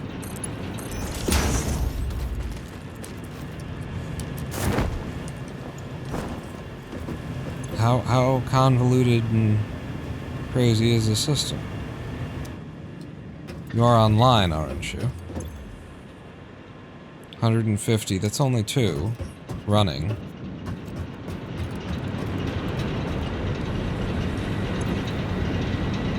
You're running and burning coal, and now I'm trapped. Cool.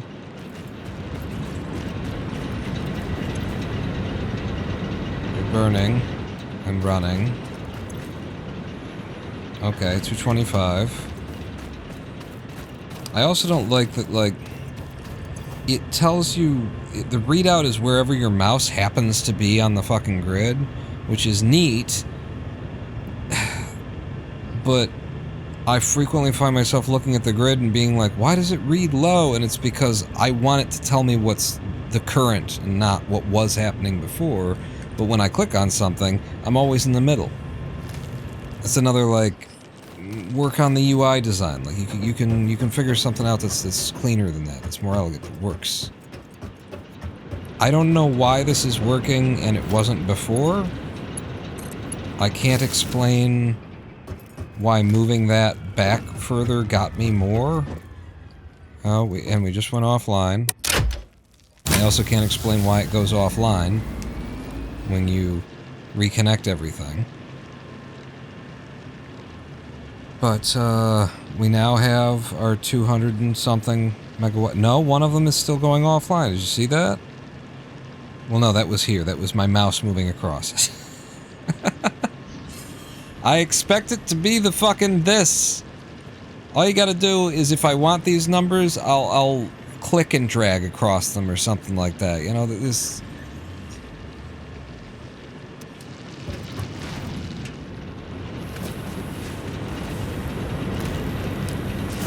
Alright, but everything seems to be running now.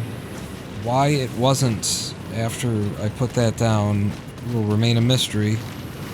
Unless somebody with experience in this game can tell me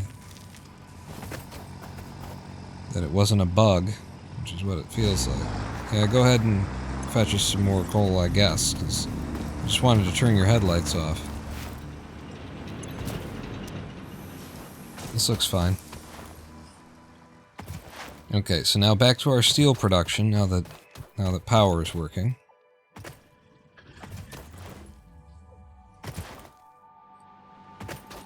And you shut down because you're full, right? Okay. So now that we've got steel online, we need to start making things out of steel, which will be, you know, with constructors, because we'll be doing that.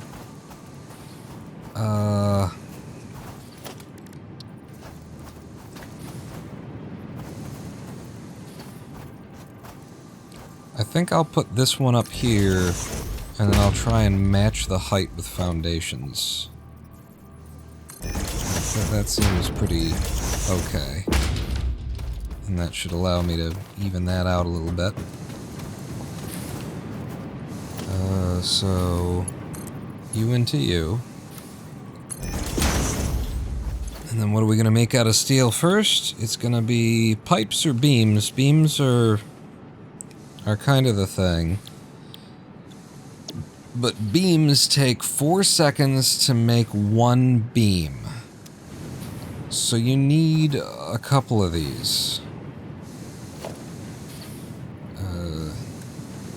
Yeah, boy, but you need a couple of these. I'm gonna bring you forward and through.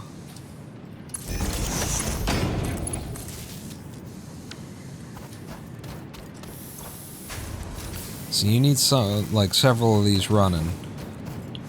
Because it's a slow process, whereas the steel pipes, I believe, are a bit faster. If I pull out another constructor and I set it down beside the first one, a little bit of a gap so that the animation doesn't overlap. Another thing that I expect you to have figured out before you launch the 1.1, that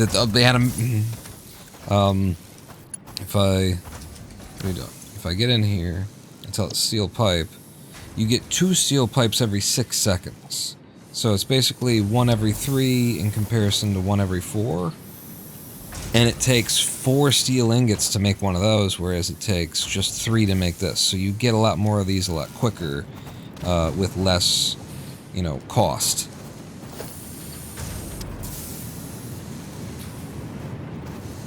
I can actually do that, huh? And boy, am I tempted.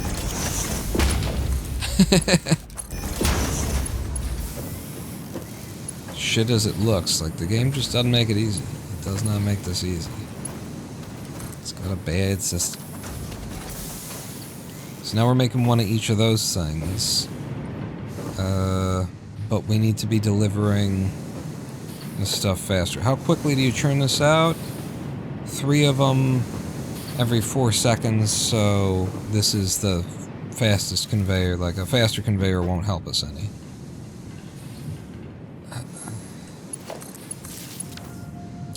So we just need more steel production if we're going to even that out. And we do want to. I'll go and set something up so that we have a reason to be doing this, though. I'm doing it kind of half on the knowledge from my other game that I'm playing offline. But, so Tier 4, let's get blueprints in. For blueprints, we're going to need 100 of those, but we're going to need 200 beams. So let's select that milestone, and let's get us producing some beams.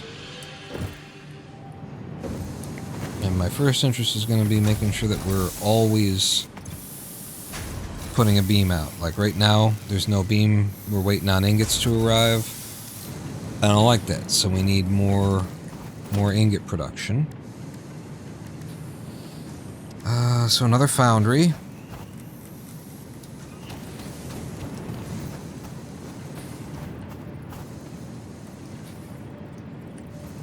Does that align? Seems like it aligns. Put you here. That's the wrong direction. I spun you to the correct direction, and then you spun yourself back around, huh? Yeah, that happens a lot here, too.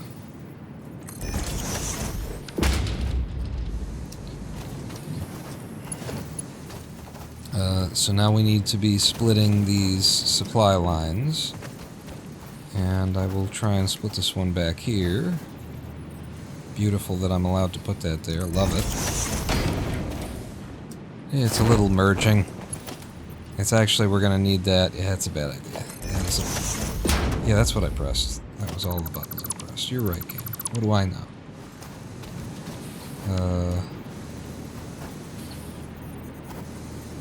Oh, you want to attach up here, huh? Well done.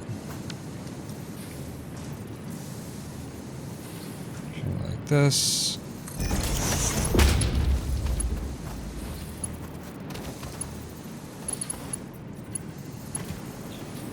That's gonna be an issue too.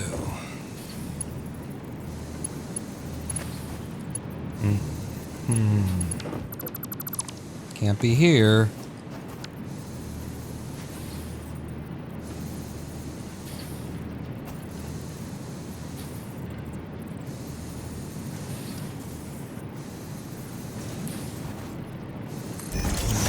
Balls with it? I mean, what am I gonna do? What are we gonna fucking do? What can anybody fucking do, huh? I gotta move this. I have to move that. I still won't be able to have this. Rip it all down, rip it all down. I really thought everything through. Just really.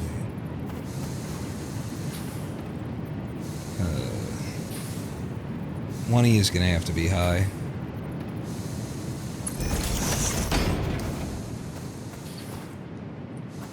One is almost to the point it would have been a better idea if the inputs were at, you know, 2 different heights.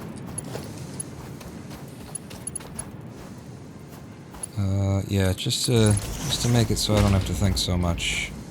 I'm just gonna make you all high and not worry about it. So then that means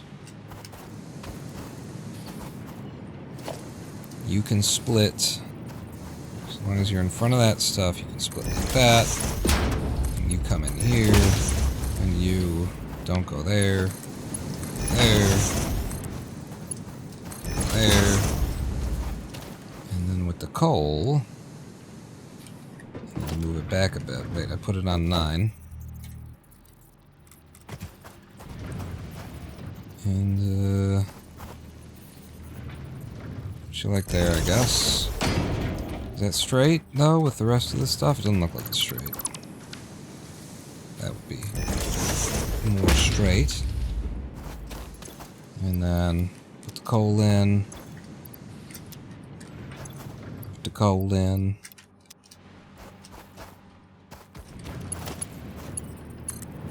And then I could actually just do that, couldn't I? But we'll just take you high. We'll take you all high. Everybody's gonna get high here.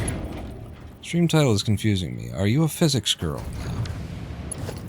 now? I mean, bitch, you don't know me. Get you out there, and then, like, what I want, you know? I might just eyeball it. I might just, you, And say I put you here, but I lifted you up like that. That looks about right. And then I hit you like this. We talked about Physics Girl earlier today. Ooh, no, that would be cool. I like that. Because Physics Girl on YouTube.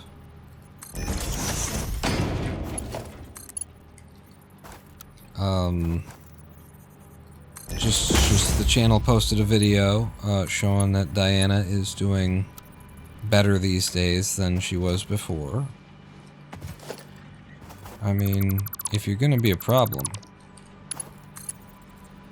I'll treat you like a problem. Actually, you need to come from here.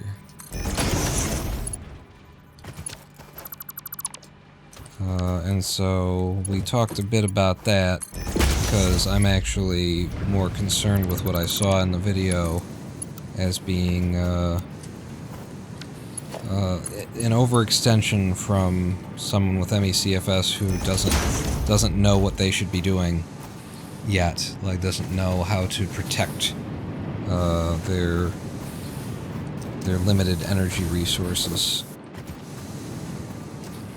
So that's the splitter. Now we need a merger. So this is why I left a little bit of space here. Hopefully I left enough because I'm yanking it all down again because we need to merge this all together. We'll have another one out there eventually, but let's merge this. And in fact, since this is here, let's have a little...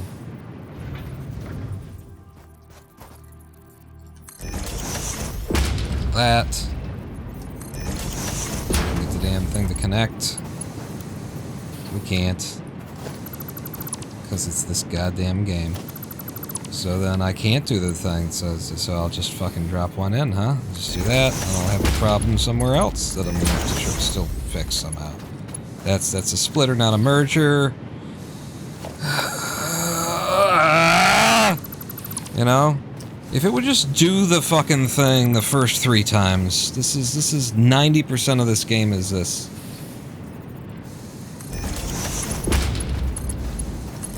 Is there a mod that fixes this?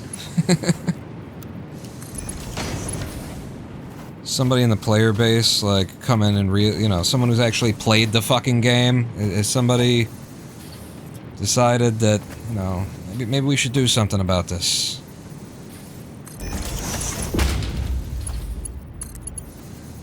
See this? And then this. That ain't gonna... It does! But it does. There it'll do an incredibly steep fucking thing. Consistency. That ain't coming out straight, is it? It is. Well. Where's the power coming from? Just back there? Alright, I'll move it.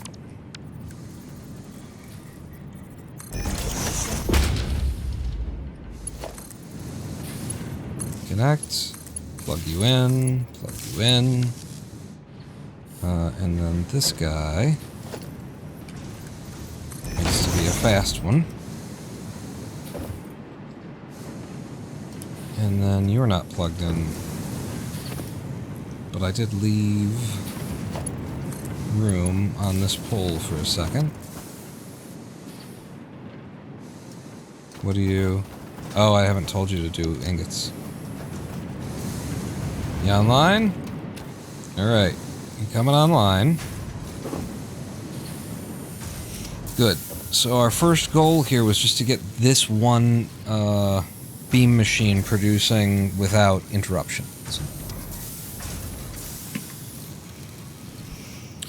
Jedi 9 will say. Jedi 9 says they really do not polish their UI. There's several things here that bother the hell out of me. A snapping system that is here for your convenience, but that it hasn't been, You need to go all the way with it. Like, you had the idea, now fucking take it, execute the play, right?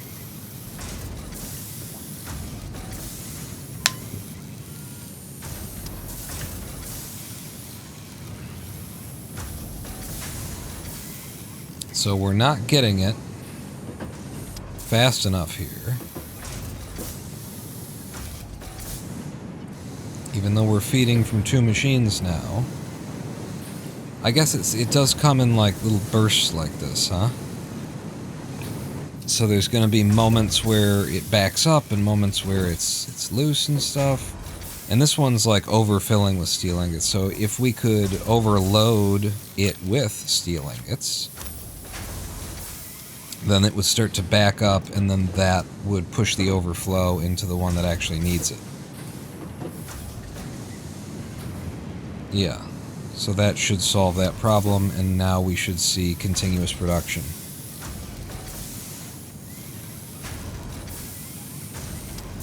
But we're not.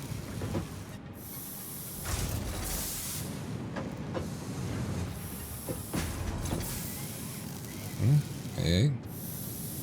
2, 3, 4. Okay, now we're seeing continuous production. Just needed a minute to kick in. Make sure that there's no gap in here ever. There is still a gap in here occasionally. Let's bring a third guy online. A third ingot maker. It's just, you know, when you think of... you're never going to escape this. You're parroting, you know, a successful formula. So don't get angry at me for saying it, because you know everybody's saying it. You think of Factorio, did you struggle with making things connect? Did you struggle with the UI? Did you have problems with like a grid system, that kind of thing? And it's 2D versus 3D. It's a much harder thing to make work. But you still have to make it work. You don't get to just say, well, it's kind of hard to do that, and then not do it. No, you got to do it. You got to make it work. You got to get as close as you possibly can anyway, and I've already, you know, in my first 20 hours playing the game or something, I can identify, like, dozens of places where it's like, if you just did this, it would be fine. And I'm not speaking from a place of ignorance where I don't understand what goes into making a game. I've made Unity games, you know, little project games, little tutorial thing, nothing that I'd sell or anything. But I've made them. I'm a coder. I'm a 3D designer. I got all these skills. When I'm talking from a place of knowing what goes into this and knowing how you can make it work. And I'm looking at things that are like, for want of just doing this differently, not having to redesign the wheel, just doing this a little bit differently, just integrating an extra feature that you haven't thought about clearly, it would be so much better. It would be so much cleaner.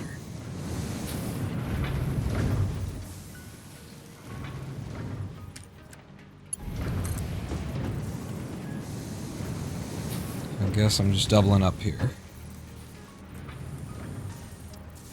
And so I flip back and forth between, like, really appreciating the game for, like, a lot of the little subtle stuff. I'll tell you, like, here's a wonderful fucking experience I had that makes me, you know, love the developers. In my redo game locally, you know, where I started up again because my first one just felt messy and I wanted to start from scratch, and I also wanted to start without going through the tutorial stuff. I went through the tutorial stuff twice, and then I started one up without the tutorial stuff to see what that's like, and it's a much better experience because they have put more effort into this than they did into the tutorial, making that work. It doesn't communicate particularly well. Are you online? You are. Okay.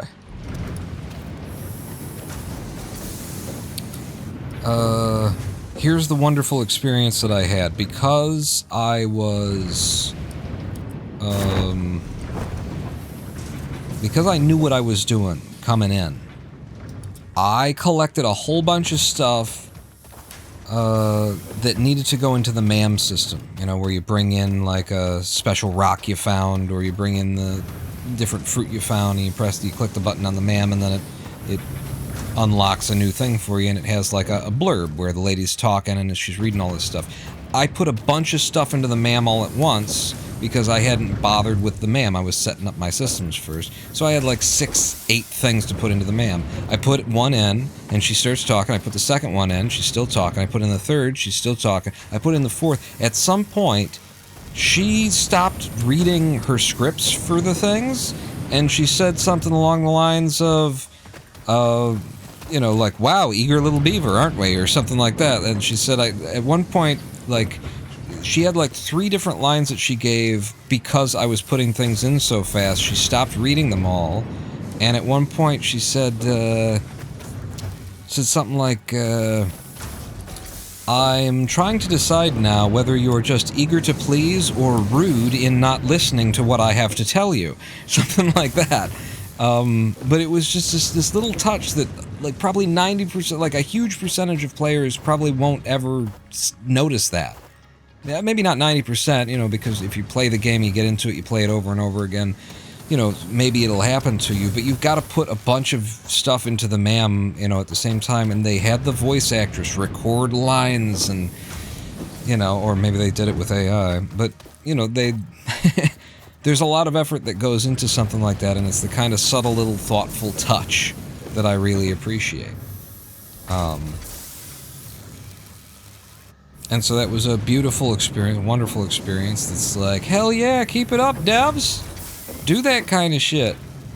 And then, you know, we have these experiences too. I have these experiences too where I'm just like, Jesus Christ, I gotta fucking place the thing down and then it doesn't connect, but it told me that it would, it was green. Like, can you not develop a system where it tells you that this isn't gonna...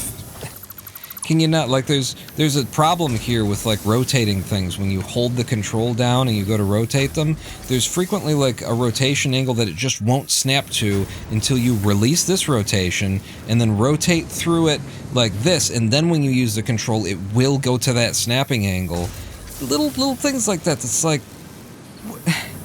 this is the game. This is the experience.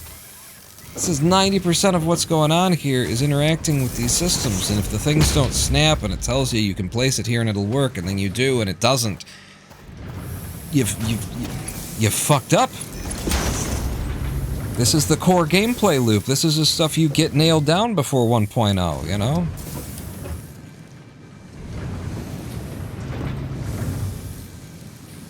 And from the perspective of someone who waited to jump on board until it went 1.0 because I didn't want to be around for all of the teething experiences, I get here and it's good. It's good, but it's not as good as I wanted for 1.0. I wanted the core systems to be, you know, tight and clean, wet. Let me read back some of chat here that I've been ranting and distracted and stuff. Wait, what are you doing? I wanted to make more beams, because beams come in slower. Okay, that's online now. How are we doing on power, by the way? I say that and I just expect it. Let me read back some of this stuff. I'd be surprised if their developers even play the game themselves. It's a problem, you know, in game development. It's hard to find the time to play your own game and find out what it feels like, you know, because you're busy making the fucking thing, and when you get it to a place where you're like, okay, that system works the way that I thought that I wanted it to work, now, like, how many hours can you put into, like, going back and actually playing and finding out whether or not the system that you designed is good? You know, like, it works, it functions, but is it good? Does it feel good? It's mechanically correct, the math works out, but so it's hard to do that. It's hard to find that time. You need, like, playtesters, and you need people you can trust to give you feedback. Satisfactory devs are known for being extremely stubborn. They really didn't want blueprints either, and mock the player when they unlock the blueprint tech. Dyson Sphere program is a more polished 3D factory game, says unlicensed streamer. It would be so much easier to cue the sounds up rather than skipping when people pile up unlocks. I wanted to hear the roar. My favorite Easter egg is putting a ticket in the trash machine. Oh, really? I haven't put anything in the... I haven't done anything with the awesome system at all yet. We built one, and that's it. We built the thing, and I haven't put anything in it. You had better give me this stuff before you pile up. I forgot to, yeah, steel pipes have already piled up. How you doing? Now that I've got 2 machines here, again, we're not making... I got 3 fucking steel guys online, and I still can't, like... I can't get the stuff here fast enough. I mean... It shouldn't matter if I make this fast. In my head, it shouldn't matter whether these are fast or not. It matters if this one's fast, because it's taking a bunch in and pushing it through. But, I don't know, maybe I'm just wrong. You got 4 of 4, and now you're just waiting on all 4. There's just nothing here when I got 2 of these online. You make these in 4 seconds. You make them too fast, and you need too much stuff.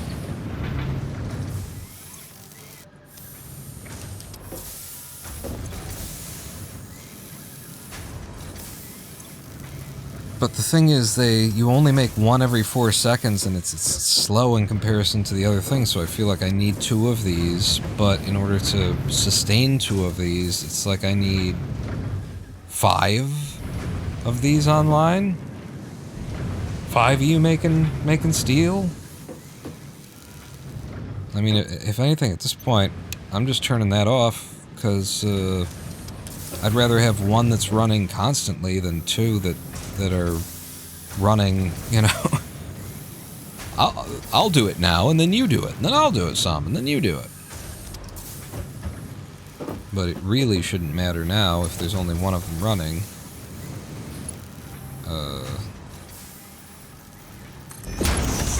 These definitely don't need to be fast now. You're completely backed up, and you're not moving anymore. I'm gonna fill you up with steel ingots. I'm just shocked. I'm shocked that 3 of these don't make it.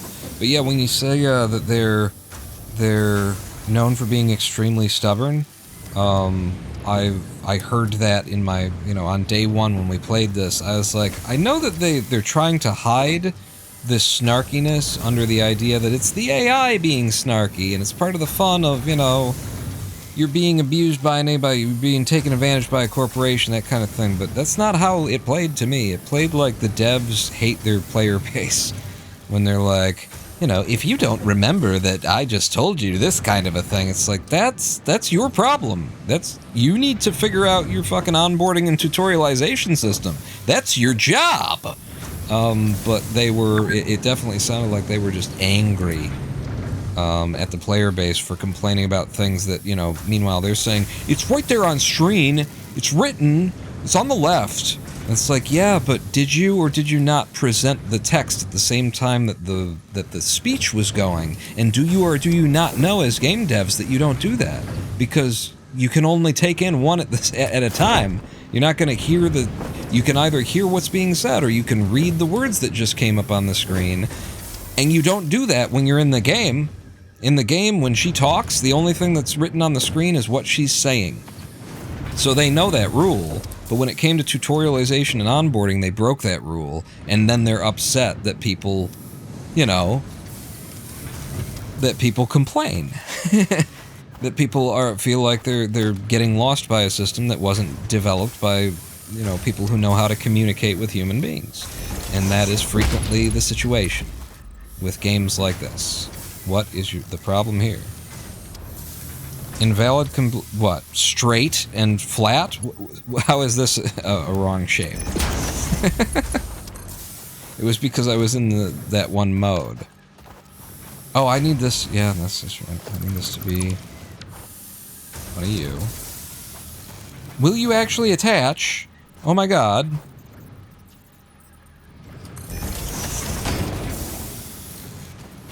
Does it attach to the ends, but only if you stand directly in front of them or something? Because I have tried that, and it didn't.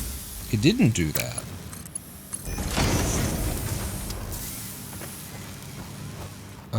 So you may ask yourself, what the hell's he doing now? And I'm doing this. I'm doing what we always do.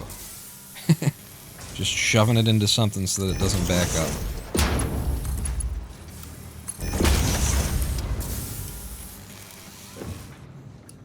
I would also suggest that if the straight version and the normal version are the same when you're placing tracks, that they should both work.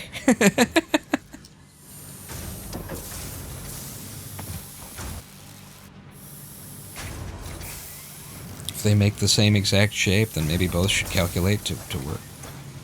No, I don't know. So now none of these machines will back up, although there's nothing coming out of that one, so I don't know why I packed that up. But yeah, look at that. I got 3 of them online, I can't keep one of these fuckers running. That's crazy.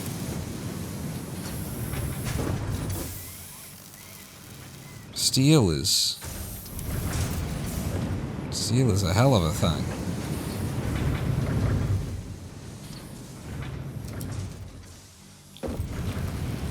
And like I say, in my head it shouldn't matter if these were fast or slow, but maybe it does. Maybe it will matter if it's all getting there fast.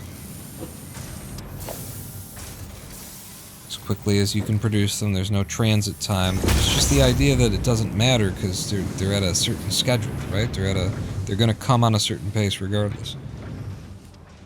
One of my favorite examples in Satisfactory is that people are often missing a feature or hotkey that is literally on the screen. The extremely common issue is that we as players don't notice the vast amount of changing hotkeys on the screen. It feels like spam, so our eyes ignore it. Right, so you've gotta... Yeah, there's the... I didn't realize that we had a map. I didn't realize that we had a map because there wasn't a map button until there was a map button because it's an unlockable. And I think it even tells you, it definitely reads on screen that you unlock the map at some point. She might even say it out loud, but so much information is coming in all at once. You've got to when the map unlocked, 5 other things unlocked too. So there you go. And it's not that you have to change that. That is fine. That's how it should be. But it's your job as a developer, as a game developer, and not just a person who programs games that function correctly. As a developer of an experience, it is your job to figure out how to communicate and convey to the player the necessary information as it's necessary. And it's, the example that people love is the old Super Mario, Nintendo NES game, where you start on the left side of the screen, and, it tells you without saying anything that you have to walk right, because you started on the left side of the screen. And so if you walk to the left, if you hold the left button, then nothing happens, nothing moves, your character will just, so these are the ways that a good game developer thinks about, how do I communicate this? And you can either just throw all the information on screen at once and then go, well, I may have told you 30 things in 3 seconds, but I did technically tell you, so fuck you, it's your fault now. That's a bad game developer. A good game developer, that's Squad with Kerbal Space Program, with just fucking look it up, guys. I mean, do the delta V math yourself, calculus, orbital mechanics, fuck it. That's a bad developer. A good developer thinks about these things and says, how can I develop the experience? How can I make the gameplay so that you will be forced to use the new thing? I just unlocked a map. Now give me something where I have to use the map. You don't have to tell me, pull out your map and find the thing necessarily. That could be the solution. That would be a fine solution. But if you want to be a really, really elegant with your solution, then you don't tell me that I use the map. You just give me a task that would require me to use a map. And then I'll realize I've got a map. I'll find the map, and it'll feel like I found it in the interface as opposed to being told. That's truly elegant design. But what we're lacking here isn't truly elegant design. We're lacking basically competent design in some of these systems. And like I have said, on the first thing, I see that most often with these kinds of games, with these engineering and technical space engineers, Kerbal Space Program, Factorio was fucking brilliant. But Satisfactory, it's because the people who can make these kinds of games, who have the minds to manage all of these systems and juggle all of these numbers and make it all come together and make it all work, and who have the passion for science and engineering, they frequently do not have good communication skills. They frequently lack, basic understanding of how other people than them see and interact with the world. And so you get these marvelous, structural, they've built something that's incredible, but you have to spend, days of your life trying to figure out how to use the fucking thing, because they've made it in a way that makes sense to their engineering systematics, we already know the science mind, and they just don't value the ability to communicate with other people. Unlicensed Streamer says, the current problem is that people try to open the map early on in Satisfactory, see it doesn't exist, and get annoyed. In my opinion, maps should not be an unlocked feature.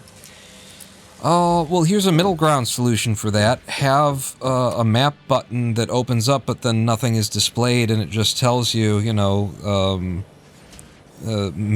map functionality, something to do with, like, the satellites needs to be put in orbit or something. You can give it but just make it so that it immediately shows you when you press the M button that that feature will exist later, but doesn't exist now.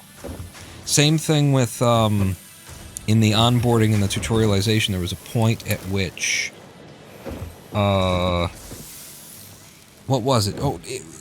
After the onboarding and tutorialization, you get to the point where you're supposed to make this, this space elevator, right? But you haven't done anything toward the space elevator, and so you go over here, and you go over here, and you've got Tier 0 completely done, you've got Tier 1 completely done, Tier 2 completely done, and then nothing else is unlocked, and there's nothing here, and you just have to, go make the space elevator now. Which you will eventually, realize that that's what you're supposed to do. It's hanging in the top right the whole time, that's your objective now. But it's different than the gameplay loop that has been established, which is come here, click on a thing, select it, and then accomplish that. And so it's not clear that this is the thing that you need to do at that point in the game. And all that you need to do is put it right here. When you've got...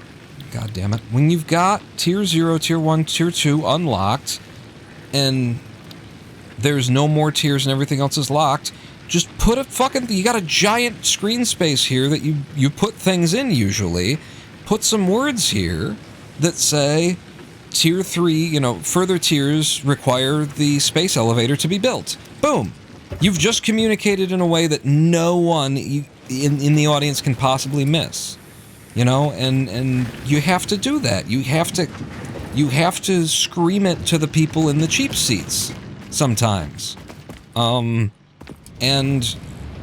someone who's really good at that sort of a thing can do it in a way that winks to the people who already know, who already got it, but doesn't make anybody feel like a piece of shit because they didn't notice or because they got into your gameplay loop. And there's just so many little things like that where it's like, why isn't there just a little thing here that says that thing? And then no one would ever get confused. You'd never get a comment on a forum anywhere asking you about where's the da-da-da-da-da and why didn't you da-da-da-da-da if you just had that and it's so fucking obvious. You don't have to be able to design a game to realize that that needs to be there. And I guess what I'm finding out as I go on in this pseudo profession of being a gaming YouTuber and live streamer and all that kind of stuff is that there is a huge fucking market that is unfilled in the indie game dev space for affordable expertise in play conditioning, Like, if you could convince, you need to get it out there and convince these developers that you need someone who speaks in the language of a player base, who communicates with the player, who doesn't care as much, or, you know, who probably does know, because I know, but, you know, whose focus is on UI design, is on onboarding, it's on communications with the player. Player communication needs to be a specialization, and it needs to be something that indie devs, when they get enough money to pull somebody onto the team, it's the second person you get.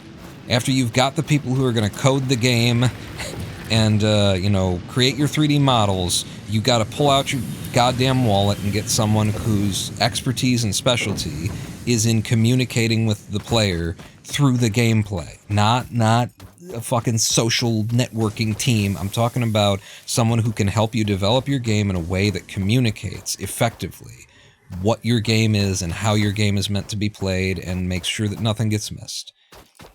I think what I'm finding out is that there's a huge untapped market for that, because there's just a lot of these games that that's the only thing that they're lacking. Hello, El Gavo. Unlicensed Streamer says exactly. A black map would be better. Yeah, an empty map, and then you say something like, you know, satellite needs to be brought. GPS satellite needs to be brought online before you can. Something. Just you hang a hat on it, but you show that there will be a map feature later. The guy from Extra Credits used to do consulting like that. The job exists, but it is easier to feel better than the player feedback. Yeah, it's easier to just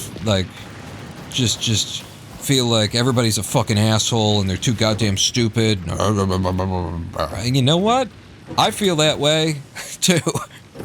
I'm living in a world where 98% of the people who live around me in this country voted to support a political party backing a fucking genocide in the last presidential election. I feel like I'm surrounded by assholes and morons as well, but I also know how to communicate. It's not an exclusive thing.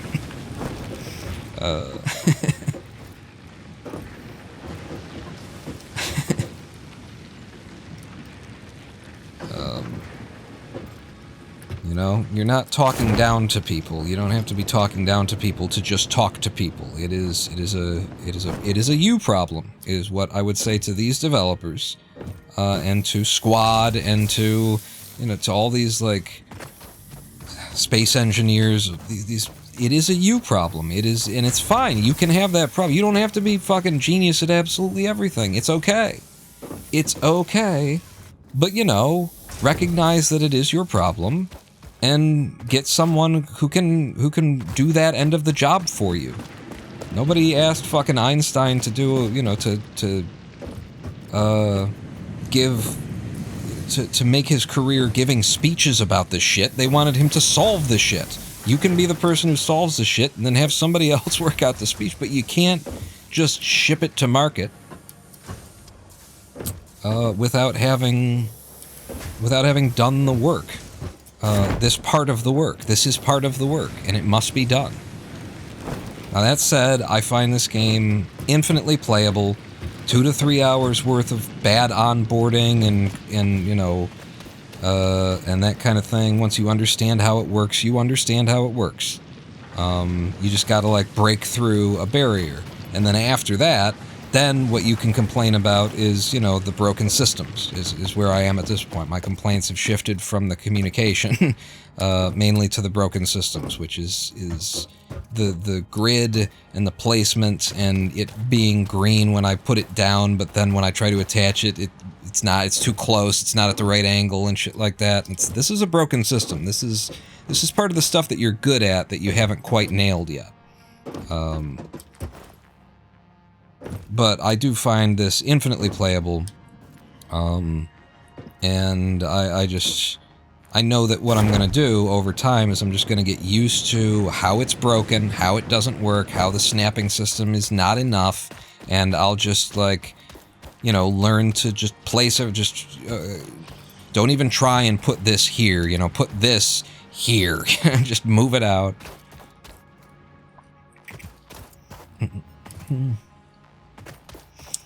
as a player, Jedi Knight says, and the world to build in is great. Yeah, the world's great. The world's very well fleshed out, very nice. Unreal is really good for that. Unreal, once the developers know how to work in Unreal, Unreal lets you make just a massive, beautiful worldscape so easily. All this little, little bits of foliage and stuff dragged around. This is like a matter of clicking a couple of buttons and it can either just put it there or you can just paint it onto the surface. It's brilliant. And you're painting it live in 3D in real time in Unreal. It's pretty fucking awesome. Licensed Streamer says, as a player, I hate when devs make almost a gem but insist on convoluted mechanics that could easily be better. That's what drove me mad about Kerbal Space Program. That's why my relationship with it was always what it was, because it was so fucking close.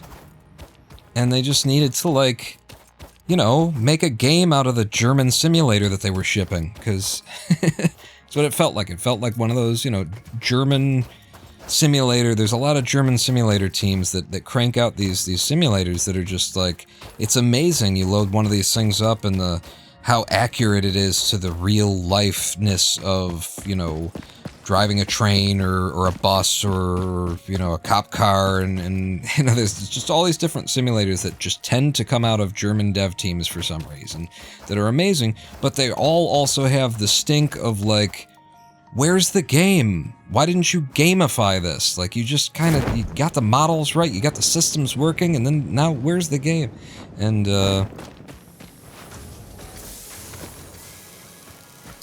the insistence on, your dedication. Here's another one for you. Elite Dangerous. You know how I feel about Elite Dangerous, which, by the way, a game that launched at $80 that they proposed would be a game that will last forever and that kind of thing. You can now buy it for $6 on fucking Humble Bundle sale when it's on sale. Elite Dangerous, their dedication to their in-game economy over making a fun game was just the death knell of that game for me.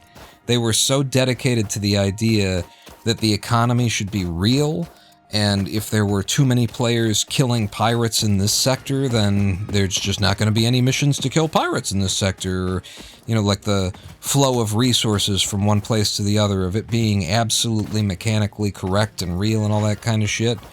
I can get behind you on that once you get out of the fucking tutorial area. Once you get a couple hundred parsecs away from the starting area, you morons. But when that game launched, their economy was real. And it would not let you do missions in the area that the game started you in because too many people had already taken all the missions. And they were like, yeah, well, that'll drive players out to other areas in order to... No, you dipshit. They just bought the game. They just opened the game. They want to play the fucking game in the starter area. At the very fucking least, make it so you can play the game. And they will find their way out of the starting area soon enough, and then you can have your realistic fucking economy out there. But you can't have the place that the player starts the game not actually have anything to do in the game, you morons. And then also, what was the other thing? The missions being locked to real time. So you would take a mission to kill pirates, and that mission takes 2 hours. Or no, the mission has a timer on it of 2 hours. And you know how long it takes you to do that mission? 1 hour and 55 fucking minutes. Because there's frequently not enough pirates. The whole game was built on a fucking Skinner box so that it doesn't give you what you need and just keeps you flying around waiting for it to come. It was awful in every fucking sense of the word. It was beautiful. And you saw what it could have been. But they were committed to their bullshit mechanics, and they were committed to manipulating their player base with Skinner box mechanics, and they destroyed it. If you could take Elite Dangerous as it exists today and just give it to somebody who actually has an interest in designing a fun game, you could be selling that game for $70 again this time next year, without any graphical updates, with it just as it was, as it is. It looks gorgeous, it feels good, but there's so much time flying around in space doing goddamn nothing. There's no fucking game to it.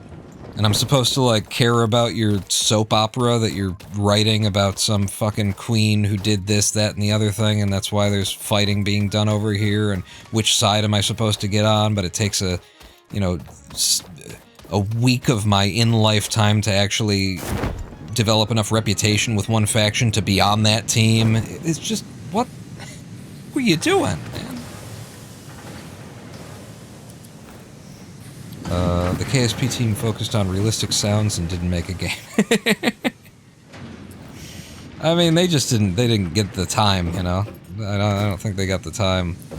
I don't know what was going on in there, other than that somebody wanted to make all of the money as fast as possible, and they knew that if they put it on Steam, broke as shit, people would buy it, and then they, you know, destroyed all the public goodwill and destroyed the reputation, and now you can't make a game anymore because the investors are looking at a rating on your game on Steam that's all red. Everybody hates it. I think that was just like business mismanagement. I don't know what the devs would have done with it. I'd like to think that the reason why they didn't really get it working in time was because they were putting time toward making a game out of it, you know? Somewhere in the background, they were working on that, and we never got to see it. I don't know. Once saw a game that would only unlock the next mission when the IRL clock was between 18 and 2100. Luckily, they added a setting to disable it, but damned, it was annoying. Yeah, at a certain point, you've turned your, you know, PC game into a fucking cell phone thing, and supposed to pay you $2 to be able to keep playing the game or something. It's all addiction. You're not trying to make something for people's enjoyment. You're trying to make something to, you know, to rob people, to get them addicted and steal food. You're running a casino now. What is going on? It's just coal. Okay, I thought that was the coal. I was like, wait a second. But we're just short on coal. Where's my guy? Last time I looked, he wasn't here too. He's driving back. He's not stuck or anything. Okay. How we doing there? I need my other tractor. Well, and I should wait for him to dump this load. You know. It's the most. I'm gonna get my other sugar cube. And then we need to take a live stream break. It's been 2 hours since our last one. Where's my truck? Shoot, where'd I park my other truck? Oh. Really? Oh, I got, because I went over there to fix the water and I kind of parked it way back here. Yeah, there you go.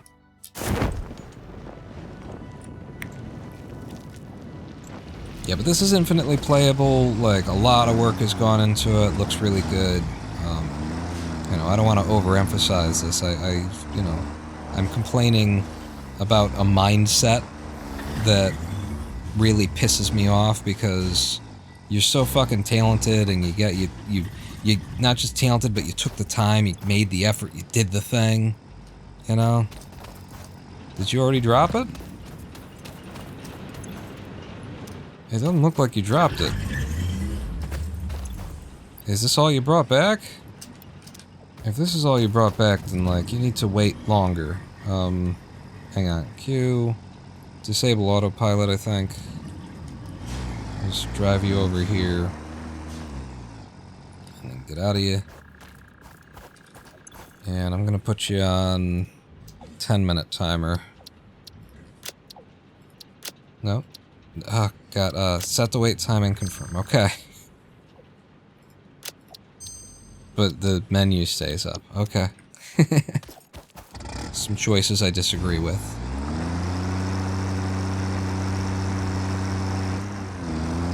So, will this work if I do this? So, Q, enable autopilot, drive forward a little bit. Get back in, back out.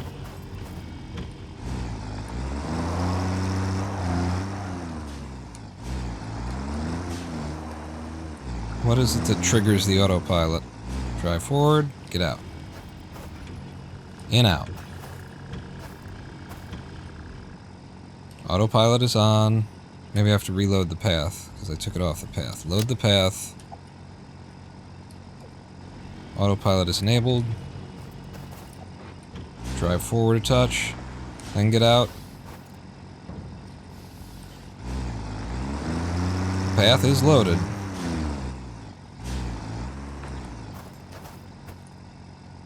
Autopilot is on. Path is loaded. What the fuck do you want from me? Path loaded.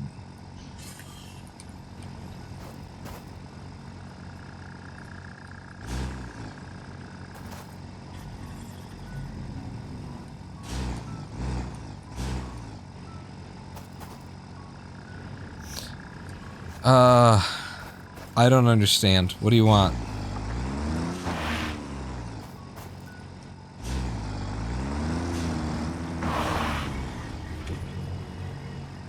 Why is this not working? Before, when I like get in and out of it when the autopilot is on, it just goes. Like, is it respecting that already? Here, let me put it past the pause thing. Go. Go. Go. Okay, it's doing something. Oh god. Oh Jesus, it's trying to kill me. I've seen this before. I think it will teleport to the path. Yeah, there it goes. Wow. I can't explain any of what just happened.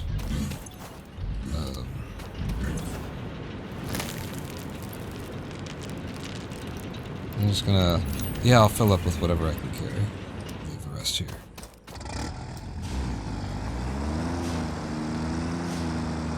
KSP2 had more work hours put into it than KSP1 had. Dedicated dev versus a capital investment. Yeah, I got the feeling that they would have done it. They would have... I don't know if they would have made a good game, but... I don't know. I think I had the feeling that it would have been good. I mean, how hard is it to fix everything that KSP1 didn't do? You know, it's not... It wouldn't have been that fucking hard. I mean, it was... Most of the problem, if and you ask me, with Kerbal Space Program... Really? It was just all in my pockets, huh? Most of the problem with Kerbal Space Program...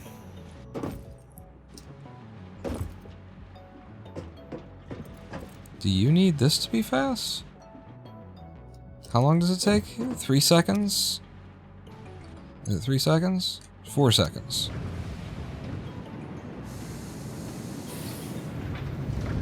So this looks fine. That's within the 4-second realm, right? 1, 2, 3. 4 seconds and you need 3 coal. No. Oh, is that the problem? That these have never been producing at the... I'm like, how can it possibly be...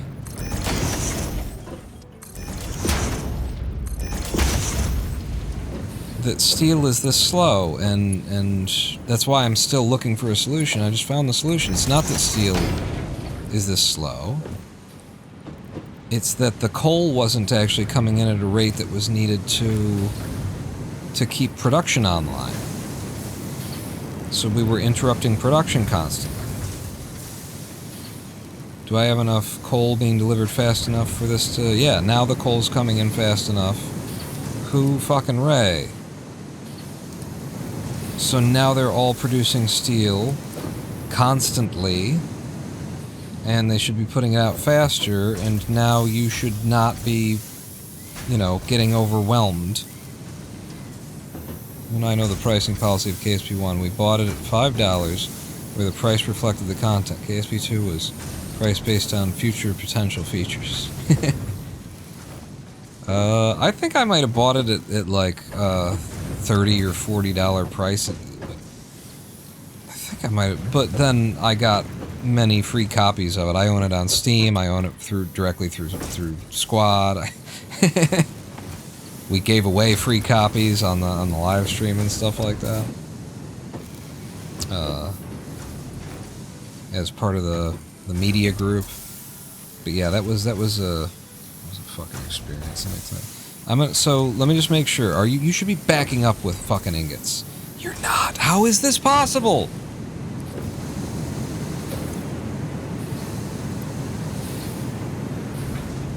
You're not on constantly either with the coal.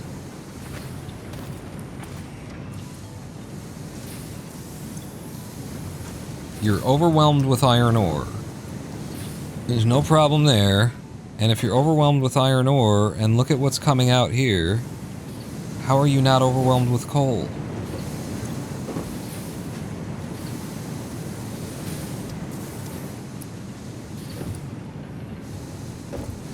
The ore's on slow, and you got no problem with that.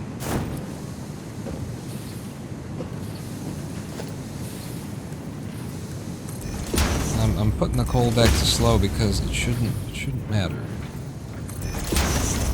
Like, fast from here to the splitter, yes, but then from here, yeah, it is what it is, it's fine. Fortunately, KSP1 mod developers are making the most of that older engine, making the KSP2 failure less painful. Yeah, I've been told to keep my eye on, what is it, Kitty Cat Space Program or something like that? Kitten Space Program?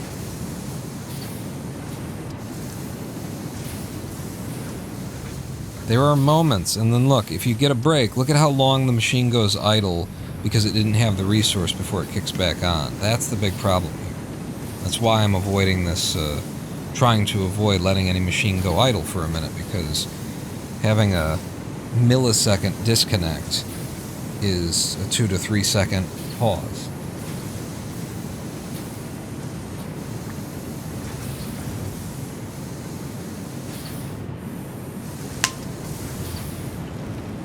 What's blowing my mind is how is it this inconsistent? How does it overwhelm and then... No, it makes sense. Because it's always just a little bit shy of what it needs, so then it gets to here, and then we get this idle cycle, and then we get a backup, and then it runs for a while because it's just barely short. It's just barely short of what it needs.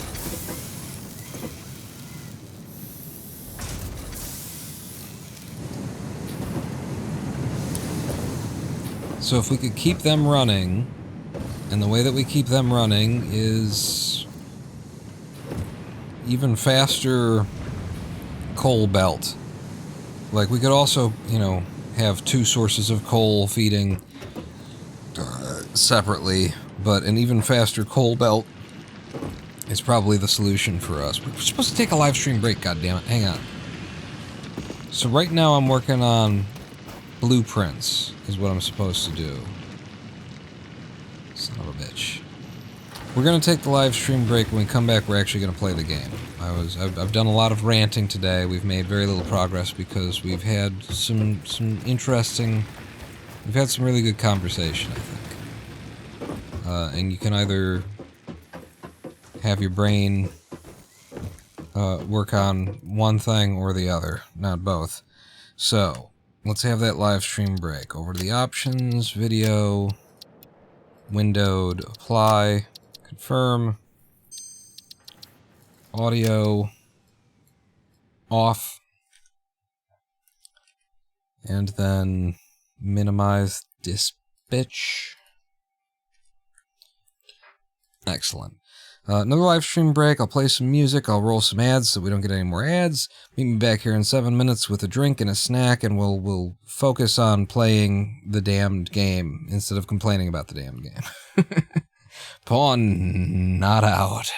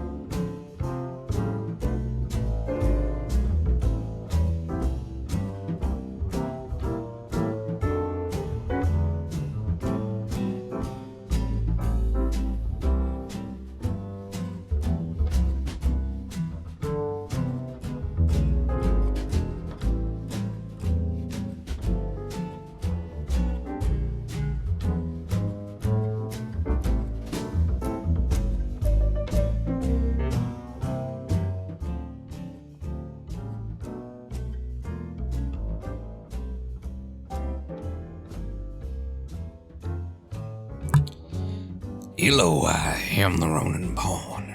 Welcome back to a twitch.tv/Ronin Pawn live stream on twitch.tv/Ronin Pawn, your only source for... I don't know.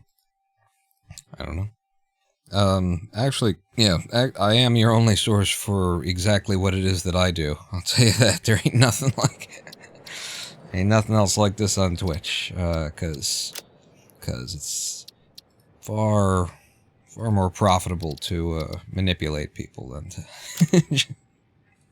to serve an art form. Welcome back, me and Cotter. Are we in full screen? We're in full screen. Resume game. Alright. A strange thing in Satisfactory, said unlicensed streamer, is that moving huge volumes of material in trains actually takes more CPU power than doing it with belts. That sounds like a bug. So, where we are right now is, oh, you can't, yeah. I've got a parachute in this world. Where we are right now is, we were supposed to get blueprints, and I kind of just didn't. Like, let's do that now. Here's 200 of these. You said you wanted them, now take them. You want 500 of these? You want 1,000 of that? Well, you want a lot, don't you? You want a lot, huh? So what do I need? Cable and cement. Get the cable first. Only source for sexy Kerbal modeling. There you go. Cable. How many? So I need one more of these and 2 and then 3, 2 and then 3. I also don't like that, like, this... I think the problem is you should have to drag further before the drag initiates, because I frequently click on something and it thinks I wanted to drag it and then it doesn't act on it. So that's just a little mechanical thing, easy enough to fix. What else do I need? Because I've also, it seems like I've got some other thing. No, it's just copper. It's just cable. So where was our stone being stoned at? I don't...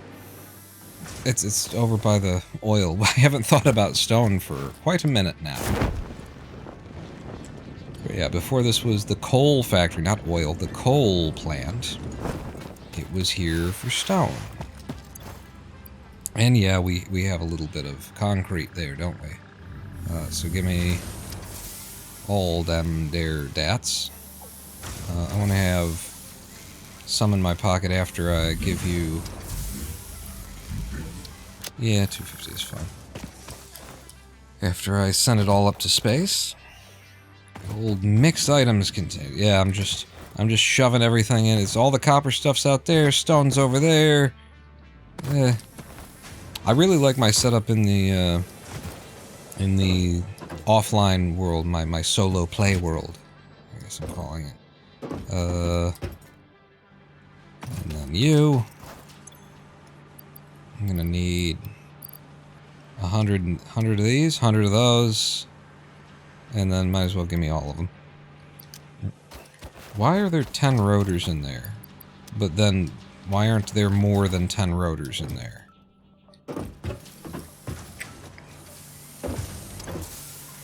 You're waiting on iron rods because iron rods aren't hooked up anymore. When did I make that? I said it was going to come around from the other side, and I was going to split it off, etc. and so forth, and then I didn't, and you didn't. It was your fault. You didn't make me do it like you were supposed to, so I think this is supposed to hit it, and then come around and go into here. So I guess I'll go up.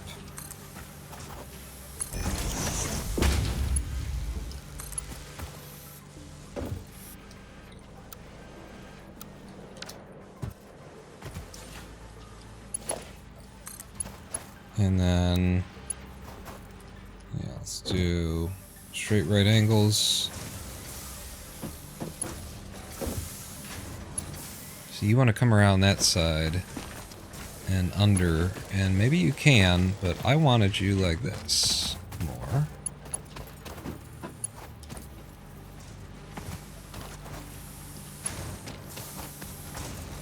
When I bring you over here, what's going on over there? That's what I need to know. So if I do this and is it H to hold? H to lock the hologram. It's got clearance. And then we come around like that. Alright. Make it. And then suck my fucking balls. And then suck my fucking balls. Have you thought, I know it's been a while since you considered whether or not you sucking my fucking balls, but it's time to revisit the subject. And too damn long.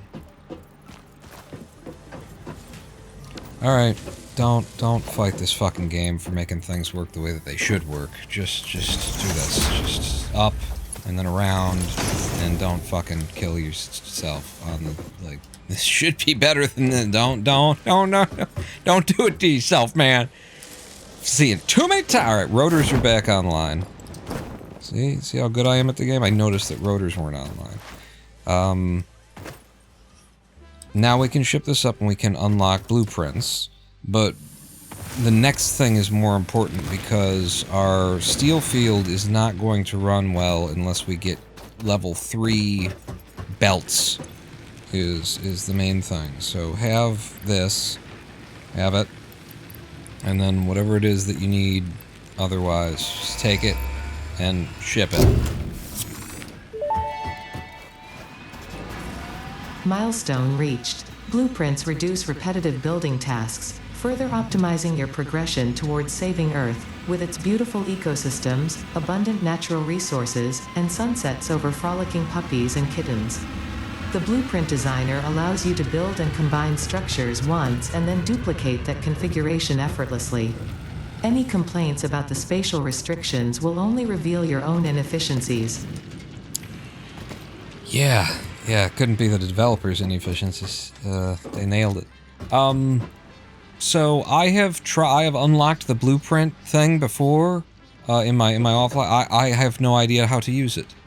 I sat here trying to figure out how to use it, how to like select what it is that I'm going to turn into a blueprint, and I couldn't. I couldn't beat it. Like here, and then you got blueprints in here, and it's like, okay, let's edit. I don't need to add a category or a subcat. I just need to make a new blueprint and then, like, you know, draw a square around the things that I want to be part of the blueprint. Oh yeah, unsaved changes that I didn't change anything. That's perfect. You've nailed it. I couldn't actually figure out how to make it work. You know, part of the gun. I'm looking for, what do we got? Hide HUD, quick switch, sample building. Middle mouse button, if I click... Oh, middle mouse button, like, it grabs me one of those things, and then I sample it. Don't do that. Don't do that. Nobody told you to do that. Satisfactory taught me that motor equals rotation rotor plus static stator. Okay. I haven't gotten to motors yet. But, okay. Nice 90s color scheme, by the way. Thank you. I love it. I absolutely love it. And it comes through the green glasses very well. Yellow and pink. Hot. Hot. Sexy. So I said the more important thing was logistics. I don't know how to use blueprints. Thank God I unlocked them. There is no explanation for how to use them. Adds the blueprint tab to the build menu. Yes, it does. From the blueprint tab, pioneers are able to access and organize the blueprints created with the blueprint designer. Okay, blueprint designer. Blueprints can be accessed. Yeah, I know where they can be accessed. You told me about it. Note that build can only be placed in the blueprint designer if they are fully within. Are you telling me that it's a... I make a thing and then I make a thing inside the thing and then that's the blueprint? Hold on. So then somewhere in here, the blueprint designer... Oh my god. Really? It's not like draw a square around the things that you want to be part of the blueprint. It's actually build a platform and then build the thing on it and then you can save that. Okay. I don't hate that. I don't hate that. It is so counterintuitive to how this has always been done before. Maybe you could have fucking explained that. But so Logistics Mark III will get us the Conveyor Belt Mark III and the Conveyor Lifter Mark III, and that's what we need for steel to work well. There's other ways to do it, but this is the way we're gonna do it. Exactly. So much worse than blueprints in other games. You know, it's unintuitive. It's not necessarily like, I don't hate it. You know, you're working in a physical space, it's confined, it kind of goes with the theme. I don't hate the idea, you just gotta, like, you know, introduce it. That's really it, you just gotta introduce it, you know? What am I here for? I'm here for more steel shit. We need 200 of these. And we need 200 of these. And then we need 400 of the plates. Oof. And I've been using the plates in order to make the cubes. Oof.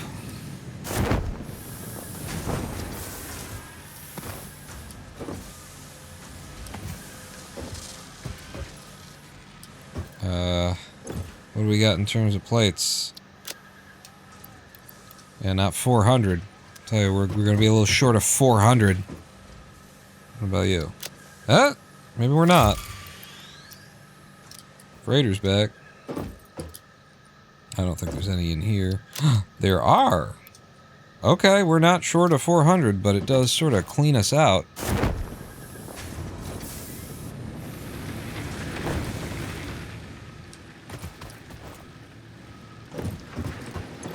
Okay, 200 of these, 200 of these, and 2, 3, 400 of those. Okay, what do you got to say about this? Milestone reached. Improved storage containers and the Conveyor Belt Mark III provide the obviously necessary tools for improving your current setup. Production speed is of the essence after all. So work hard. Work as if every person you have ever or will ever love is depending solely on the choices that you make.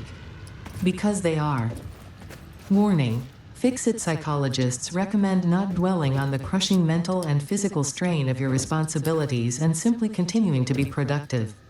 Hard work has repeatedly proven to be the best cure for any kind of stress. Now back to work.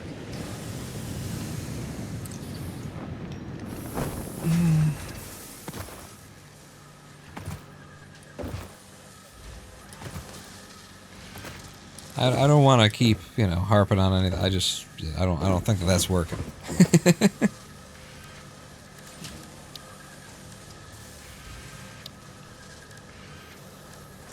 It's organizational, industrial storage, 48 slots for moving large amounts of items. There's 2 conveyor belt input ports and 2 conveyor belt output ports. Can I not replace? Because it is an upgrade. 9. I cannot replace in place. That's weird, honestly.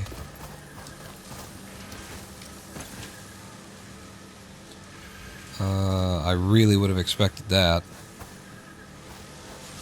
Especially because of, like, that's a big problem. It's like a big... So I have this thing in this space, now I've got something that's bigger that will... Really? Is that right? Am I wrong?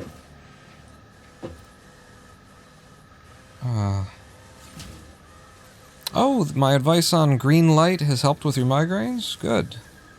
I'm glad. Storage container, industrial storage container. It's a bigger one.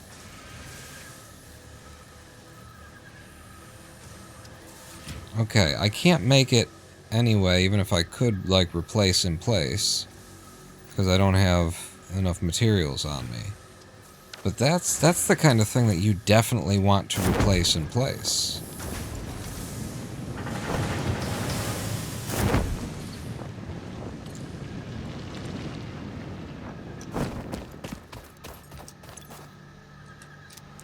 Yeah, I know we're out of coal. So, who got the hooch? Who got the freshy? Who got the only sweetest thing in the world? Grab some of those. I mean, I should have two stacks of everything with me, is the idea. So you two can go back in, and there aren't enough of those for reasons.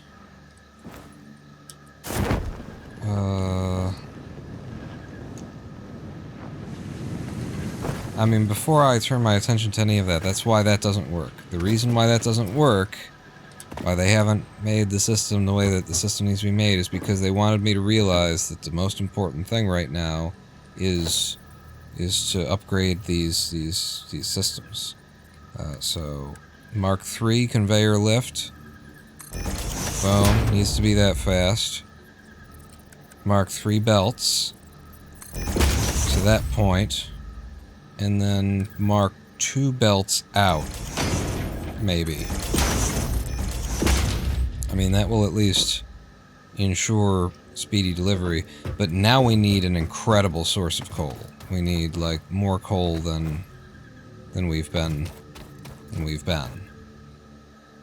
Where's my coal guy?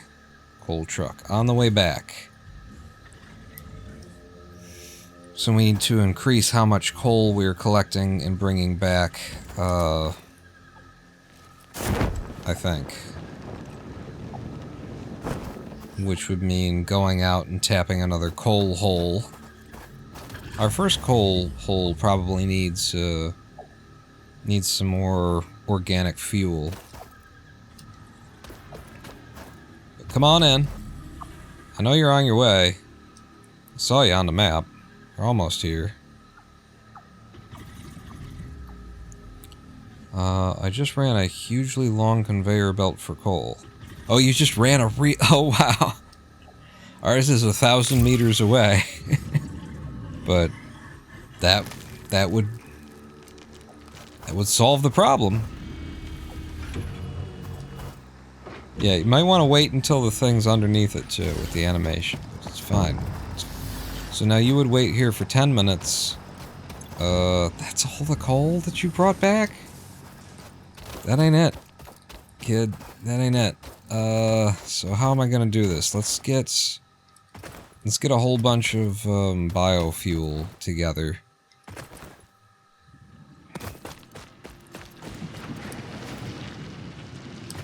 Probably carrying around some stuff I can drop off in here too, like that. Huh? What are you? I'm walking around with iron ore? Who the hell wants iron ore? Well, you ain't gonna take... Nobody's gonna take my iron ore. You're all backed up on iron ore.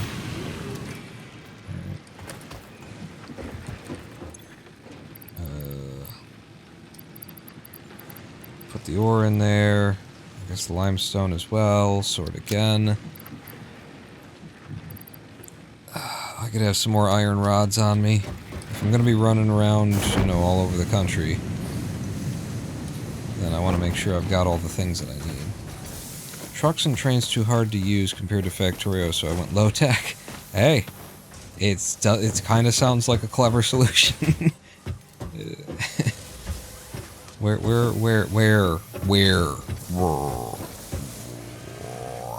Did I not? Because now they come out of here. I was supposed to send some off to storage. Oh, I am. It's just happening there. Okay, so they should be in here. There you go. Give me you. 2 stacks of those. Don't need the 10 rotors, though. You can hang on to those. Little over on the cable and the cement, too, but what the fuck. So biofuel.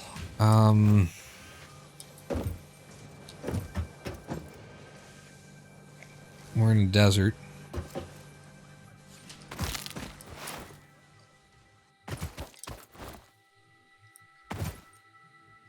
Which is why I was happy to get onto coal.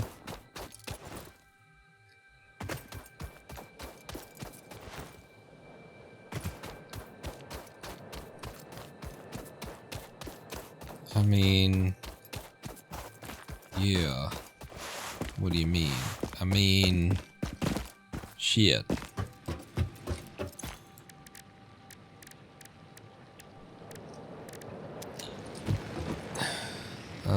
Give me some... do we have like some alien proteins I could break down? I should probably be saving them for something else. Mycelium makes a lot. Not a lot though. But you guys will do it. So... first make proteins.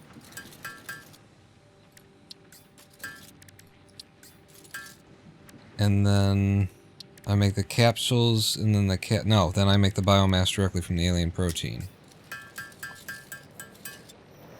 And then I make the solid biofuel.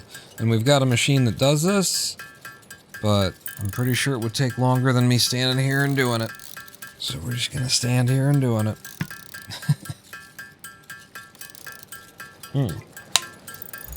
That's right, I got one of these out.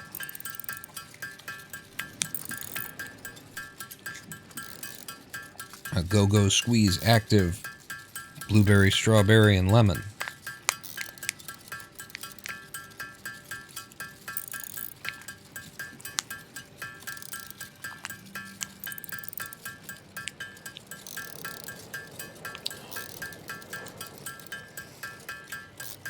Which, now that I think about it, is definitely a product made and marketed at suburban soccer moms who want their kids to have something better than a shoot, what is it that comes in the foil pack? Sun Kiss, sun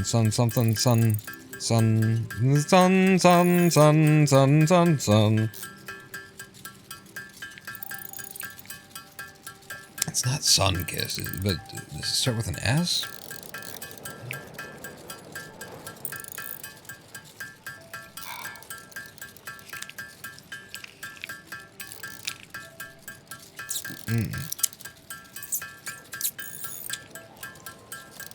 For me, it's just a good, like, electrolyte for these live streams, you know? Keep me going. Keep me going. So I will have, how much did we start out with? I'm going to have 200 biofuel, solid biofuel, something around there. And we're going to dump 100 of it in the current generator and another 100 of it in a new generator, which means I got to take what I need to be able to make another truck stop. And another drill.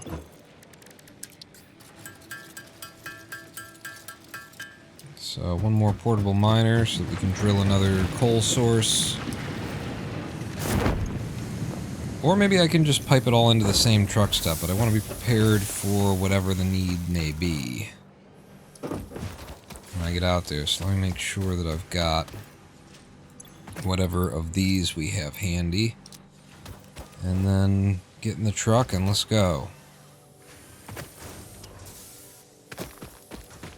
We probably don't want another truck stop. We'll just want to pipe it to our first truck stop. And I think there are other coal fields right nearby. Shouldn't be too big of a deal to pipe it over. Where's my truck? I'm always losing the damn thing. It's right behind me.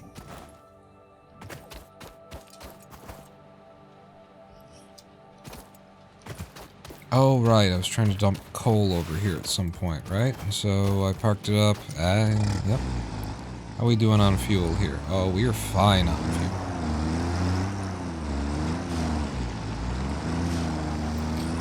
Alright, off to the coal fields to increase our harvest.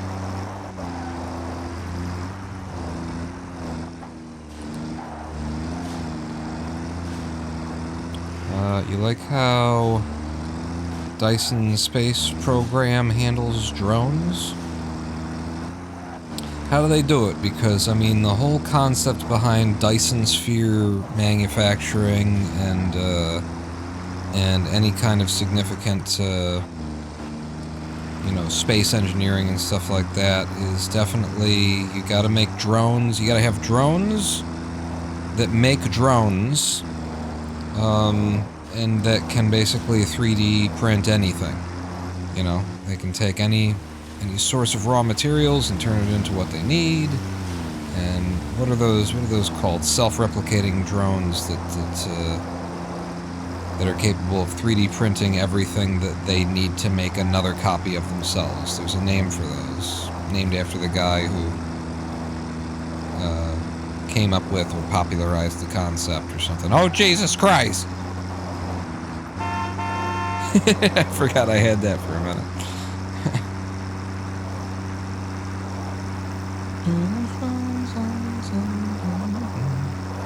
Easier thing, though, to manage in space, I would think. Although I suppose you got landing and stuff like that. But I would think you would have an easier time doing like an automated system that the player configures in the game when you're dealing with space, because it's like, you know, you don't have terrain to navigate. You don't have obstacles, that kind of thing. So, alright, where's the,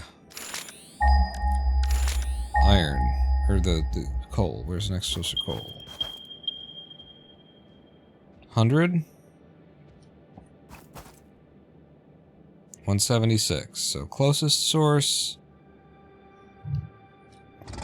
is there.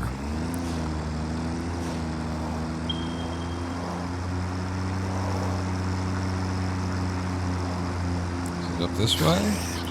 Oh, Jesus. Did I run something over?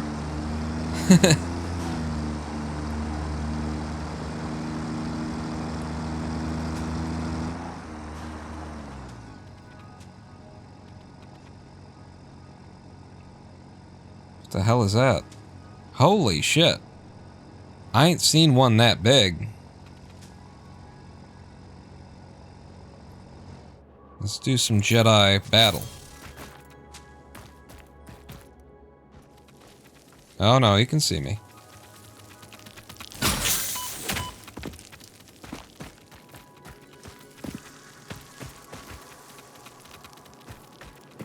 Oh Jesus, there's just one of those out here too.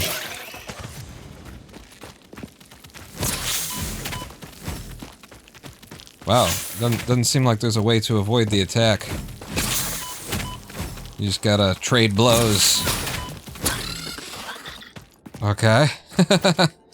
That was a lot of blows. And there was another one, there was a spitter somewhere around here too. Okay, he killed the spitter. He killed the spitter was spitting, the spitter spat at him, and he spat the spitter spat. Spitter spat. Wow. Well, wait, if there was a spitter and that here, then...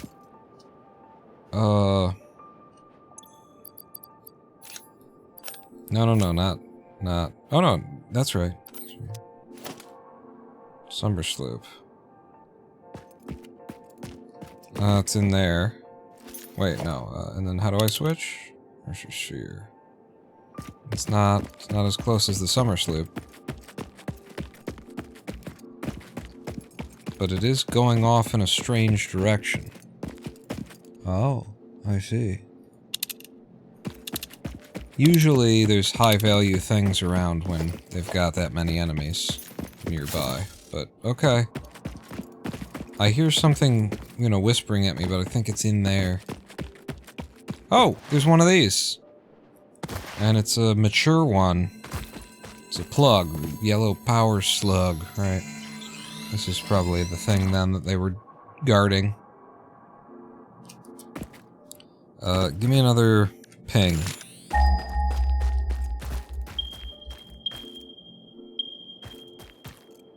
So it's actually further back now. So it's either up on top of that. It's probably up on top of all that, which is not cool. And there's another one of those things.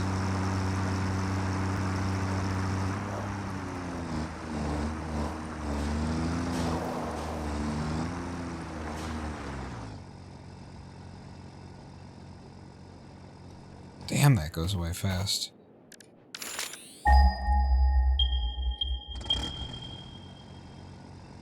Okay, so there's that one. That one's easy to get to. But this one, the 102...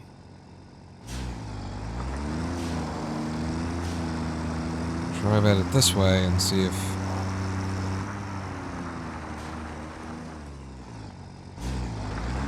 That's right, it's gotta be up there. I mean, we could set up shop there and then pipe it down. So I'll explore. I'll explore.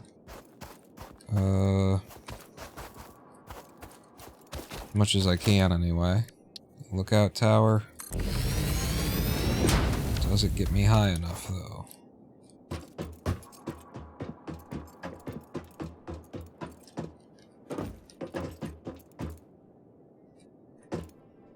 Not really. Can I make that jump? Yeah, with your parachute.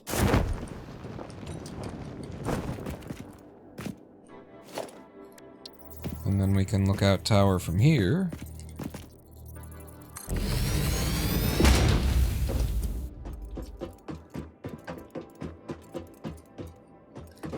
Unlicensed streamer.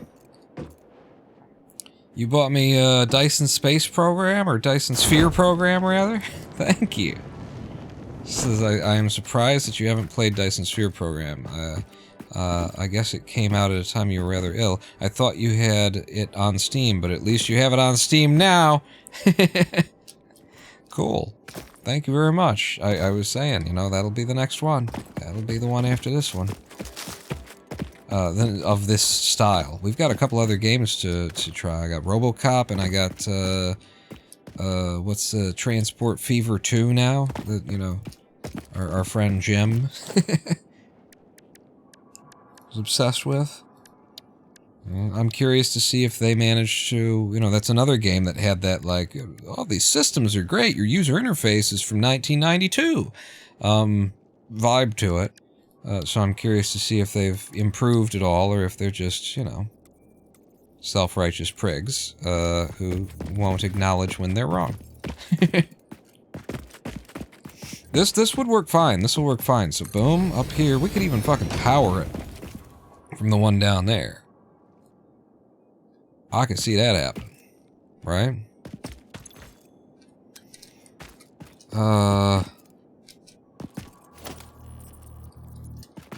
So my question is, how high can these go? You know?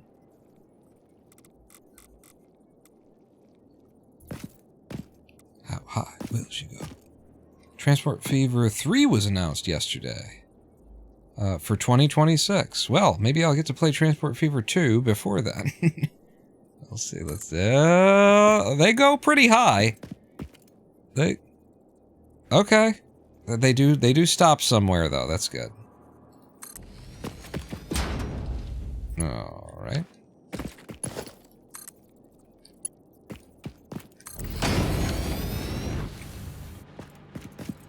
And then, how much does it cost to run a drill? Not that much, because it's a starting thing. It's 5 megawatts. And so 5, 10, and then that, I think, the truck station is 20. So that's everything that one power station can run. But that thing is not running at... I presume it's not consuming 20 megawatts just sitting there. It's only doing that when he's pulled up. So this should be fine. This should be within capacity for our system. I just need to be able to, you know, wire it. And...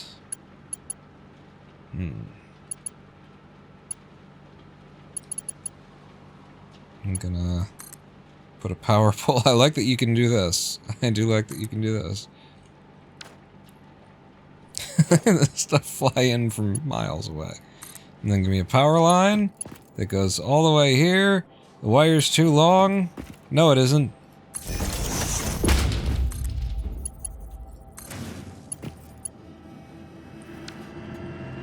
Alright.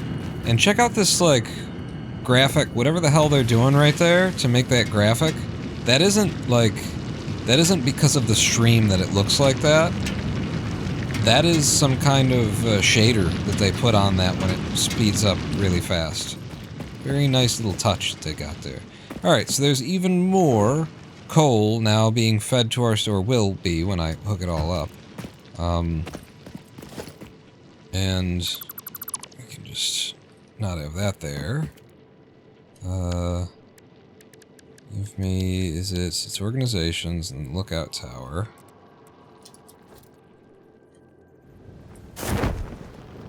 Yeah, it's nice to have a parachute. It is nice to have a parachute.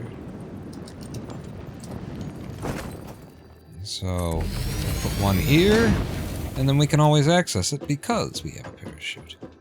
Remember being very impressed with how realistic bus and metro line passenger simulation was in Transport Giant. Yeah, look at that. And then we just jump across. Don't even need the parachute for the jump. And then up here, and probably don't need it for this jump either. I didn't pull that out. That just happened on its own. But yeah, I think we could have made it without the parachute. And then it would just be a matter of getting down without killing yourself, which is a jump pad. We don't even need a parachute for this setup. This is brilliant. I do think that that tower should probably be a little more stable. That is the side I want the ladder on. Put it in the middle. Okay.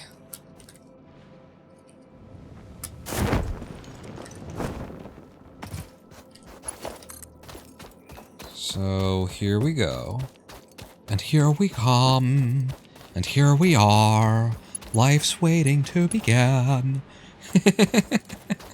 I just, the first time in my life, heard Angels and Airwaves the other day. I didn't know we were doing that, guys. I didn't know. And listen, I love Yuri on Ice, okay? And it's got a theme song that has kind of a similar vibe to it, but I don't know about that, y'all. I don't know about that. How am I gonna get you in a way that doesn't suck? I could just put you up. That's interesting, isn't it? That's kind of fun. Funky. Fun and funky.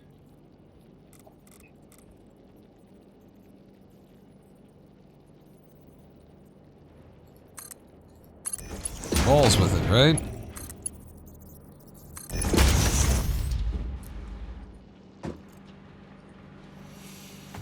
Okay. Oh, wait. I should be plugging this in. Should I be plugging that in there? Should I even be backing you up? You know, dead ass? Maybe I should.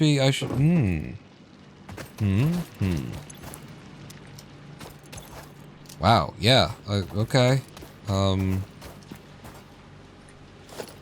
Let's back that ass up, Don. And you can call me Big Daddy when you back that ass up. Ho, who is you playing with? Back that ass up.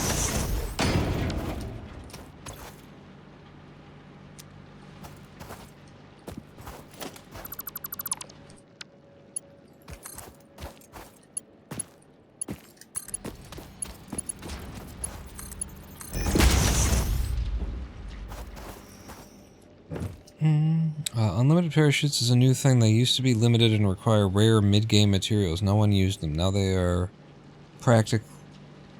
The players like them. So it took them a while to figure out that we didn't want to have to pay for the parachute over and over and over again. I mean, it feels like balance too. I haven't been able to get a parachute in my world that's in the grasslands or whatever, but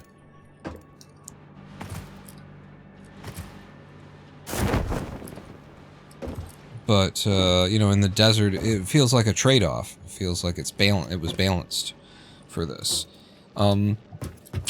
I realize now I need to check on what the quality of that coal deposit is, because if it's extra special good, then maybe I want to have this be like a tier 2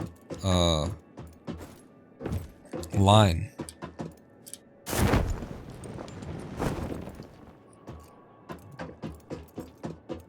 Yeah, I want it delivered faster. It's normal. So we're pulling out 1 a second, right?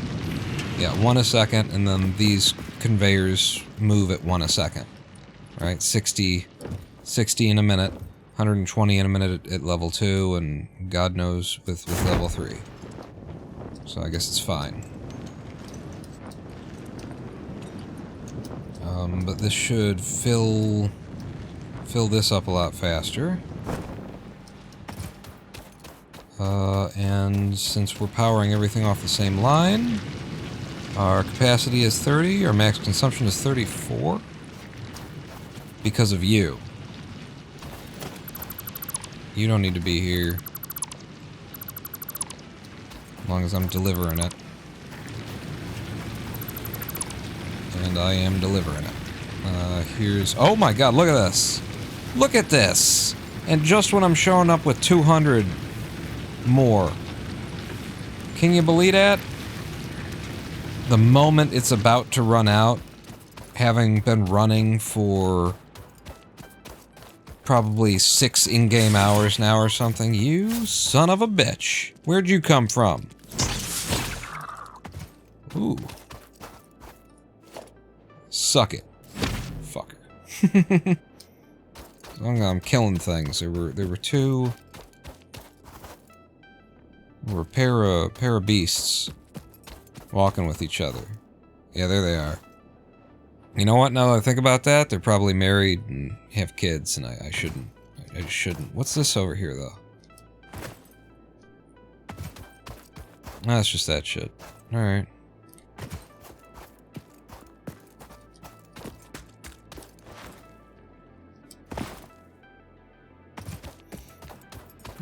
They come back?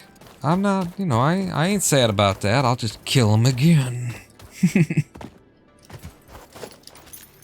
Alright, get this out of my hand. H. So now we're delivering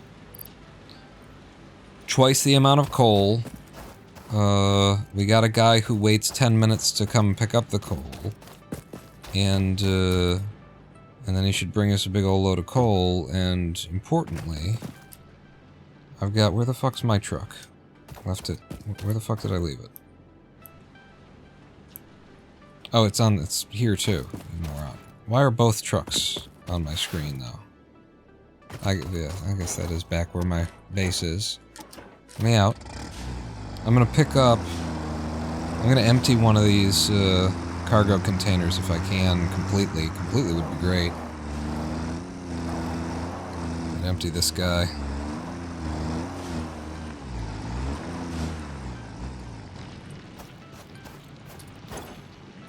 What?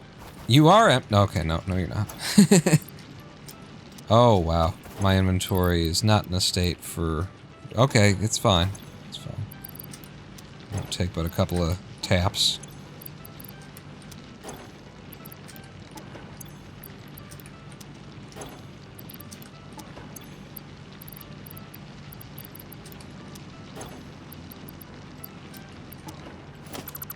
And then I can break this. And I guess I could just do a segment like that. And then we've got one, you know, interim to hold overflow. for us. Just like we got on the other line there. But we don't need 2 anymore. We needed 2 before when I was like having to come out here and pick it up. That's why we put 2 back to back. Nice game mechanic promoting exploration. When there are monsters, there is something interesting nearby. Yeah, yeah. Oh, and look, here's our here's our dude, and he's fucked. He is just fucked because there's new shit in the way. It's okay. He found his way back onto course. We can just cheat apparently. And he got loaded.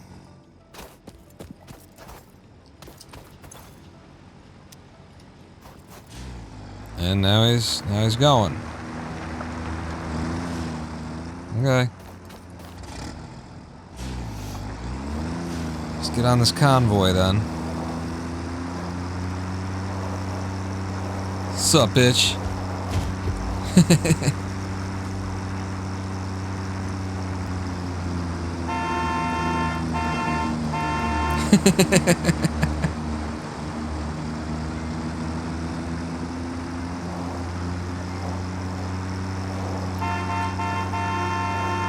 It was right click too. And what are you guys? Iron? Iron. And we could set up shop with, you know, right next to the coal. That's worth thinking about. Steel production. And you just set up out here to make steel instead of running coal back to the other side of everywhere. So then if you made the steel out here, do you transport the steel? It makes steel comes in pretty fast. So that actually kind of makes sense. Instead of trying to run the coal back to the fat and do it, just do it here. Do it right here. After you clear out the neighbors, you know.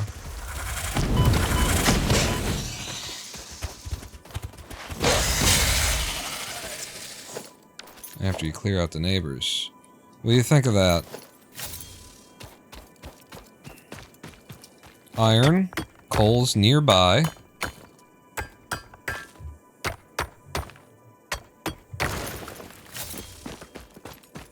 Pipe the coal over to here, make the steel, and then have a guy carry steel back to the place instead of carrying coal.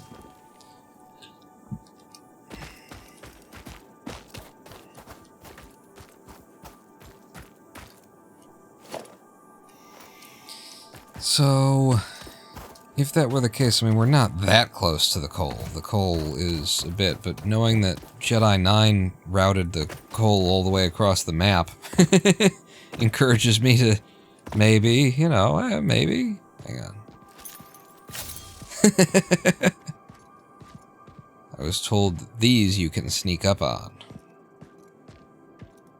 And even after you hit them, they don't react.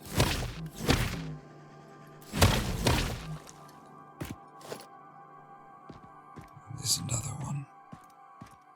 And there's limestone here too. Maybe we just change bases. We just rebuild over here.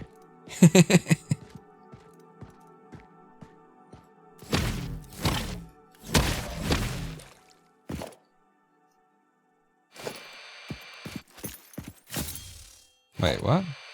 Oh, okay.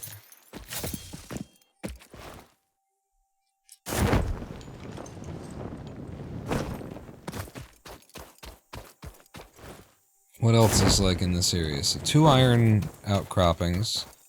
Number 1, like, let's just... Okay, I put the wrong one. V. Iron. Next nearest are that way. Okay. Copper.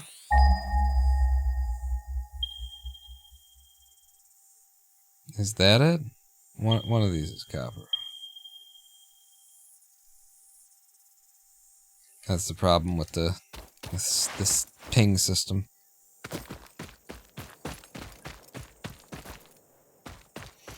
So, I mean, does it benefit us to do the steel instead of the coal?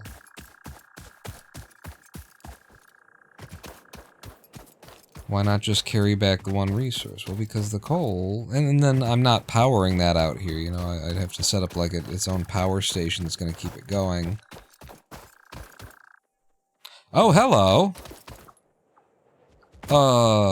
Crash into me.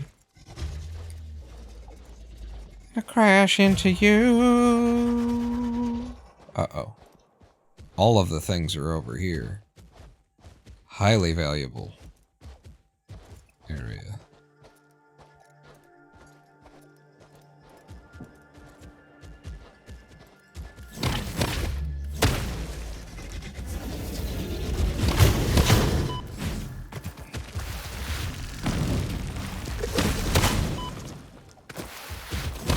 You blew that up for me. Thank you, buddy. All right. This is a hell of a thing we just found here.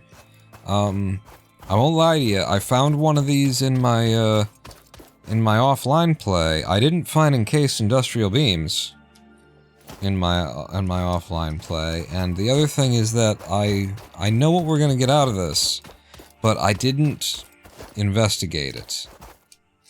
So I saved that for the stream. So I think it's this. So press E to open drop pod. What do we need? Battery broken. It needs 100 megawatts. Shit, the last one just needed some fucking copper plates. I have to generate you 100 fucking megawatts?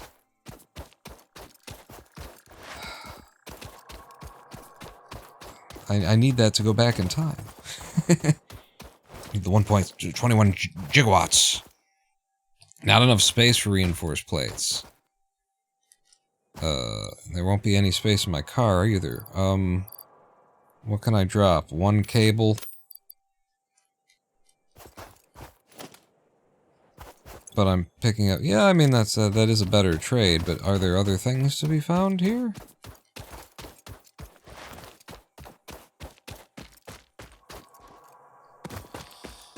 Well, 100 megawatts would be setting up, that's, Jesus Christ. Loot at these sites can really help with early unlocks. Can you disassemble the other parts of the wreck? Let's... Oh, I should have used the parachute, huh?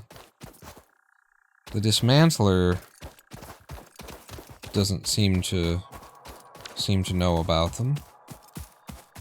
100 goddamn megawatts. That's a, you know, coal power plant plus a biofuel power plant, or it's 4 biofuel power plants. So we'll set up 4 biofuel power plants. But my inventory's full. I'm gonna do it. I'm gonna do it. So give me a personal storage pack, and then I can drop off some of this, some of that dank frizzle. You and you, just anything that's part of the more than 2 stacks. I keep 2 stacks, everything on me. Whoa, what is that? Oh, those are stators! I thought I was just picking up, I didn't even really look at them. And that's all that alien stuff. Okay. I mean, we just gotta make it work for a second. So, I presume, anyway, we're just gonna make it work for a second. So, give me with the power, biomass burner, that's what we need. So, 1... 2.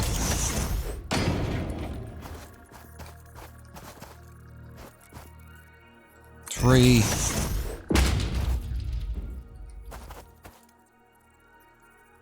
4. I declare a thumb war, and then we're gonna need 2 of you going into 1.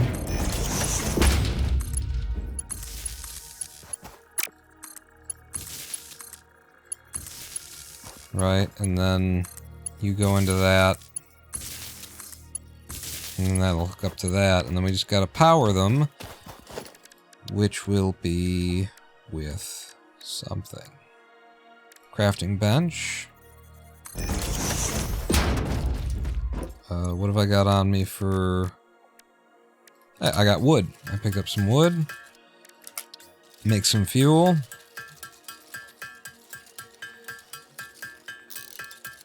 Oh, in 1.1 you'll be able to disassemble the other parts of the wreck.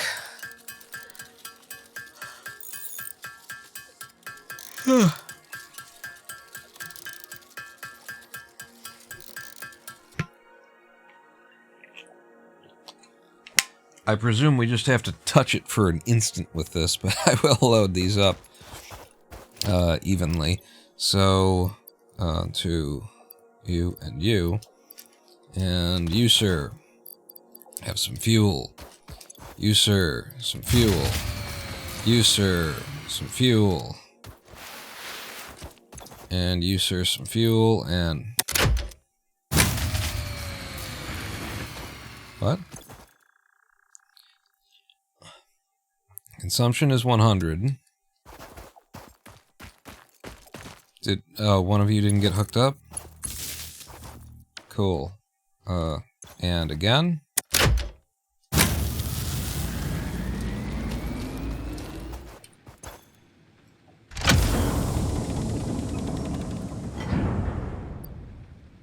Hard drive contains fished data. Analyzing the MAM to salvage its contents. That's what I got out of my last one. Damaged hard drive successfully acquired. All pioneers are contractually obliged to preserve and secure any recovered hard drives for analysis in the MAM, which may result in benefits to the Fix-It mission. Speculation as to why there are crashed freighters in your Fix-It designated zone is discouraged as specified in your contract. So yeah, I got a hard drive out, but I did not investigate it in the MAM because I wanted to, you know, have that experience with y'all. Bitches and hoes. So what can I leave behind so that I can actually store everything that we got here? What is of the least value? This wood can not be. And one other thing that is of little value, if any. So a short stack of, for example, iron ore. And then... Can I recover you? And... Yep, good work. Okay. Oh fuck. There's more steel pipe and I can't take it all. I would need room for another. Is there something less valuable than steel pipe? I mean, it's just steel pipe. We can make some more steel pipe. I love how MAMs are all magically linked across the planet. I do like that, yeah, that there is, I do actually like, I think you're being facetious, I actually like that, there's kind of, you know, it's a digital age, right? And so there's no need for, like, physical media preserving information. Like, once you've uploaded the data to the cloud, it's clouded, you know, is kind of what I take out of it. The, I don't know, concrete takes a minute to make, but we also have gobs and gobs of it, so where's the rest of them pipes? Oh, right there. 4 steel pipes. Do you think 4 steel pipes is worth more than 82 concrete? It doesn't, I don't think either of them are particularly valuable. I think we're good. Hey, reinforced plates, I didn't, what the hell? Oh, well, I dropped that. Have I just been blind to some of this stuff because it kind of blends in as scrap, or did it appear when I opened that, or? Okay, I think that's actually everything now.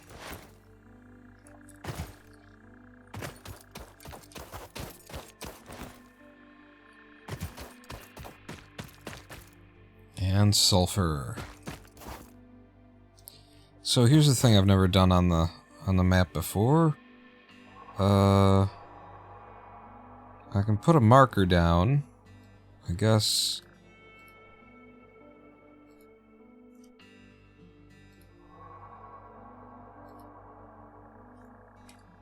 That'll remind me that it's sulfur there, right? It's, well, you can't really see both of them, can you? Can I, how do you take them away?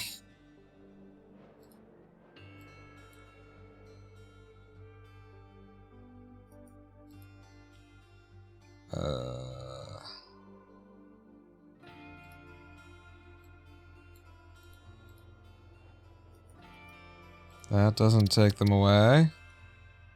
Remove stamp. I could have swore I was clicking on it before. Okay, it's very particular about where you click when you're in range of it, I guess. Maybe you have to be off of it. It's just, they nailed it.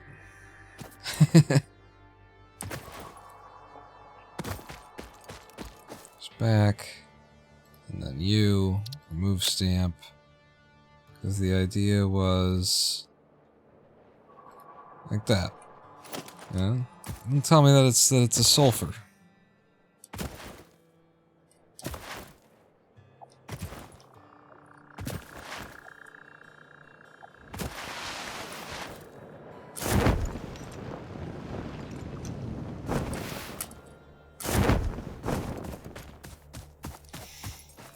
Okay, and we got a belly full of coal, and we picked up a hard drive by just exploring while we were out here. My idea though was, you know, build a thing and make the steel out here. Let's just keep that idea in our pockets and go home, because we got a bunch of good shit.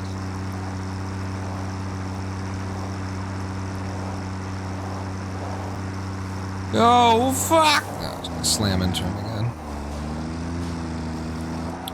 Why need a MAM building and not just do it from the inventory if they're all linked anyway? Well, because, you know, you take the physical resources to the lab. The MAM is the lab. And so you take it there and then you do it. But once you get the information is just, that's just data. That's just files, right? You know, it's just that. You just put that on a hard drive. Wait, where am I going? I lost the path.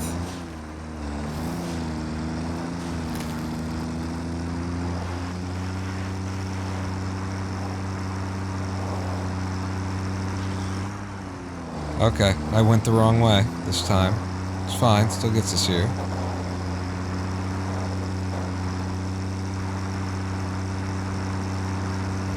The way that shadow came in, I don't know. Pretty sure they put me on, like, ultra graphic settings. So speaking of the MAM, here's the MAM. And we brought in a hard drive, so let's find out what the fuck that's about. Alien tech? No, it's not alien technology. What the hell is it under then? We've done all the megafauna. Caterium, mycelia, unknown chemical element. Didn't they say to bring this back to the... Oh, hard drive library. Aha. Okay. What, you want me to... What do you want from me? Hard drive here.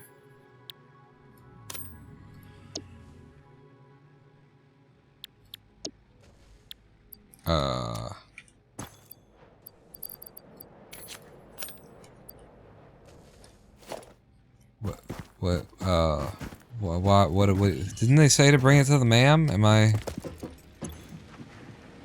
don't have to, like, break it apart in here first? Did they not? Bring it to the MAM. There's now a hard drive library. How do I put my hard drive in the hard drive library? Game?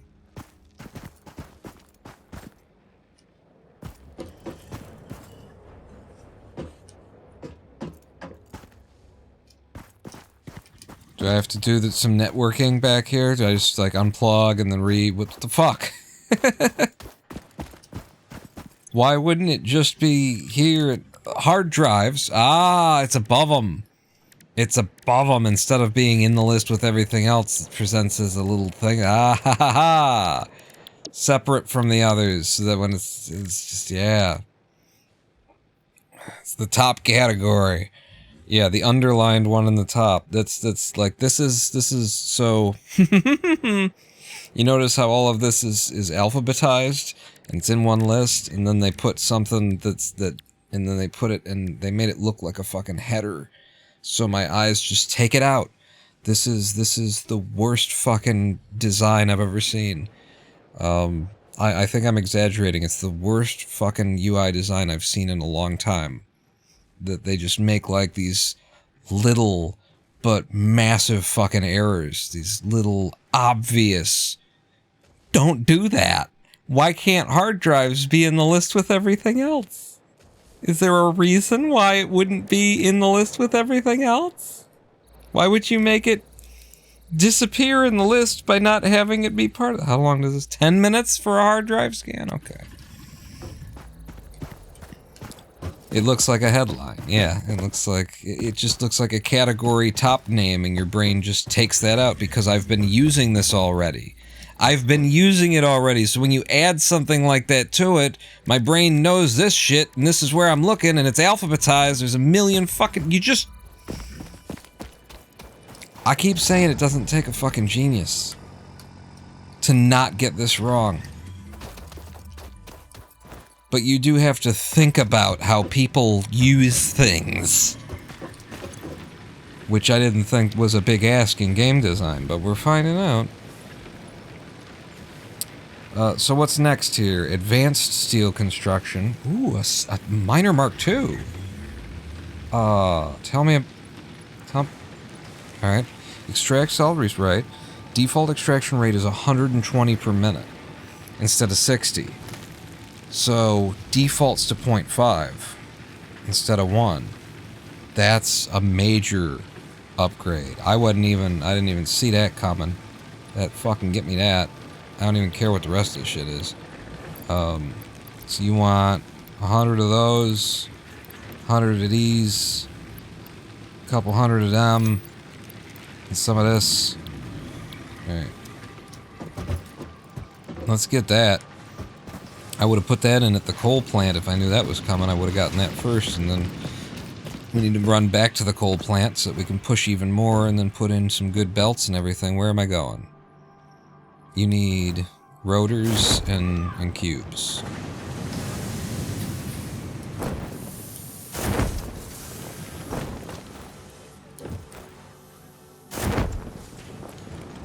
Cubes and rotors. And maybe I put some of this excess that I'm carrying back. This isn't where it's supposed to go. And so it won't be where I'm looking for it either, so don't do that. You can at least put this in the right place. Which is you and you. See how I clicked on that and it was like, you didn't click on that. You dragged that. This. And then that doesn't go there, and you need that extra. Okay. What else do I need? I got, that's it. That's all you needed for this.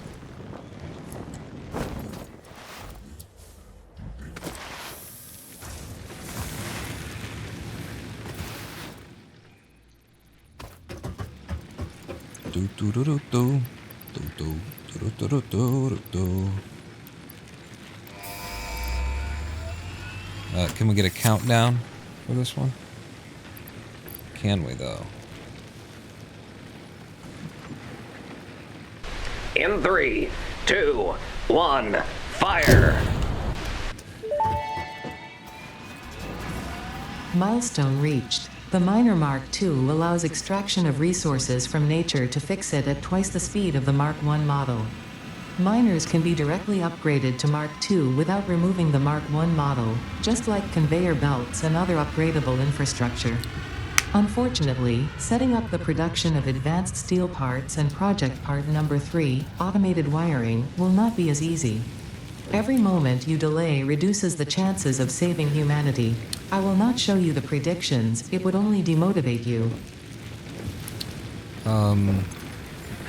It's funny that they say, just like the thing, so it's very convenient. And then my first thought as they're saying that is, yeah, It's a damn shame that the industrial storage doesn't work that way, huh? You can't replace that in place, even though it's just the same thing but taller. You're not allowed to do that. Fuck it. I can see, like, there might be something above it, so, you know, it occupies like a space. So just, if there is something above it, don't let me replace it, baby. But if there isn't, like there won't be 9,000 times out of 10. So we've got the better miners now, which we have no need for at this site. But you know where we need them, is out at the coal plant. We can produce more coal more quickly, and so I gotta go right back out to the coal plant now that we can do that. What are they made out of, though? Miner Mark II takes 2 of those, and oh shit.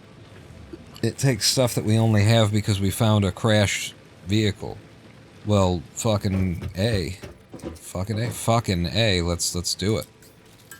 Let's take advantage of it. Having twice the speed of coal production is worth it all day long. Head on back.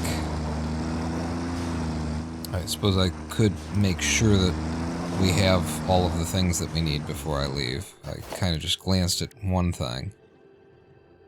We're gonna need more cubes, see? See? I was gonna drive out and only be able to make one of them. And then who would have looked foolish, huh? You. Just because generally you look foolish. I didn't want to say anything, but I'm kind of forcing my hand here. How long until we get another 2 from you? Well, you're waiting on plates. Why are you waiting on plates? We produce... Oh, right, because it's a 2.5 a minute instead of a 3 a minute thing, so that's fine, yeah. Don't worry about that, then. I can make them when we're out there. I want to make sure that I have them before we leave, so give me a crafting bench right here.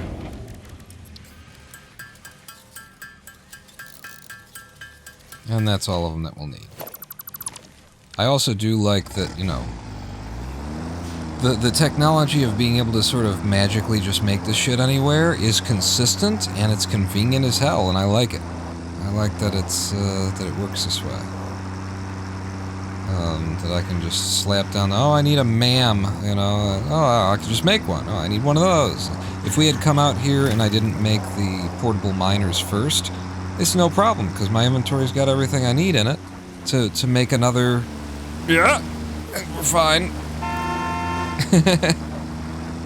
To make another, whatever it is we need to make those. Is this the right way? This isn't the right way. I needed to go up the hill. I need to go up the hill first before I turn right. Hey, bitches!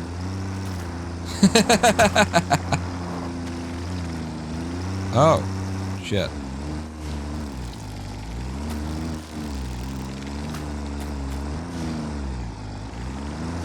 Never been stuck on a log before.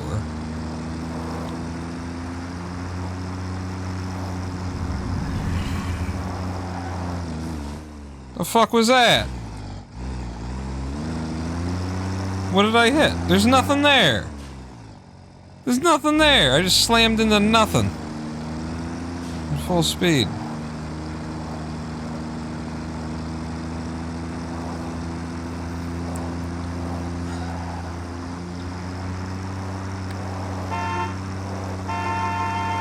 Wake up the neighbors. I'm a-comin'. Impressive.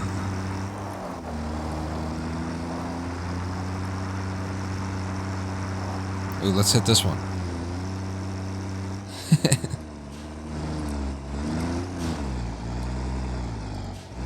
Uh-oh. Maybe I shouldn't have done this. It might have been a bad idea. I'm not sure. Fuck. Oh, I never dropped off the load of coal! Oh, fuck! Derp? How did you guys let me drive away? It's your fault, not mine. Transport, fucking tractor. Holy shit. How do we get the coal back in there now? This is gonna take a second.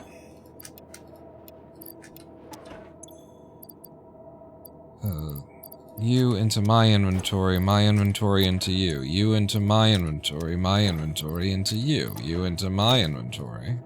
Oh, you can't do it that way. You into my inventory into you.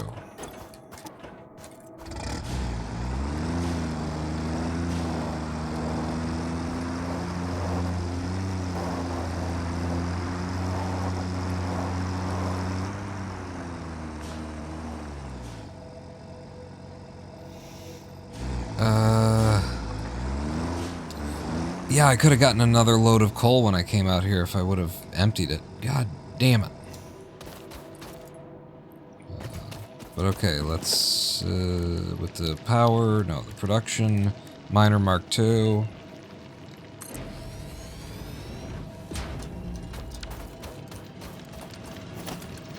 Oh, you're going in again, huh?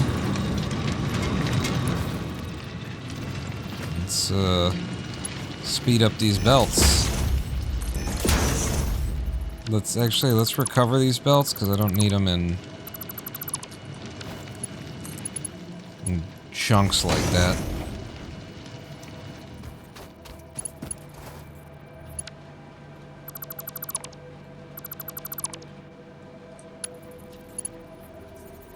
Mark II.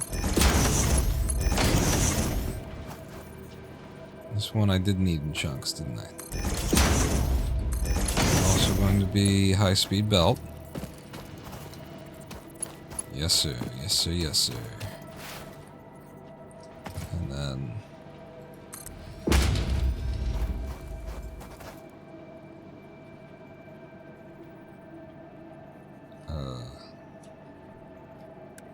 Mark II.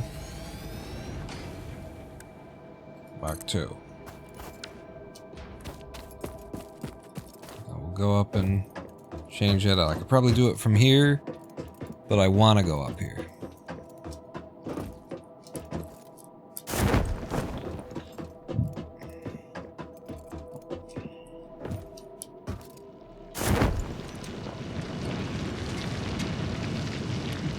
So is there a visual difference between the Mark I and the Mark II?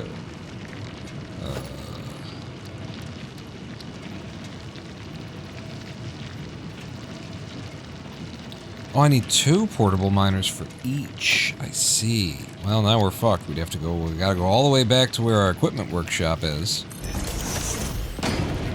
Alright, we're all the way back now. And now we gotta go all the way back out to the site. And we're here. That's what I was saying that I appreciate about this system. What was I making? We're making the miner Mark II.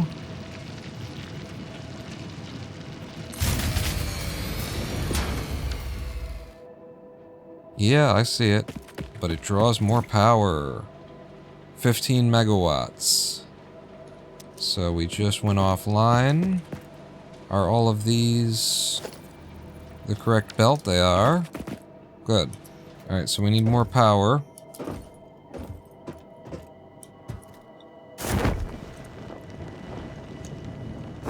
This kind of makes the zip lines that I hear you get later, obsolete. Okay, so how much did we need right before we went offline? Max consumption of 50 megawatts because we're 15, we're 30, and then there's 20 there, and that's 50. And so this is going to burn through a lot of fuel fast now, actually. Making me think that maybe we do set up a power plant here. The water's right there, the coal's right here. We need like a real power plant now, not this little bitch tits shit boy. I got all cursy about it. We need a coal powered generator, 75 fucking megawatts, bitches.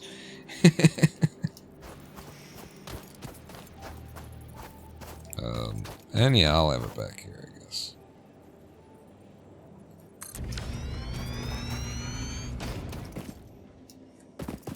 And you need water, though. Water's right here. So we will have to power the... whatever the hell it is, the... water extractor, which takes another 20 megawatts, which is 70 megawatts of the 75 it will be generating. That's perfect. And it keeps itself running. And I have all the things I need to build it, but the resource isn't deep enough. There's also mean monsters out here somewhere. How fucking far out do I got to go?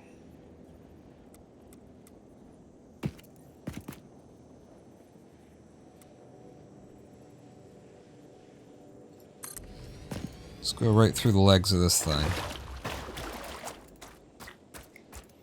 About that far. That is, yes, Ren. Ren Phoenix, too. Hi, how you doing? Sometimes I just look over and see the words and don't realize who's talking to me. So pipeline.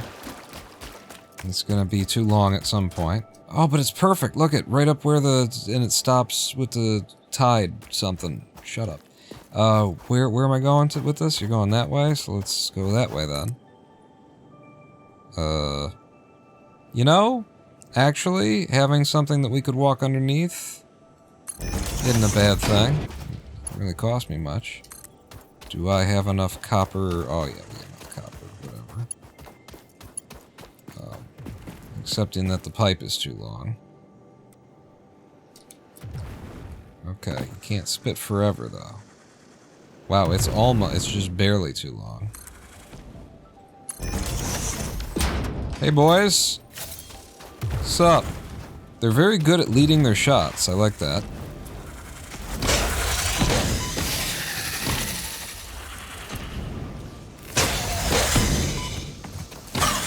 However, their like insta-turn thing, where they track you perfectly, I don't like that. I think I should be maneuvering fast enough to avoid them. Okay. Pipes. Okay, the water's there now, and then we need coal. Where can we get some coal? Shit. Is this a splitter? It is a splitter. We don't need this to be fast. We just need it to go in. Brilliant. Brilliant, brilliant. And then we just need to hook power up to that motherfucker out there. Have you got a empty pipe? You do? Wait, I'm not hooked up to you. Yeah, so you don't have an empty pipe then. Don't lie to me. It's this guy who's got the empty pipe. Yeah, wire's too long. So I've been told. That's why I started a club.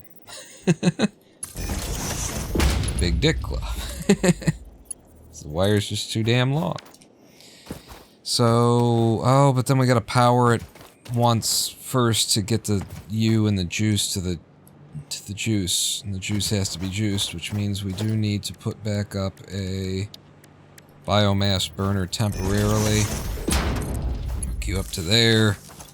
Put something in it. Turn you on. And then that's not going to be enough to power everything, so we got to break the connection to, I guess, you and you. And start you up. That should be enough to run the water guy out there, which we can monitor here.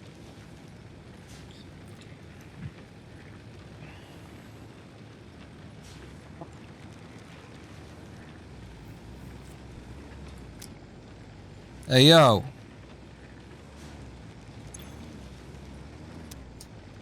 Hey, yo, sipping my mo.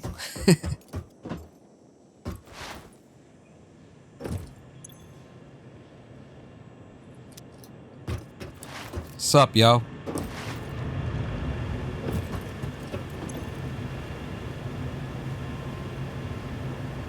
Are we in the same situation we were in before where the thing is not actually working? I'm gonna flip it on and off a couple of times.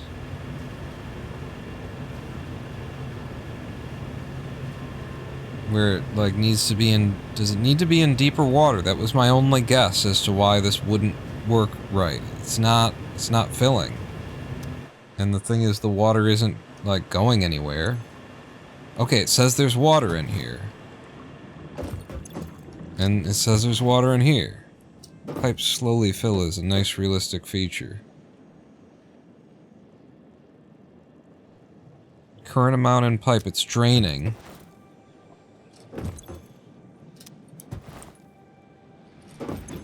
Did you finally make it? Okay. I don't appreciate it being a nice realistic feature. I mean, now that I know that this is how we do, okay, I guess. But, like, what the fuck was going on at the last... when I put in a second one... and it wasn't pumping enough water? Like, when are you gonna start filling properly? That thing isn't running. Current amount in pipe, 69.9. We're full.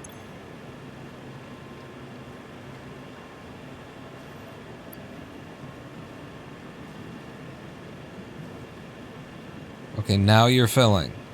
Good God, that takes a minute. That's a little too realistic for me. I want to be able to fucking do the thing and move on with my life. Stand here waiting for pipes to fill with fucking water. They're imaginary pipes, guys. Yeah, we can fire it up now, though, right?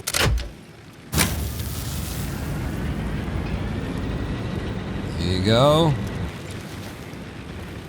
And now... I can reconnect you to you, you to you, and I can take you offline. And now it should be perfect. Our maximum consumption is 70, production is 75, so that's perfect somehow. That's how math works. It's important to have an overage. It's important to be wasting 5 megawatts of energy while you're burning carbon footprint, fossil fuel. Death by asphyxiation, planet, hole, ozone hole. Just saying words now. Okay, so now we are powering the whole system, and the whole system is running at double speed, because we're running tier 2 drills that we only are able to run even because we picked up some material that we don't know how to make, or we haven't been able to make yet. Faster. You don't necessarily need to move faster, though. From a crash site is where we got the materials that we needed to make those two. This is brilliant, this is beautiful, this is wonderful, this is lovely. And now this thing should fucking fill. Our guy must have just come by, but this thing should fill up super fast. Yeah, look at that. It's almost like 2 a second. Yeah, it looks like it's about 2 a second.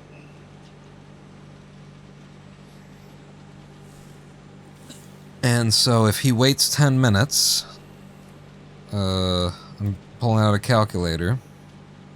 So 10 minutes, 600 seconds, times 2 is not, this isn't hard to do. Hold on, it's 1200. But it's going to get more complicated, isn't it? 600 times 2 is 1200. So you're just going to fill 12 slots of your 48 in the course of 10 minutes? He's just going to pick up 12?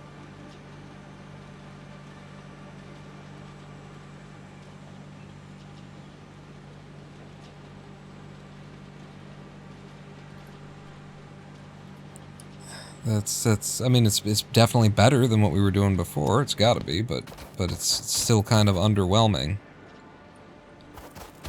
Wait a second, what are you doing? Are you not part of this fucking run? You prick. It's all supposed to be going. I was wondering why it was like there was a little gap in the line here. When I was looking at it, I was like, if this one's this way, then why is that one that way? But I was apparently willing to accept it as, I guess it's right. Okay, so that's even faster that it's filling.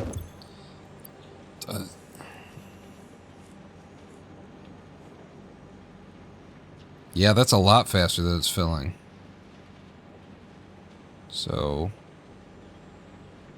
maybe 4 a second now. That's way better.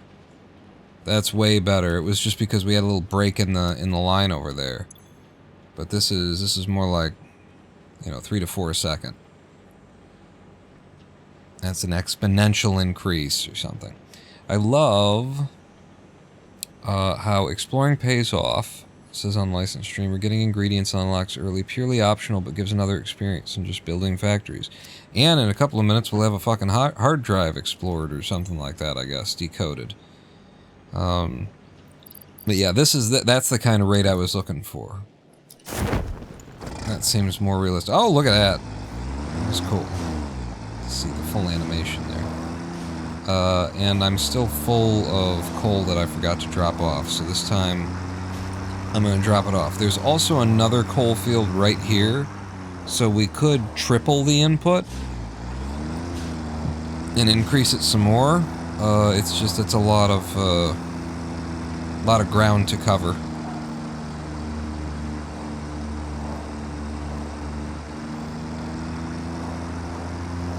And we don't have the resources for a third high-speed drill. I think when we have the resources for a third high-speed drill, we should consider making all of the...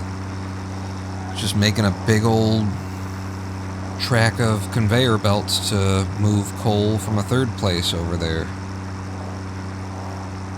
Or maybe we move where the tractor is and meet it all in the middle or something, I guess. I don't know. Yeah, I think I can just do this when I'm coming home. Because I don't need to go to the coal field myself.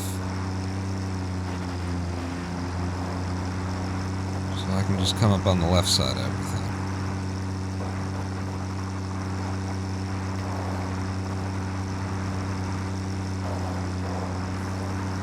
I gotta take this load of coal over to our steel factory that hasn't run in the past 2 hours or something, a live stream, because I'd let it run out of coal. And then I went and got coal, but forgot to bring it the coal that I went and got for it. This is not the way to be approaching this.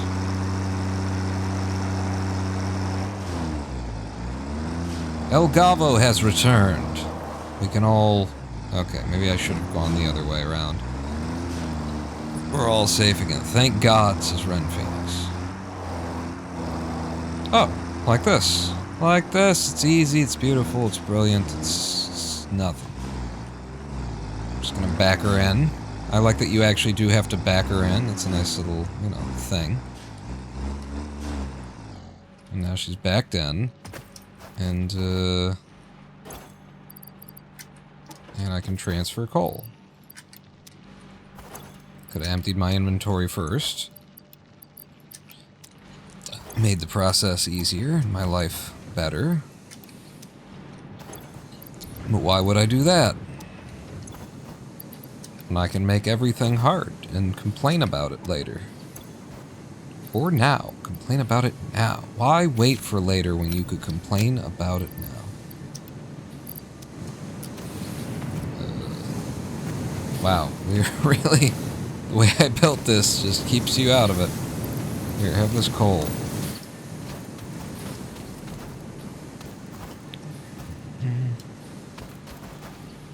You haven't backed it in since the 1987 incident. I mean, I always back it up, back it in. Let me begin.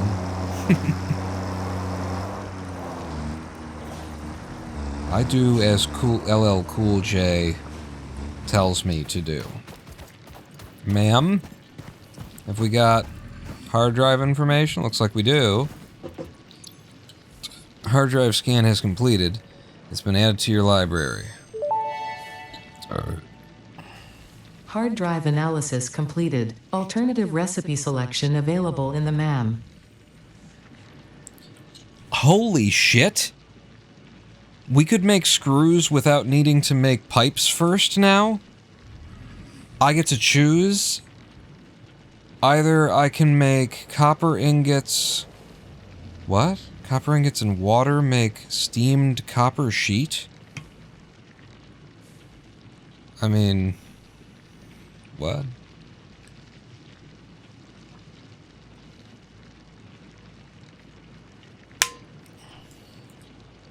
Like, I haven't even needed much copper sheeting yet, and also it seems to make pretty quickly, whereas this is something that has to be made into something and be made into something.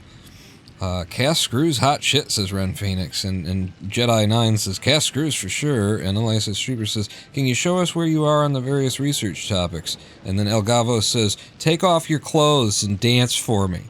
Oh no, I said, I prefer the Ice Cube scale of how good your day was.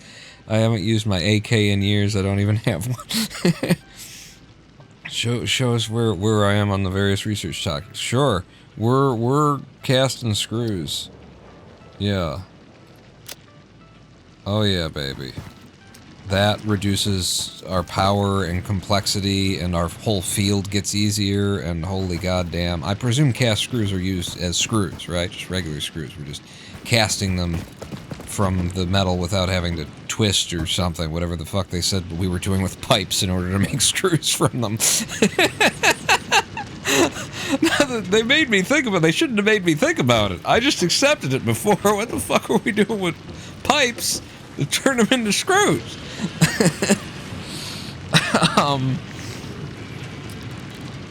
What am I doing? Shit. You wanted me to show you where I am in research. Okay. So alien megafauna, got it all, got the DNA stuff, and then we haven't done anything down here. Alien technology, I have found Mercer spheres and summer sloops, but I haven't found any SAM, so I don't think these are possible without SAM. Caterium, I found it, but I haven't delivered enough to do anything with from there. Mycelia, we've gone down to fabric, and we've gone down to making the parachute. And then none of this stuff. Nutrients, I still haven't seen any pale berries in the desert. And I haven't unlocked the nutritional processor, which I guess I could do pretty easily now. Power slugs, you know, I can scan for them at this point. But, oh, I can't scan for them at this point? I can scan for them at this point? Is a thing I could do? Power slugs extract latent energy from their surroundings to sustain themselves. By tuning the object scanner to the particular potential energy signature, it is now able to locate them against the background environmental static.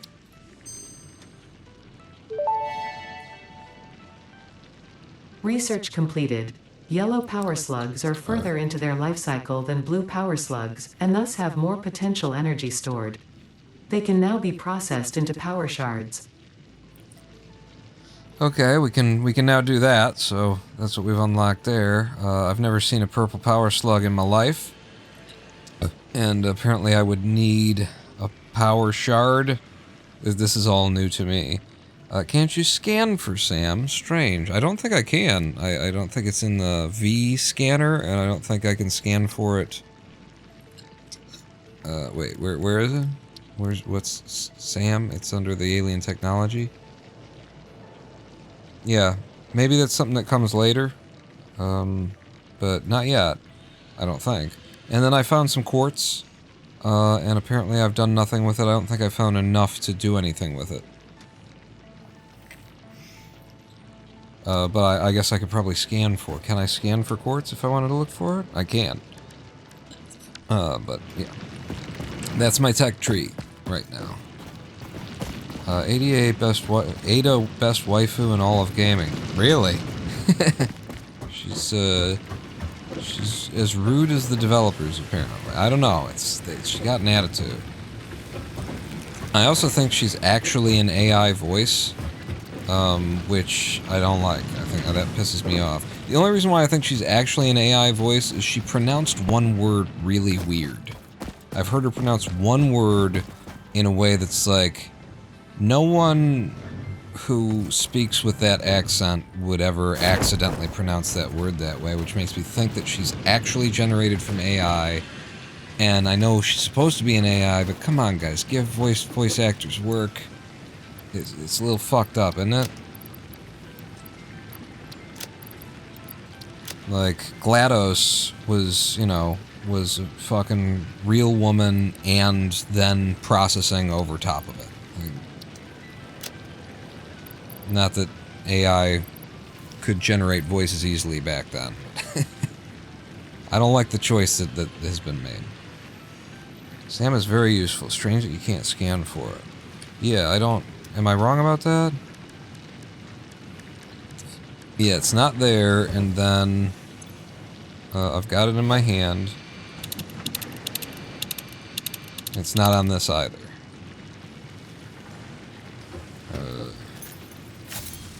H. Oh, wow, you're full, huh? A lot of this is just iron ore, though.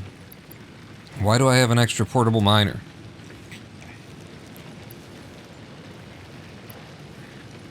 Do you recollect the one that you... That's weird. I had to make one in order to put down the drill, the second drill. But now I've brought one back. So...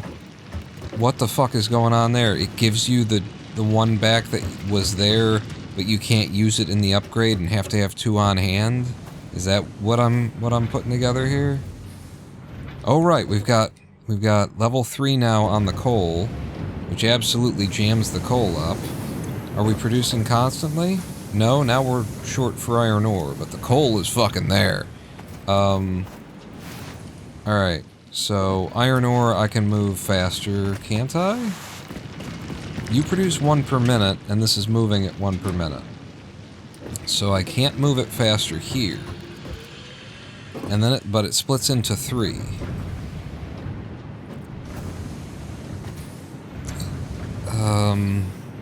I don't think it will matter if I increase the speed of the outputs. It won't, will it?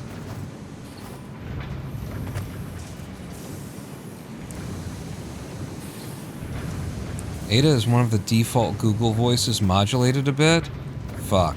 Fuck these people. Fuck these devs. Employ somebody, you fucks.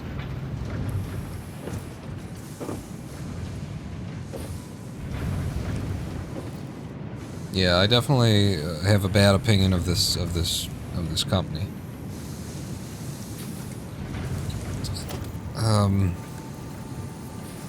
I guess we can find out. Math don't work out for me, but let's see.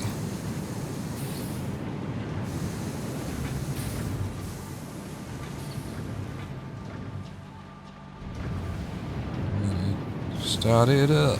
Whoo! And down to 1. No, see, and then it went offline because we didn't have enough. So it doesn't matter if these are coming in faster. Although it will if I can put more ore onto this line. And I absolutely can. We're not using all the ore that's coming out of here if I just, if I pack it up. As a matter of fact, I could just be taking it from here.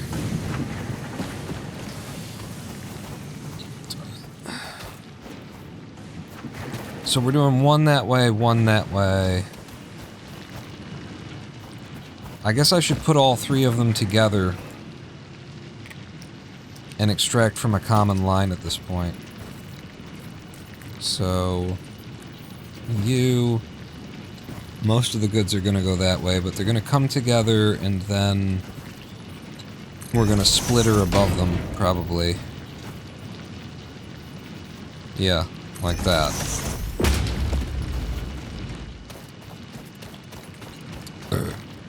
So, break your line. break your line.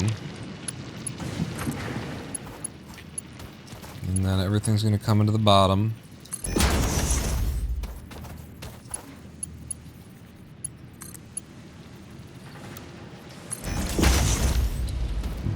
Like that.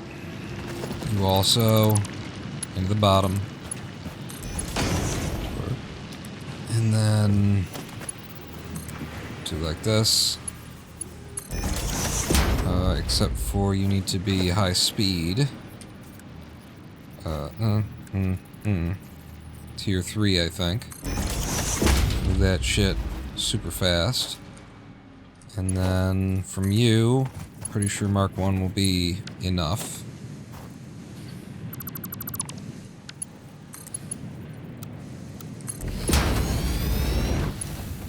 And then...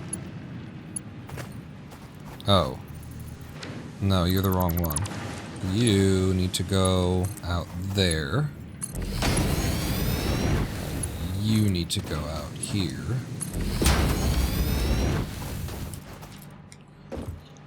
And then this guy needs to be Mark 2, maybe Mark 3. I don't know if I've got the materials for a big Mark 3 line, but we're about to find out.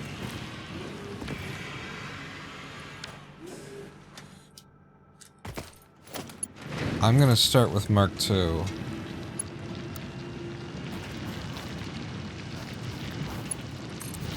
Is this okay? Why were you yellow? Because of that? It's fine. And then you. Mark 2. Mark 2.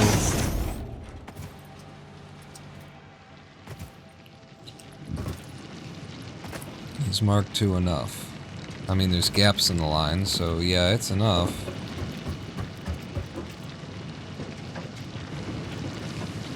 And you guys are running at the speed that you need. Mark 1 is correct for those coming into here. We're splitting them, like this is about, all this stuff is gonna back up and jam this, and then a lot more is gonna go that way. Is what's gonna happen. I don't know why the one direction that oh, it's because you're faster. That's the thing. But this stuff's gonna jam. And this is how we're gonna make sure that it jams. Just get this goddamn iron ore out of my pockets.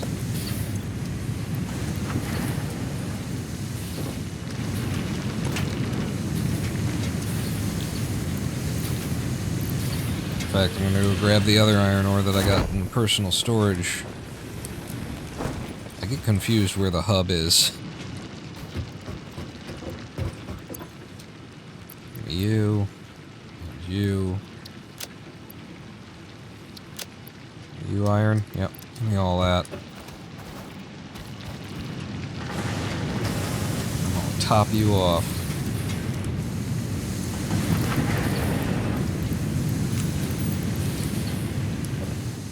Okay.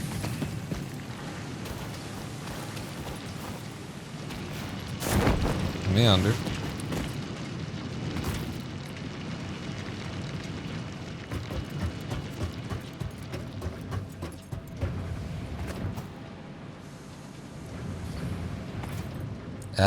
Alright, that's starting to jam up a little now. Maybe.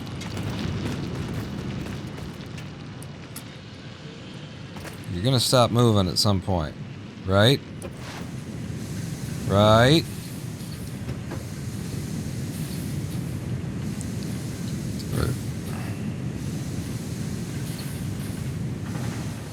No. No, you're not.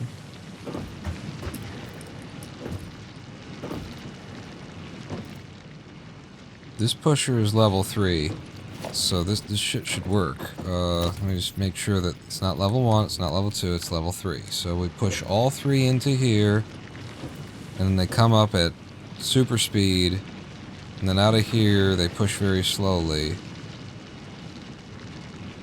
I mean, it was backing up before. Why isn't it backing up now? They were stopped. It's doing it. It's getting there. Look it. Now it's getting there.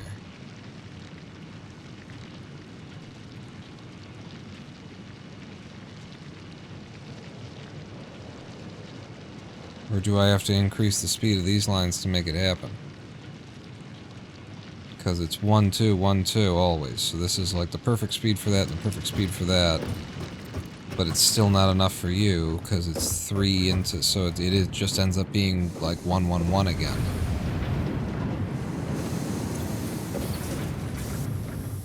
But they were backed up before.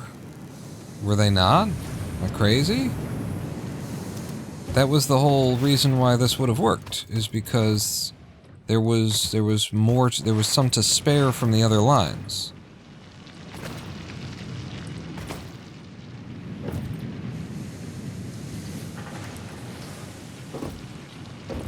I'm gonna do this. I don't know why it would work.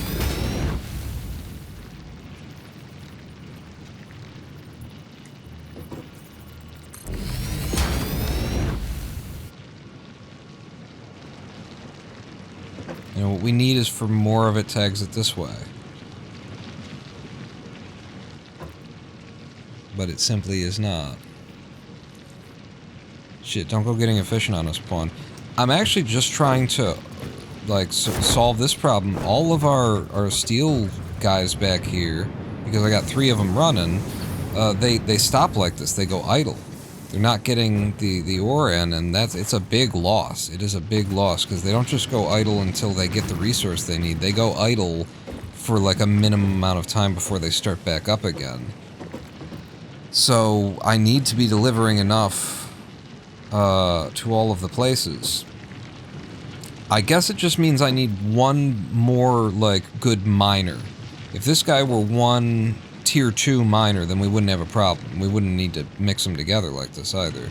But I like that it's like this. So we need to upgrade one more, and in order to upgrade one more, we need to make something that we've never made before, which is encased industrial beam, which is actually cheap and no big problem. Jesus. Perfect ratios of small rounding errors. I didn't realize that it would be this easy to make the encased industrial beam. That's just a thing that come over here and make some of. I thought we were really getting a bargain. I need another one of you. But there's one that'll come out of there, apparently. What about the one that comes out of there when I upgrade it in place? This shit's ridiculous, yo. Me, you. Me, you. And then Miner Mark II. And now I don't have enough modular frames. I didn't notice that. So that's just an error, right? That's a bug. That is a bug. There's no way that that's intended, that you should not be able to use the one that's already in there and you have to make a second one and bring it, but then you end up with the one that you made before. That's just stupid. So that's not intentional. That's just oops, right? I'm fine with it if it's oops. If it's a choice, we have a problem. This was someone's idea.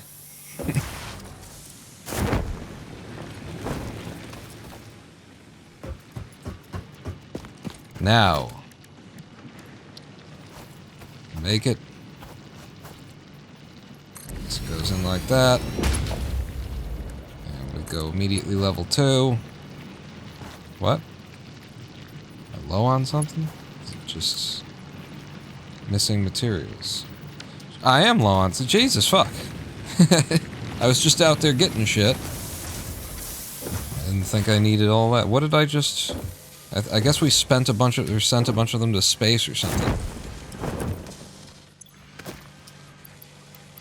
Oh, I don't have any in my pockets. Like that. Try and make sure I got 200.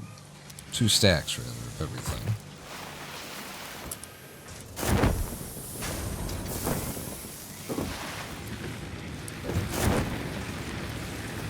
Alright, sometimes this being cute with the movement stuff is, backfires on you. You.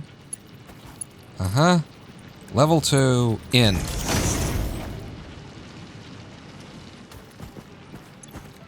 Oh, you probably need to be hooked up with power now again. I'm also gonna put the ore in you. And where was your power coming from? That.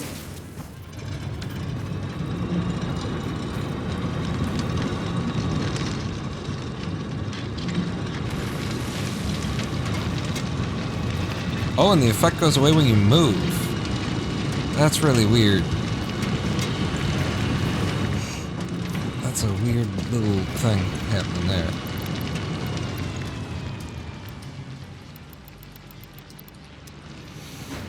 Okay. So how we doing now? Like, there's a lot more going that way.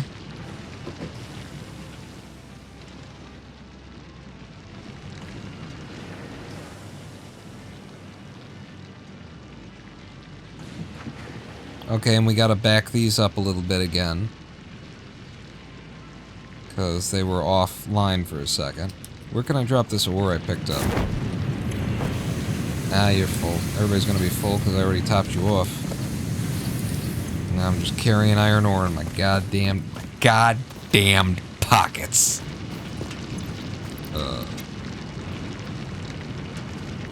Yep, in my goddamn pockets. At least I can get it down to one stack, right? There you go. Alright, how we doing? Are we able to keep our furnaces on now? Not yet. You always put it in the trash can. Iron ore is worthless. Hey. You mean in the toilet?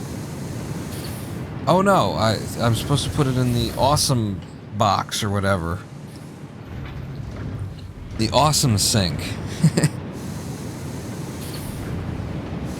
Come on. Come on, baby. Come on, baby. You can do it. Look at it. Look, now it's coming full fucking force. That's what I wanted to see. That's what I wanted to see. Now is it fast enough? Every 4 seconds we need 3. Come on. Suck on my fucking cock, come on.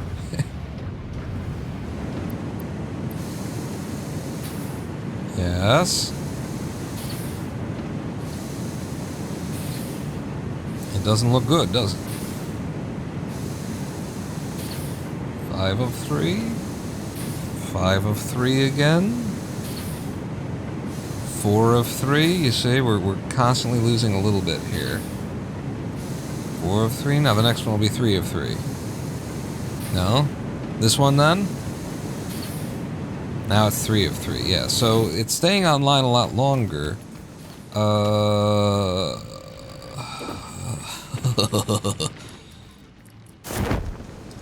don't think there's any reason why these need to be level 2. So let me just change these conveyor belts back to normal.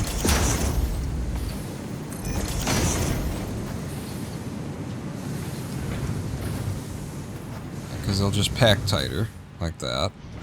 It's fine. It's not overwhelming the belts. I just need a little bit more, and I can... It's down to whether or not we have extra over here. See how these are stopping? That's what I need to see, and that means we do have extra, and that means that I can go to level 3 on this belt.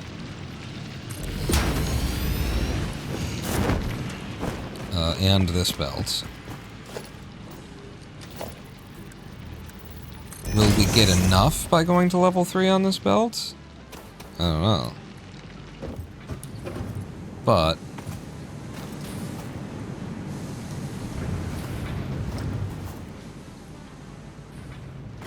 it's looking good. So that being a level 3 belt and terminating into 2 now, I think we're backing up now. Should be stacking up and backing up. Started at 4 of 3. Staying at 4 of 3. 4 of 3 still. 3 of 3. Son of a bitch.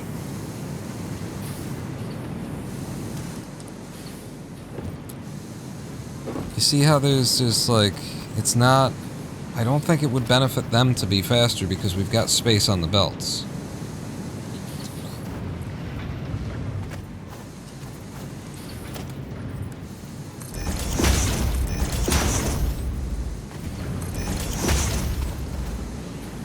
Yeah, see, it just spreads them out more, but they still arrive at the same amount of time. Hey! Hey, though. Am I wrong? Or was I just looking at it before it changed? 9 of 3. 9 of 3. I think it just shut down and it took in more. That's the idea there. Yeah. It took in more because we've got more coming, now that it's 3 of 3. Now that it's Mark 3, rather. The belt is Mark 3. I don't think this helps any. And I hate to be, you know, wasting materials in places where they aren't benefiting us, so I'm gonna do that. I think the middle one is filling up faster because the belt is shorter.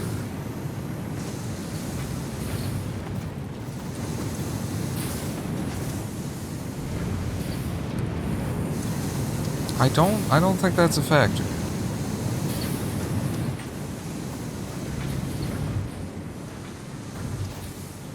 Yeah, because they're over-consuming. We have done a lot to keep these things online longer. They are definitely more efficient now than they were before.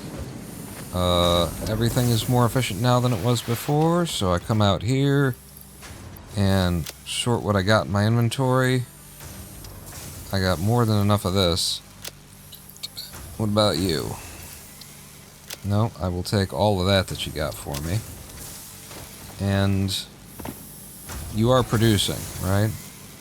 I got 2 of you guys making. Now I need more coal. Oh, you're right. Need another full run of coal.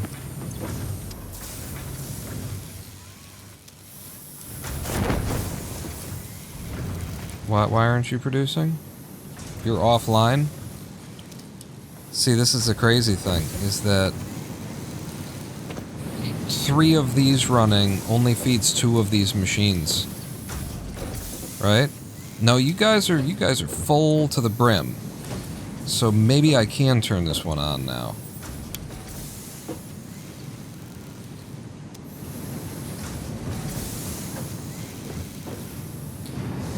Alright, how we doing on coal? We're empty. And you're running low. So let's go see if there's any coal to be had over at the power yard. Where's my car? Is it on the other side of everything? Yeah, it's right there. Tractor.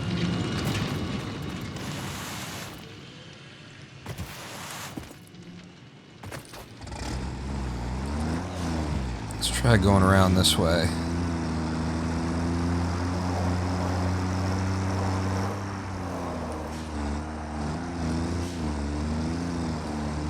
Oh yeah, and there's more iron that we could be taking from over here to overwhelm the system. It's very nearby.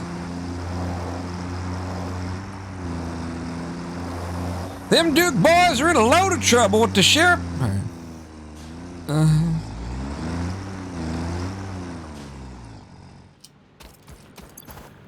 Oh yes. Yes, yes. Oh yes, indeed, yes.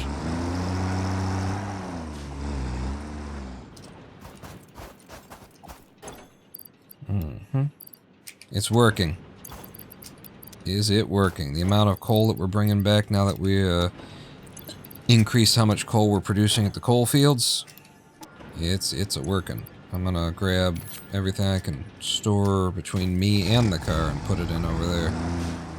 If it'll hold it.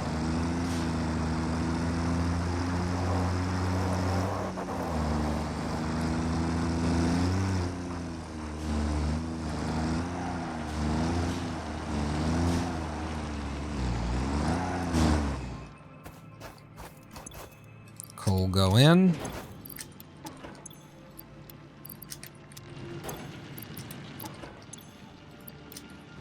We're gonna need a bigger boat.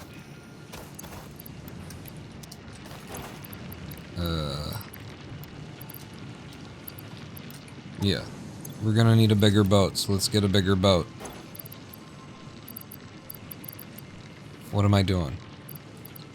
Which direction am I going to and from right now? There we go. We need a bigger boat. Let's have a bigger boat.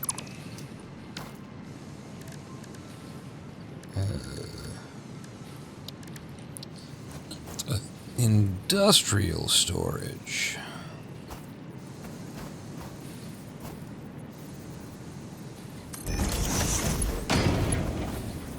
Wait, can I actually make this attach? If I do it right. Give me you. You. What? Oh no, that is right, okay. And then hit E to go to the bigger one. Can I actually attach you to the port? It doesn't look like I actually can.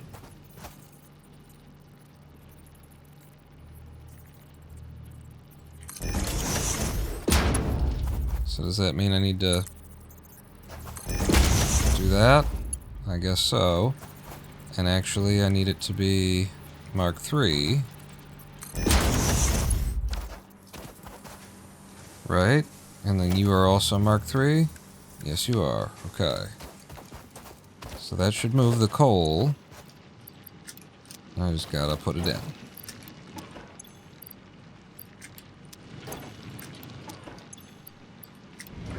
How many automatic trucks do you have on the road? Just one. Just one, and I've got him delayed so that he only goes once every 10 minutes.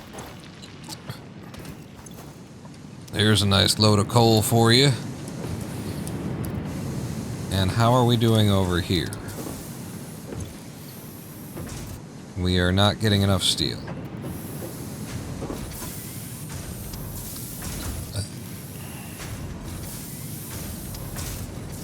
Which is why I had this offline in the first place. Because it just doesn't get enough steel. With 3 of these damn things running. Ah, but you aren't Mark III. I don't think it's going to help.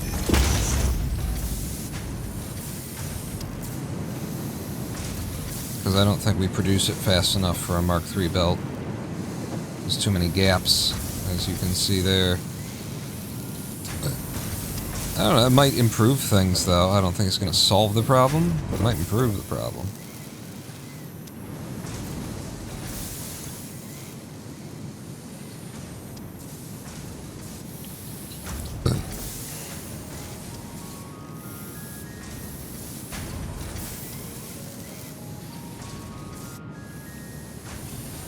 Yeah, and these actually don't have a delay when they, you know, receive the resources. The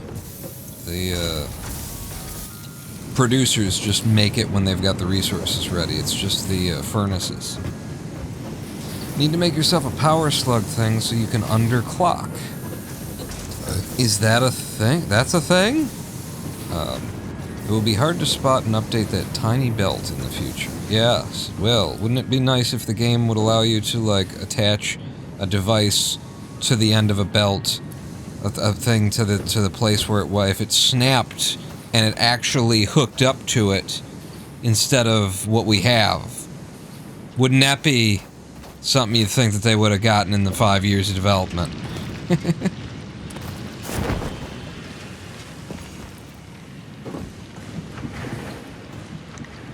Bet you'll forget that tiny belt in the lift attachment.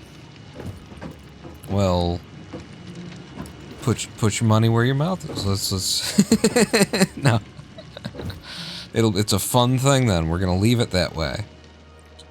So that someday you can be snooty and be like, see, you forgot it.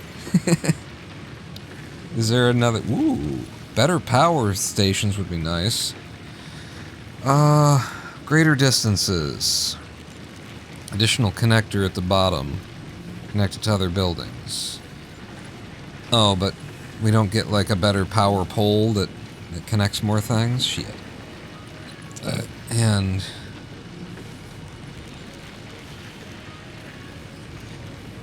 includes a ladder and platform for improved utility. Oh.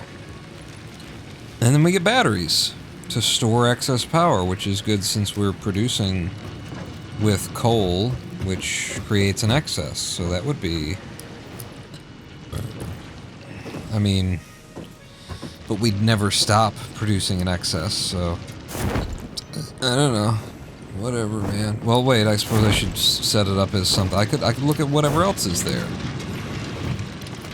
Since I don't fancy that.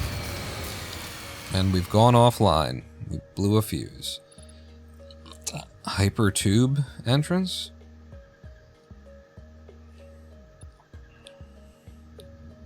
Transports employees? Oh. Hello. That's cool. A tube that you throw yourself in and end up at the other end? How did we blow a fucking fuse?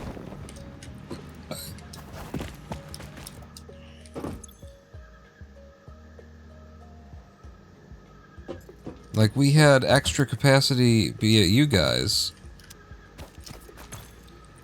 that should have been enabled as well. We had a consumption that reached our production line, but that just should have kicked on our excess dudes. Why didn't it?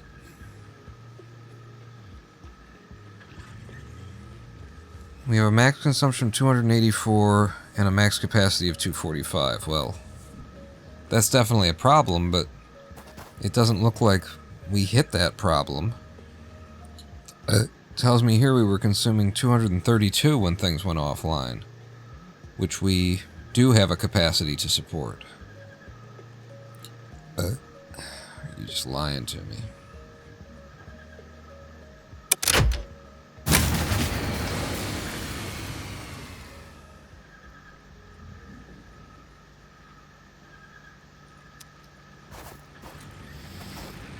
Alright, you pricks. Give me this.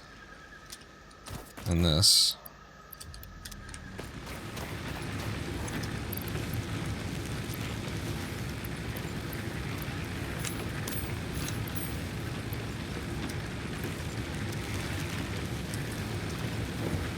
In fact, no. Make it just an even 100.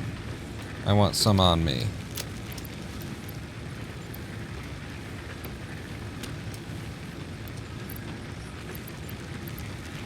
Split the stack, and then you can have 100. You can have 100.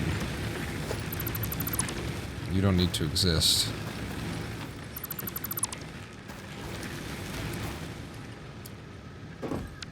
And then, wait a second. You guys pipe into what? That. There you go. So tie that back up to the system, giving us an excess capacity of 60 megawatts now. And it's still not enough. Batteries help equalize loads around peaks to not blow fuses.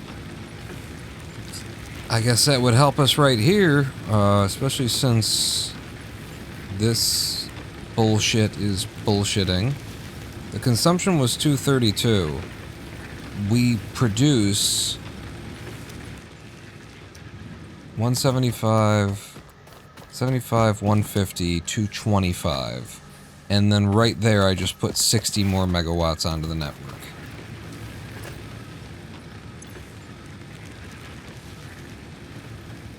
So we basically have a capacity of 300. Right? You say 245.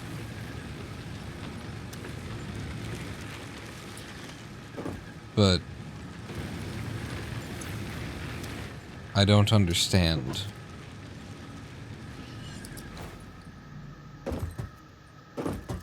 And we're at the end of this live stream, and my brain is starting to fizzle, I can tell. So we do really need to wrap it up. Let's get batteries. Yeah, see me walking around like a moron? So how many of these do I need? 50? We're gonna need some water too. Completely out. I could chew gum to keep my lips moist anyway.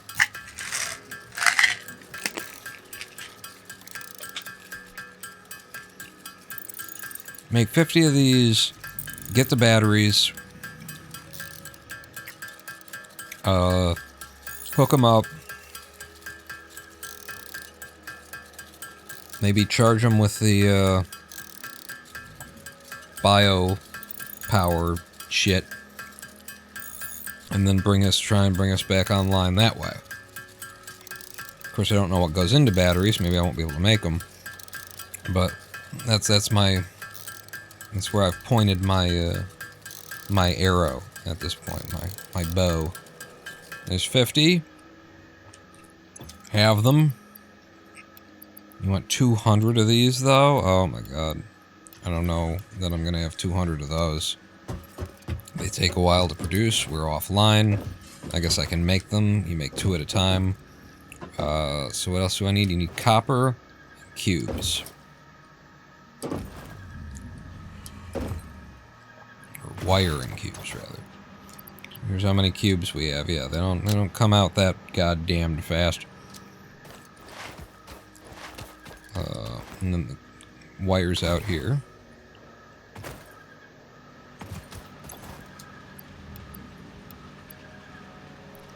So I need about that much. And if I'm going to have to make cubes by hand, then I want as many plates as we've got. Reinforced plates.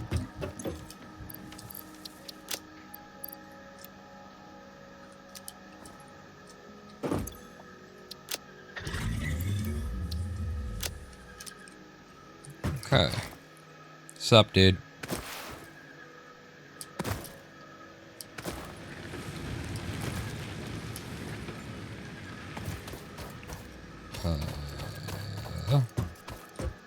How close are we?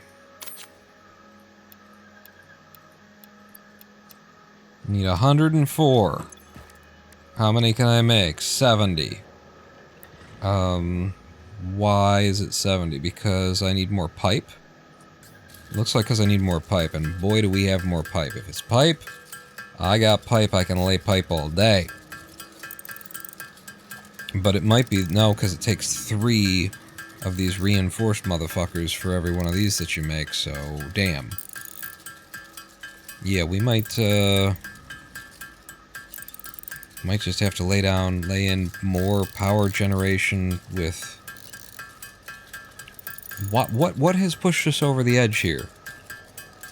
That I turned on one machine that wasn't on before? Like, we didn't put in any major machine. I guess it's the cost of the, One of the costs will be that we've got a better drill now that costs more megawatts.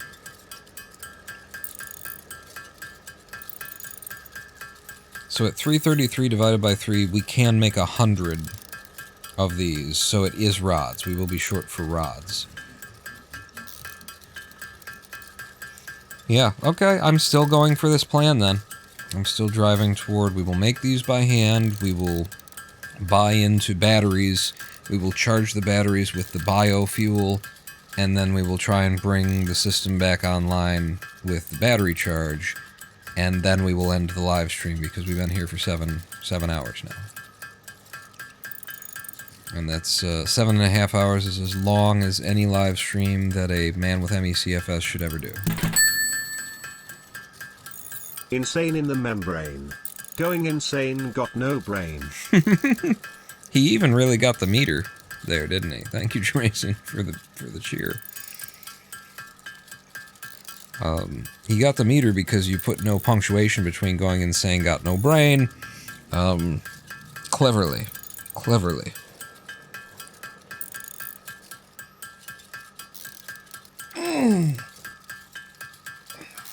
I had a moment when I was a kid with another kid on the bus when that song was, out and new and popular, where I was sitting there saying, I think we were arguing over the title of the song, but we weren't really, but he was, but I wasn't. Or maybe I played it off into a joke because I don't know.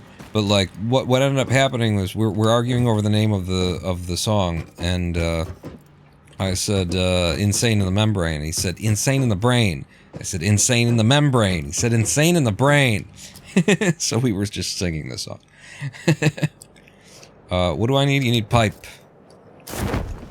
Pipe. Pipe, pipe, pipe. Pipe.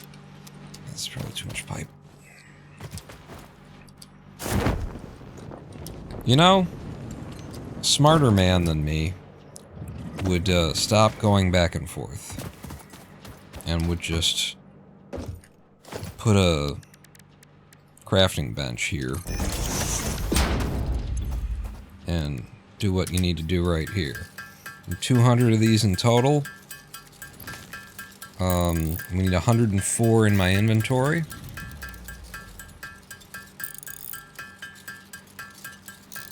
So we almost there. Your machines had breaks before. Now they work constantly. They are in a consistent state right now, anyway.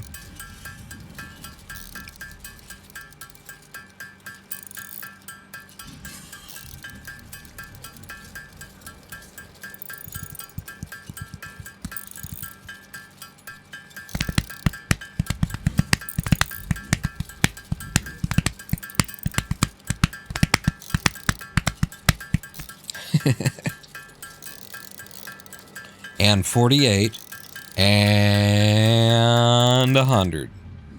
We need 104 upon. It was a nice round number. We had to stop on it. We had to appreciate the nice round number. Okay, 104 in my inventory. Spoon Man, come together with your save me. Yeah, I could get a pair of spoons and knock one out for you.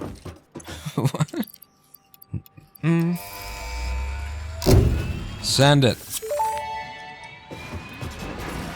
Milestone reached. After several pioneers started exhibiting traumatic responses to power blackouts, Fixit developed mitigation tools recommended by your local therapist. Power storages can hold excess power to delay or prevent blackouts in the eventuality that your factory's power consumption exceeds production. To simplify, these are rechargeable batteries. Power towers carry power lines for significantly greater distances than poles, facilitating factory expansion and exploitation of this environment for the good of Fixit and humanity. Wait, 10 of what and 5 of the what? And who? So we need 10 of these for each battery, and then I'll look and see how much each battery stores. And what its discharge rate is, I guess. That would also be a thing. How much do you store? How much do you provide to the network potentially at any moment? So 10 of these. And 5 of these. Should be out of concrete and steel, huh? If we went into full production on this stuff. The steel plant is just, it's so hard to get up at any real speed. Power storage, capacity of 100 megawatts, maximum charge rate is 100 megawatts. So it can just release its entire capacity at once. What the fuck is this made of? It's a capacitor. It's not even a battery. It's a... No, maximum charge rate is 100 megawatts. You could store, and maximum discharge rate is unlimited. Holy shit, it can just release it all. Store it and release it all. So then this is made of graphene, apparently. This is a graphene battery. You know the amount of heat if you just pushed all of that into the 100 megawatts at once? You know how much of it would be lost to heat? So yeah, no, we can have our battery, like, deal over here. And we could have it at the storage field. But this is like our backup power area. It has been until now. So let's throw down a battery. Is there a front to a battery? I just kind of threw it down. Both sides have a an indicator. I love that. Can't wait to see that charge up. So you guys are... I don't know what the fuck's wrong with you, actually. I'm gonna break this. This was the plan all along. We break this line, and then I hook you up. God damn it with the weapons in my hand. Get the weapons out of my hand. You. Okay. Powering.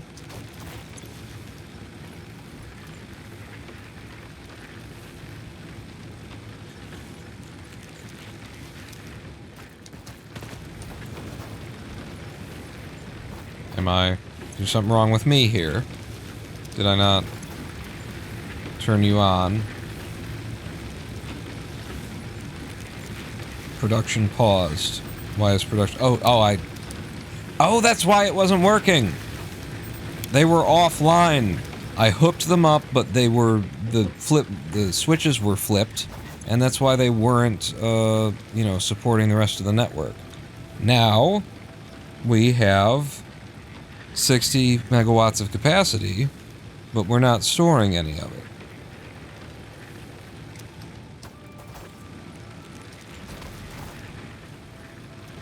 Why are we not storing any of it? Why are we not pushing the excess that we're making into... Do I need a draw on the line in order for the battery to work? Is that a thing? I also need to have a draw? Maybe? Now that they're on, we might actually be able to get the system back online anyway.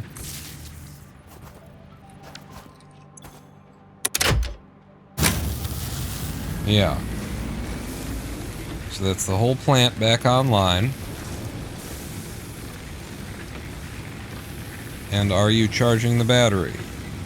It looks like you have to have a draw in order to charge a battery. So, that's also wrong. But thank you, I guess.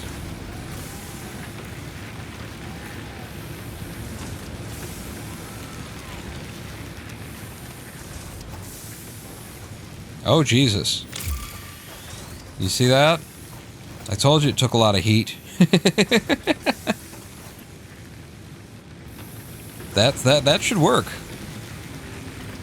That should work, and the question is, like, how often will we even be using this? Because the bio things only turn on as they are needed. The arrow on the right on the power menu will show details on the battery. Oh! Okay. Got 0.2 megawatts stored, so if you divide by mega, then how many watts is that?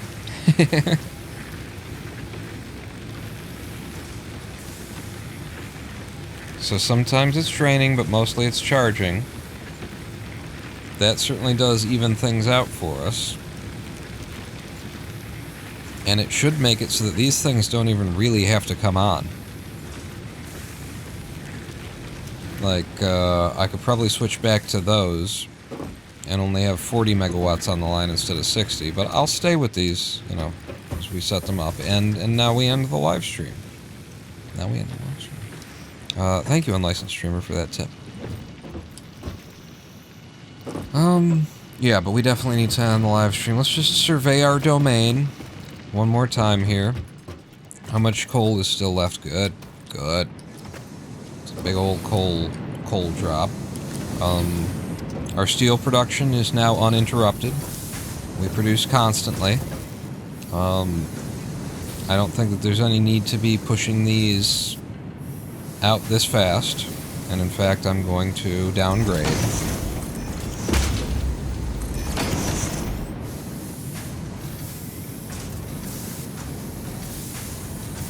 Because the rate of manufacture is the thing, right?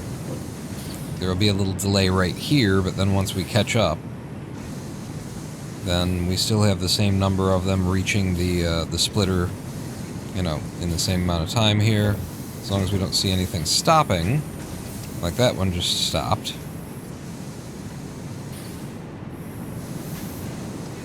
It should probably work.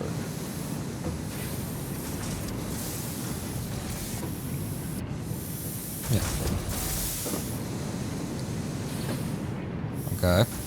And then over here, it's a bit of a problem. We've got these machines online, but they simply can't keep full. There is a small delay that we see at the end of every one, but it is a very small delay, and this is the place where you want the delay. If it's got to be somewhere, then it wants to be in production, not over in the you know, making of the alloy. That's where the thing, like, shuts down for several seconds. These delays are... they're just delays. They just... until they get the rest of what they need. And then this one's always on, right? Because it's just, yeah. It's a much faster production cycle for those. Which is why when we look in here, we see we've got a lot more pipes than we do steel beams. But so we're making pipes, we're making steel beams, we have a... we have an automated coal delivery that we set up today. He's on his way back right now with another load of coal. We are on to Tier 2 mining. We've got our first battery ever. We pushed past my gameplay on my local play here today. We learned stuff that I've never seen before in the game at all. Come on back. I hear you. Oh, he slipped right past me.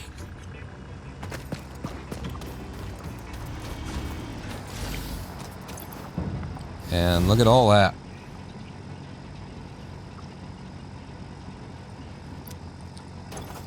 Cool. Look at all that. In fact, I'm gonna, like, fill my belly up with that, and I'll walk some of it back over there. So, yeah, fully automated power generation. This dude only makes a run once every 10 minutes, and look at how much he's bringing back. So much that, that he probably needs to be slowed down. Or, you know, what would be nice to set up is to have automatic delivery of the coal to over here, so that I don't have to be involved in this process. But I don't know how, you know, whether we would do that with just pipe it over with, you know, conveyor belts, or have him do a second drop off over here, if that's possible. I suppose it would just be conveyor belts, right? Take it out of there, maybe we move that to, like, over here or something like that, split it between the two sections, send half of it one way, half of it the other way. That's all for next time, though. We also perfected our little iron setup here, which is to say that I don't think that there's any downtime. Yeah, everything's backing up everywhere, including the screws. We had a problem with not getting enough screws to this machine at one point, and to this machine, I think. And now we're getting screws everywhere. And it's not just by brute force, it is an elegant use of screws, I think. Oh, but we're waiting on iron rods now. So now the rotors aren't getting made for want of iron rods. And that will be for the fact that we're sending too many of them off to storage. And you know what? As many as we've got in storage, fuck sending any of them to storage. We're good on iron rods for a minute. So keep this machine going, if you don't mind. Here, I'll help you. There you go. 200 iron rods to sit and spin on. That'll keep the rotors being made at a decent rate.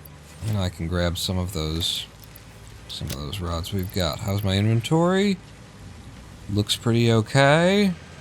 Did I ever get a third? No, I don't have a third slot for hands here. I remember seeing that in the MAM, that something that I could do over here gives me a third slot. That'll be how we end the live stream. I believe what I needed was like a shit ton of cable, maybe, for that? The danger of Satisfactory, there is always just one more thing you can do. Yep. I think I needed like 1,000 cable for getting a third slot, which I have not had in my offline gameplay.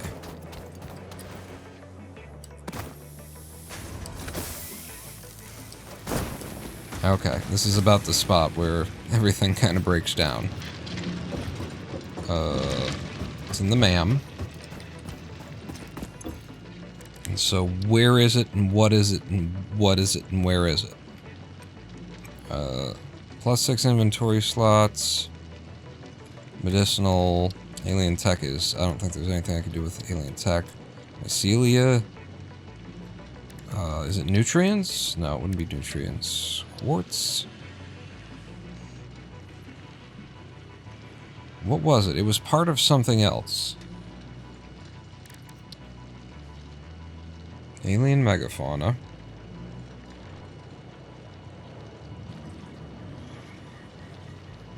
Oh, it's all the way down here, and I haven't even gotten to there. +1 hand equip. That isn't the one, though. There's something else, isn't there?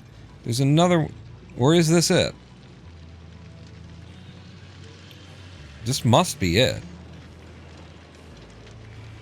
And I would need to research... Oh!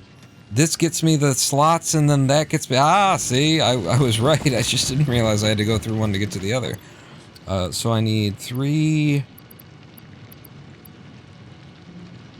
3 of these. Let's use the spitter, since it's the thing we have the most of. Where'd it go? Oh, shit. Can't restack it on. There it is, okay. And then I turn you into proteins. So 3 of these. Wasn't that, it was megafauna. There we go. More inventory. Pocket dimension significantly expanded. I worked all afternoon, analyzing the transdimensional confibulatory permutations of alien DNA to achieve this. We are all doing our part for Fix-It. Okay, and then I need 5 more. I could have grabbed those out if I would have known. 5 more, split, take, you, and then I make that from the protein. So first I make the protein. Then I make the capsules.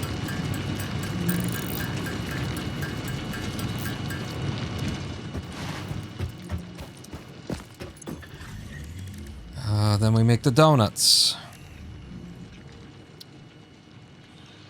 500! Oh my god! I didn't see that we needed 5. I thought we needed 20 some.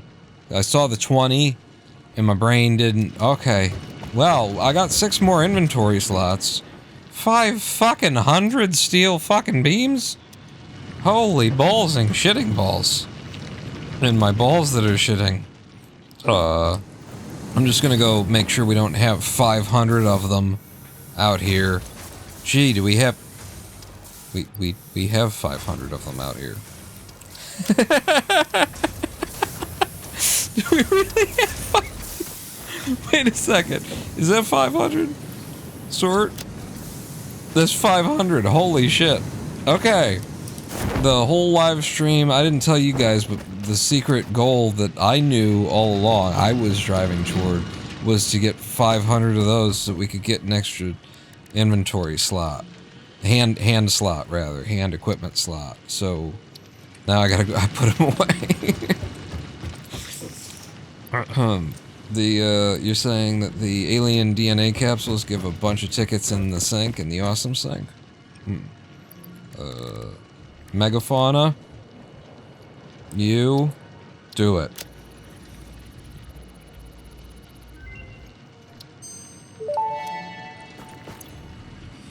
Tool belt expanded. No alien organisms were harmed during the creation of this tool belt. Yeah, baby. Alright. Now I can hold all of my holdables.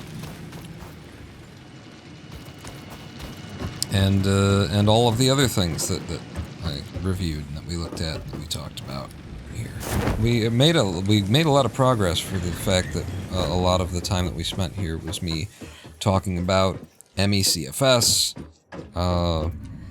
and Physics Girl, and cluster truck speedrunning stuff. We actually did make quite a lot of progress today. And look at my domain. Survey it. Check out my neighbor, too. Can I land on you?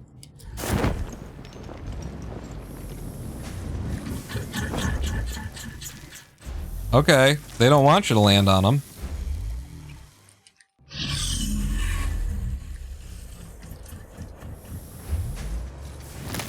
Oh, thank you for standing up taller. Can I get on top of my my space elevator? I can. With a little help, my friends, gonna get on top of the space elevator. Ah! This is where we end our day, right here. Good night, all. We'll save the game as end of live stream 3.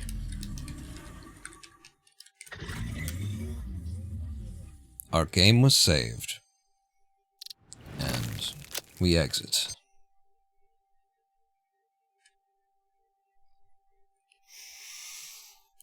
Seven hours, 29 minutes. I got 50 seconds to get out of here or else I broke my rule. I am the Ronin Pawn.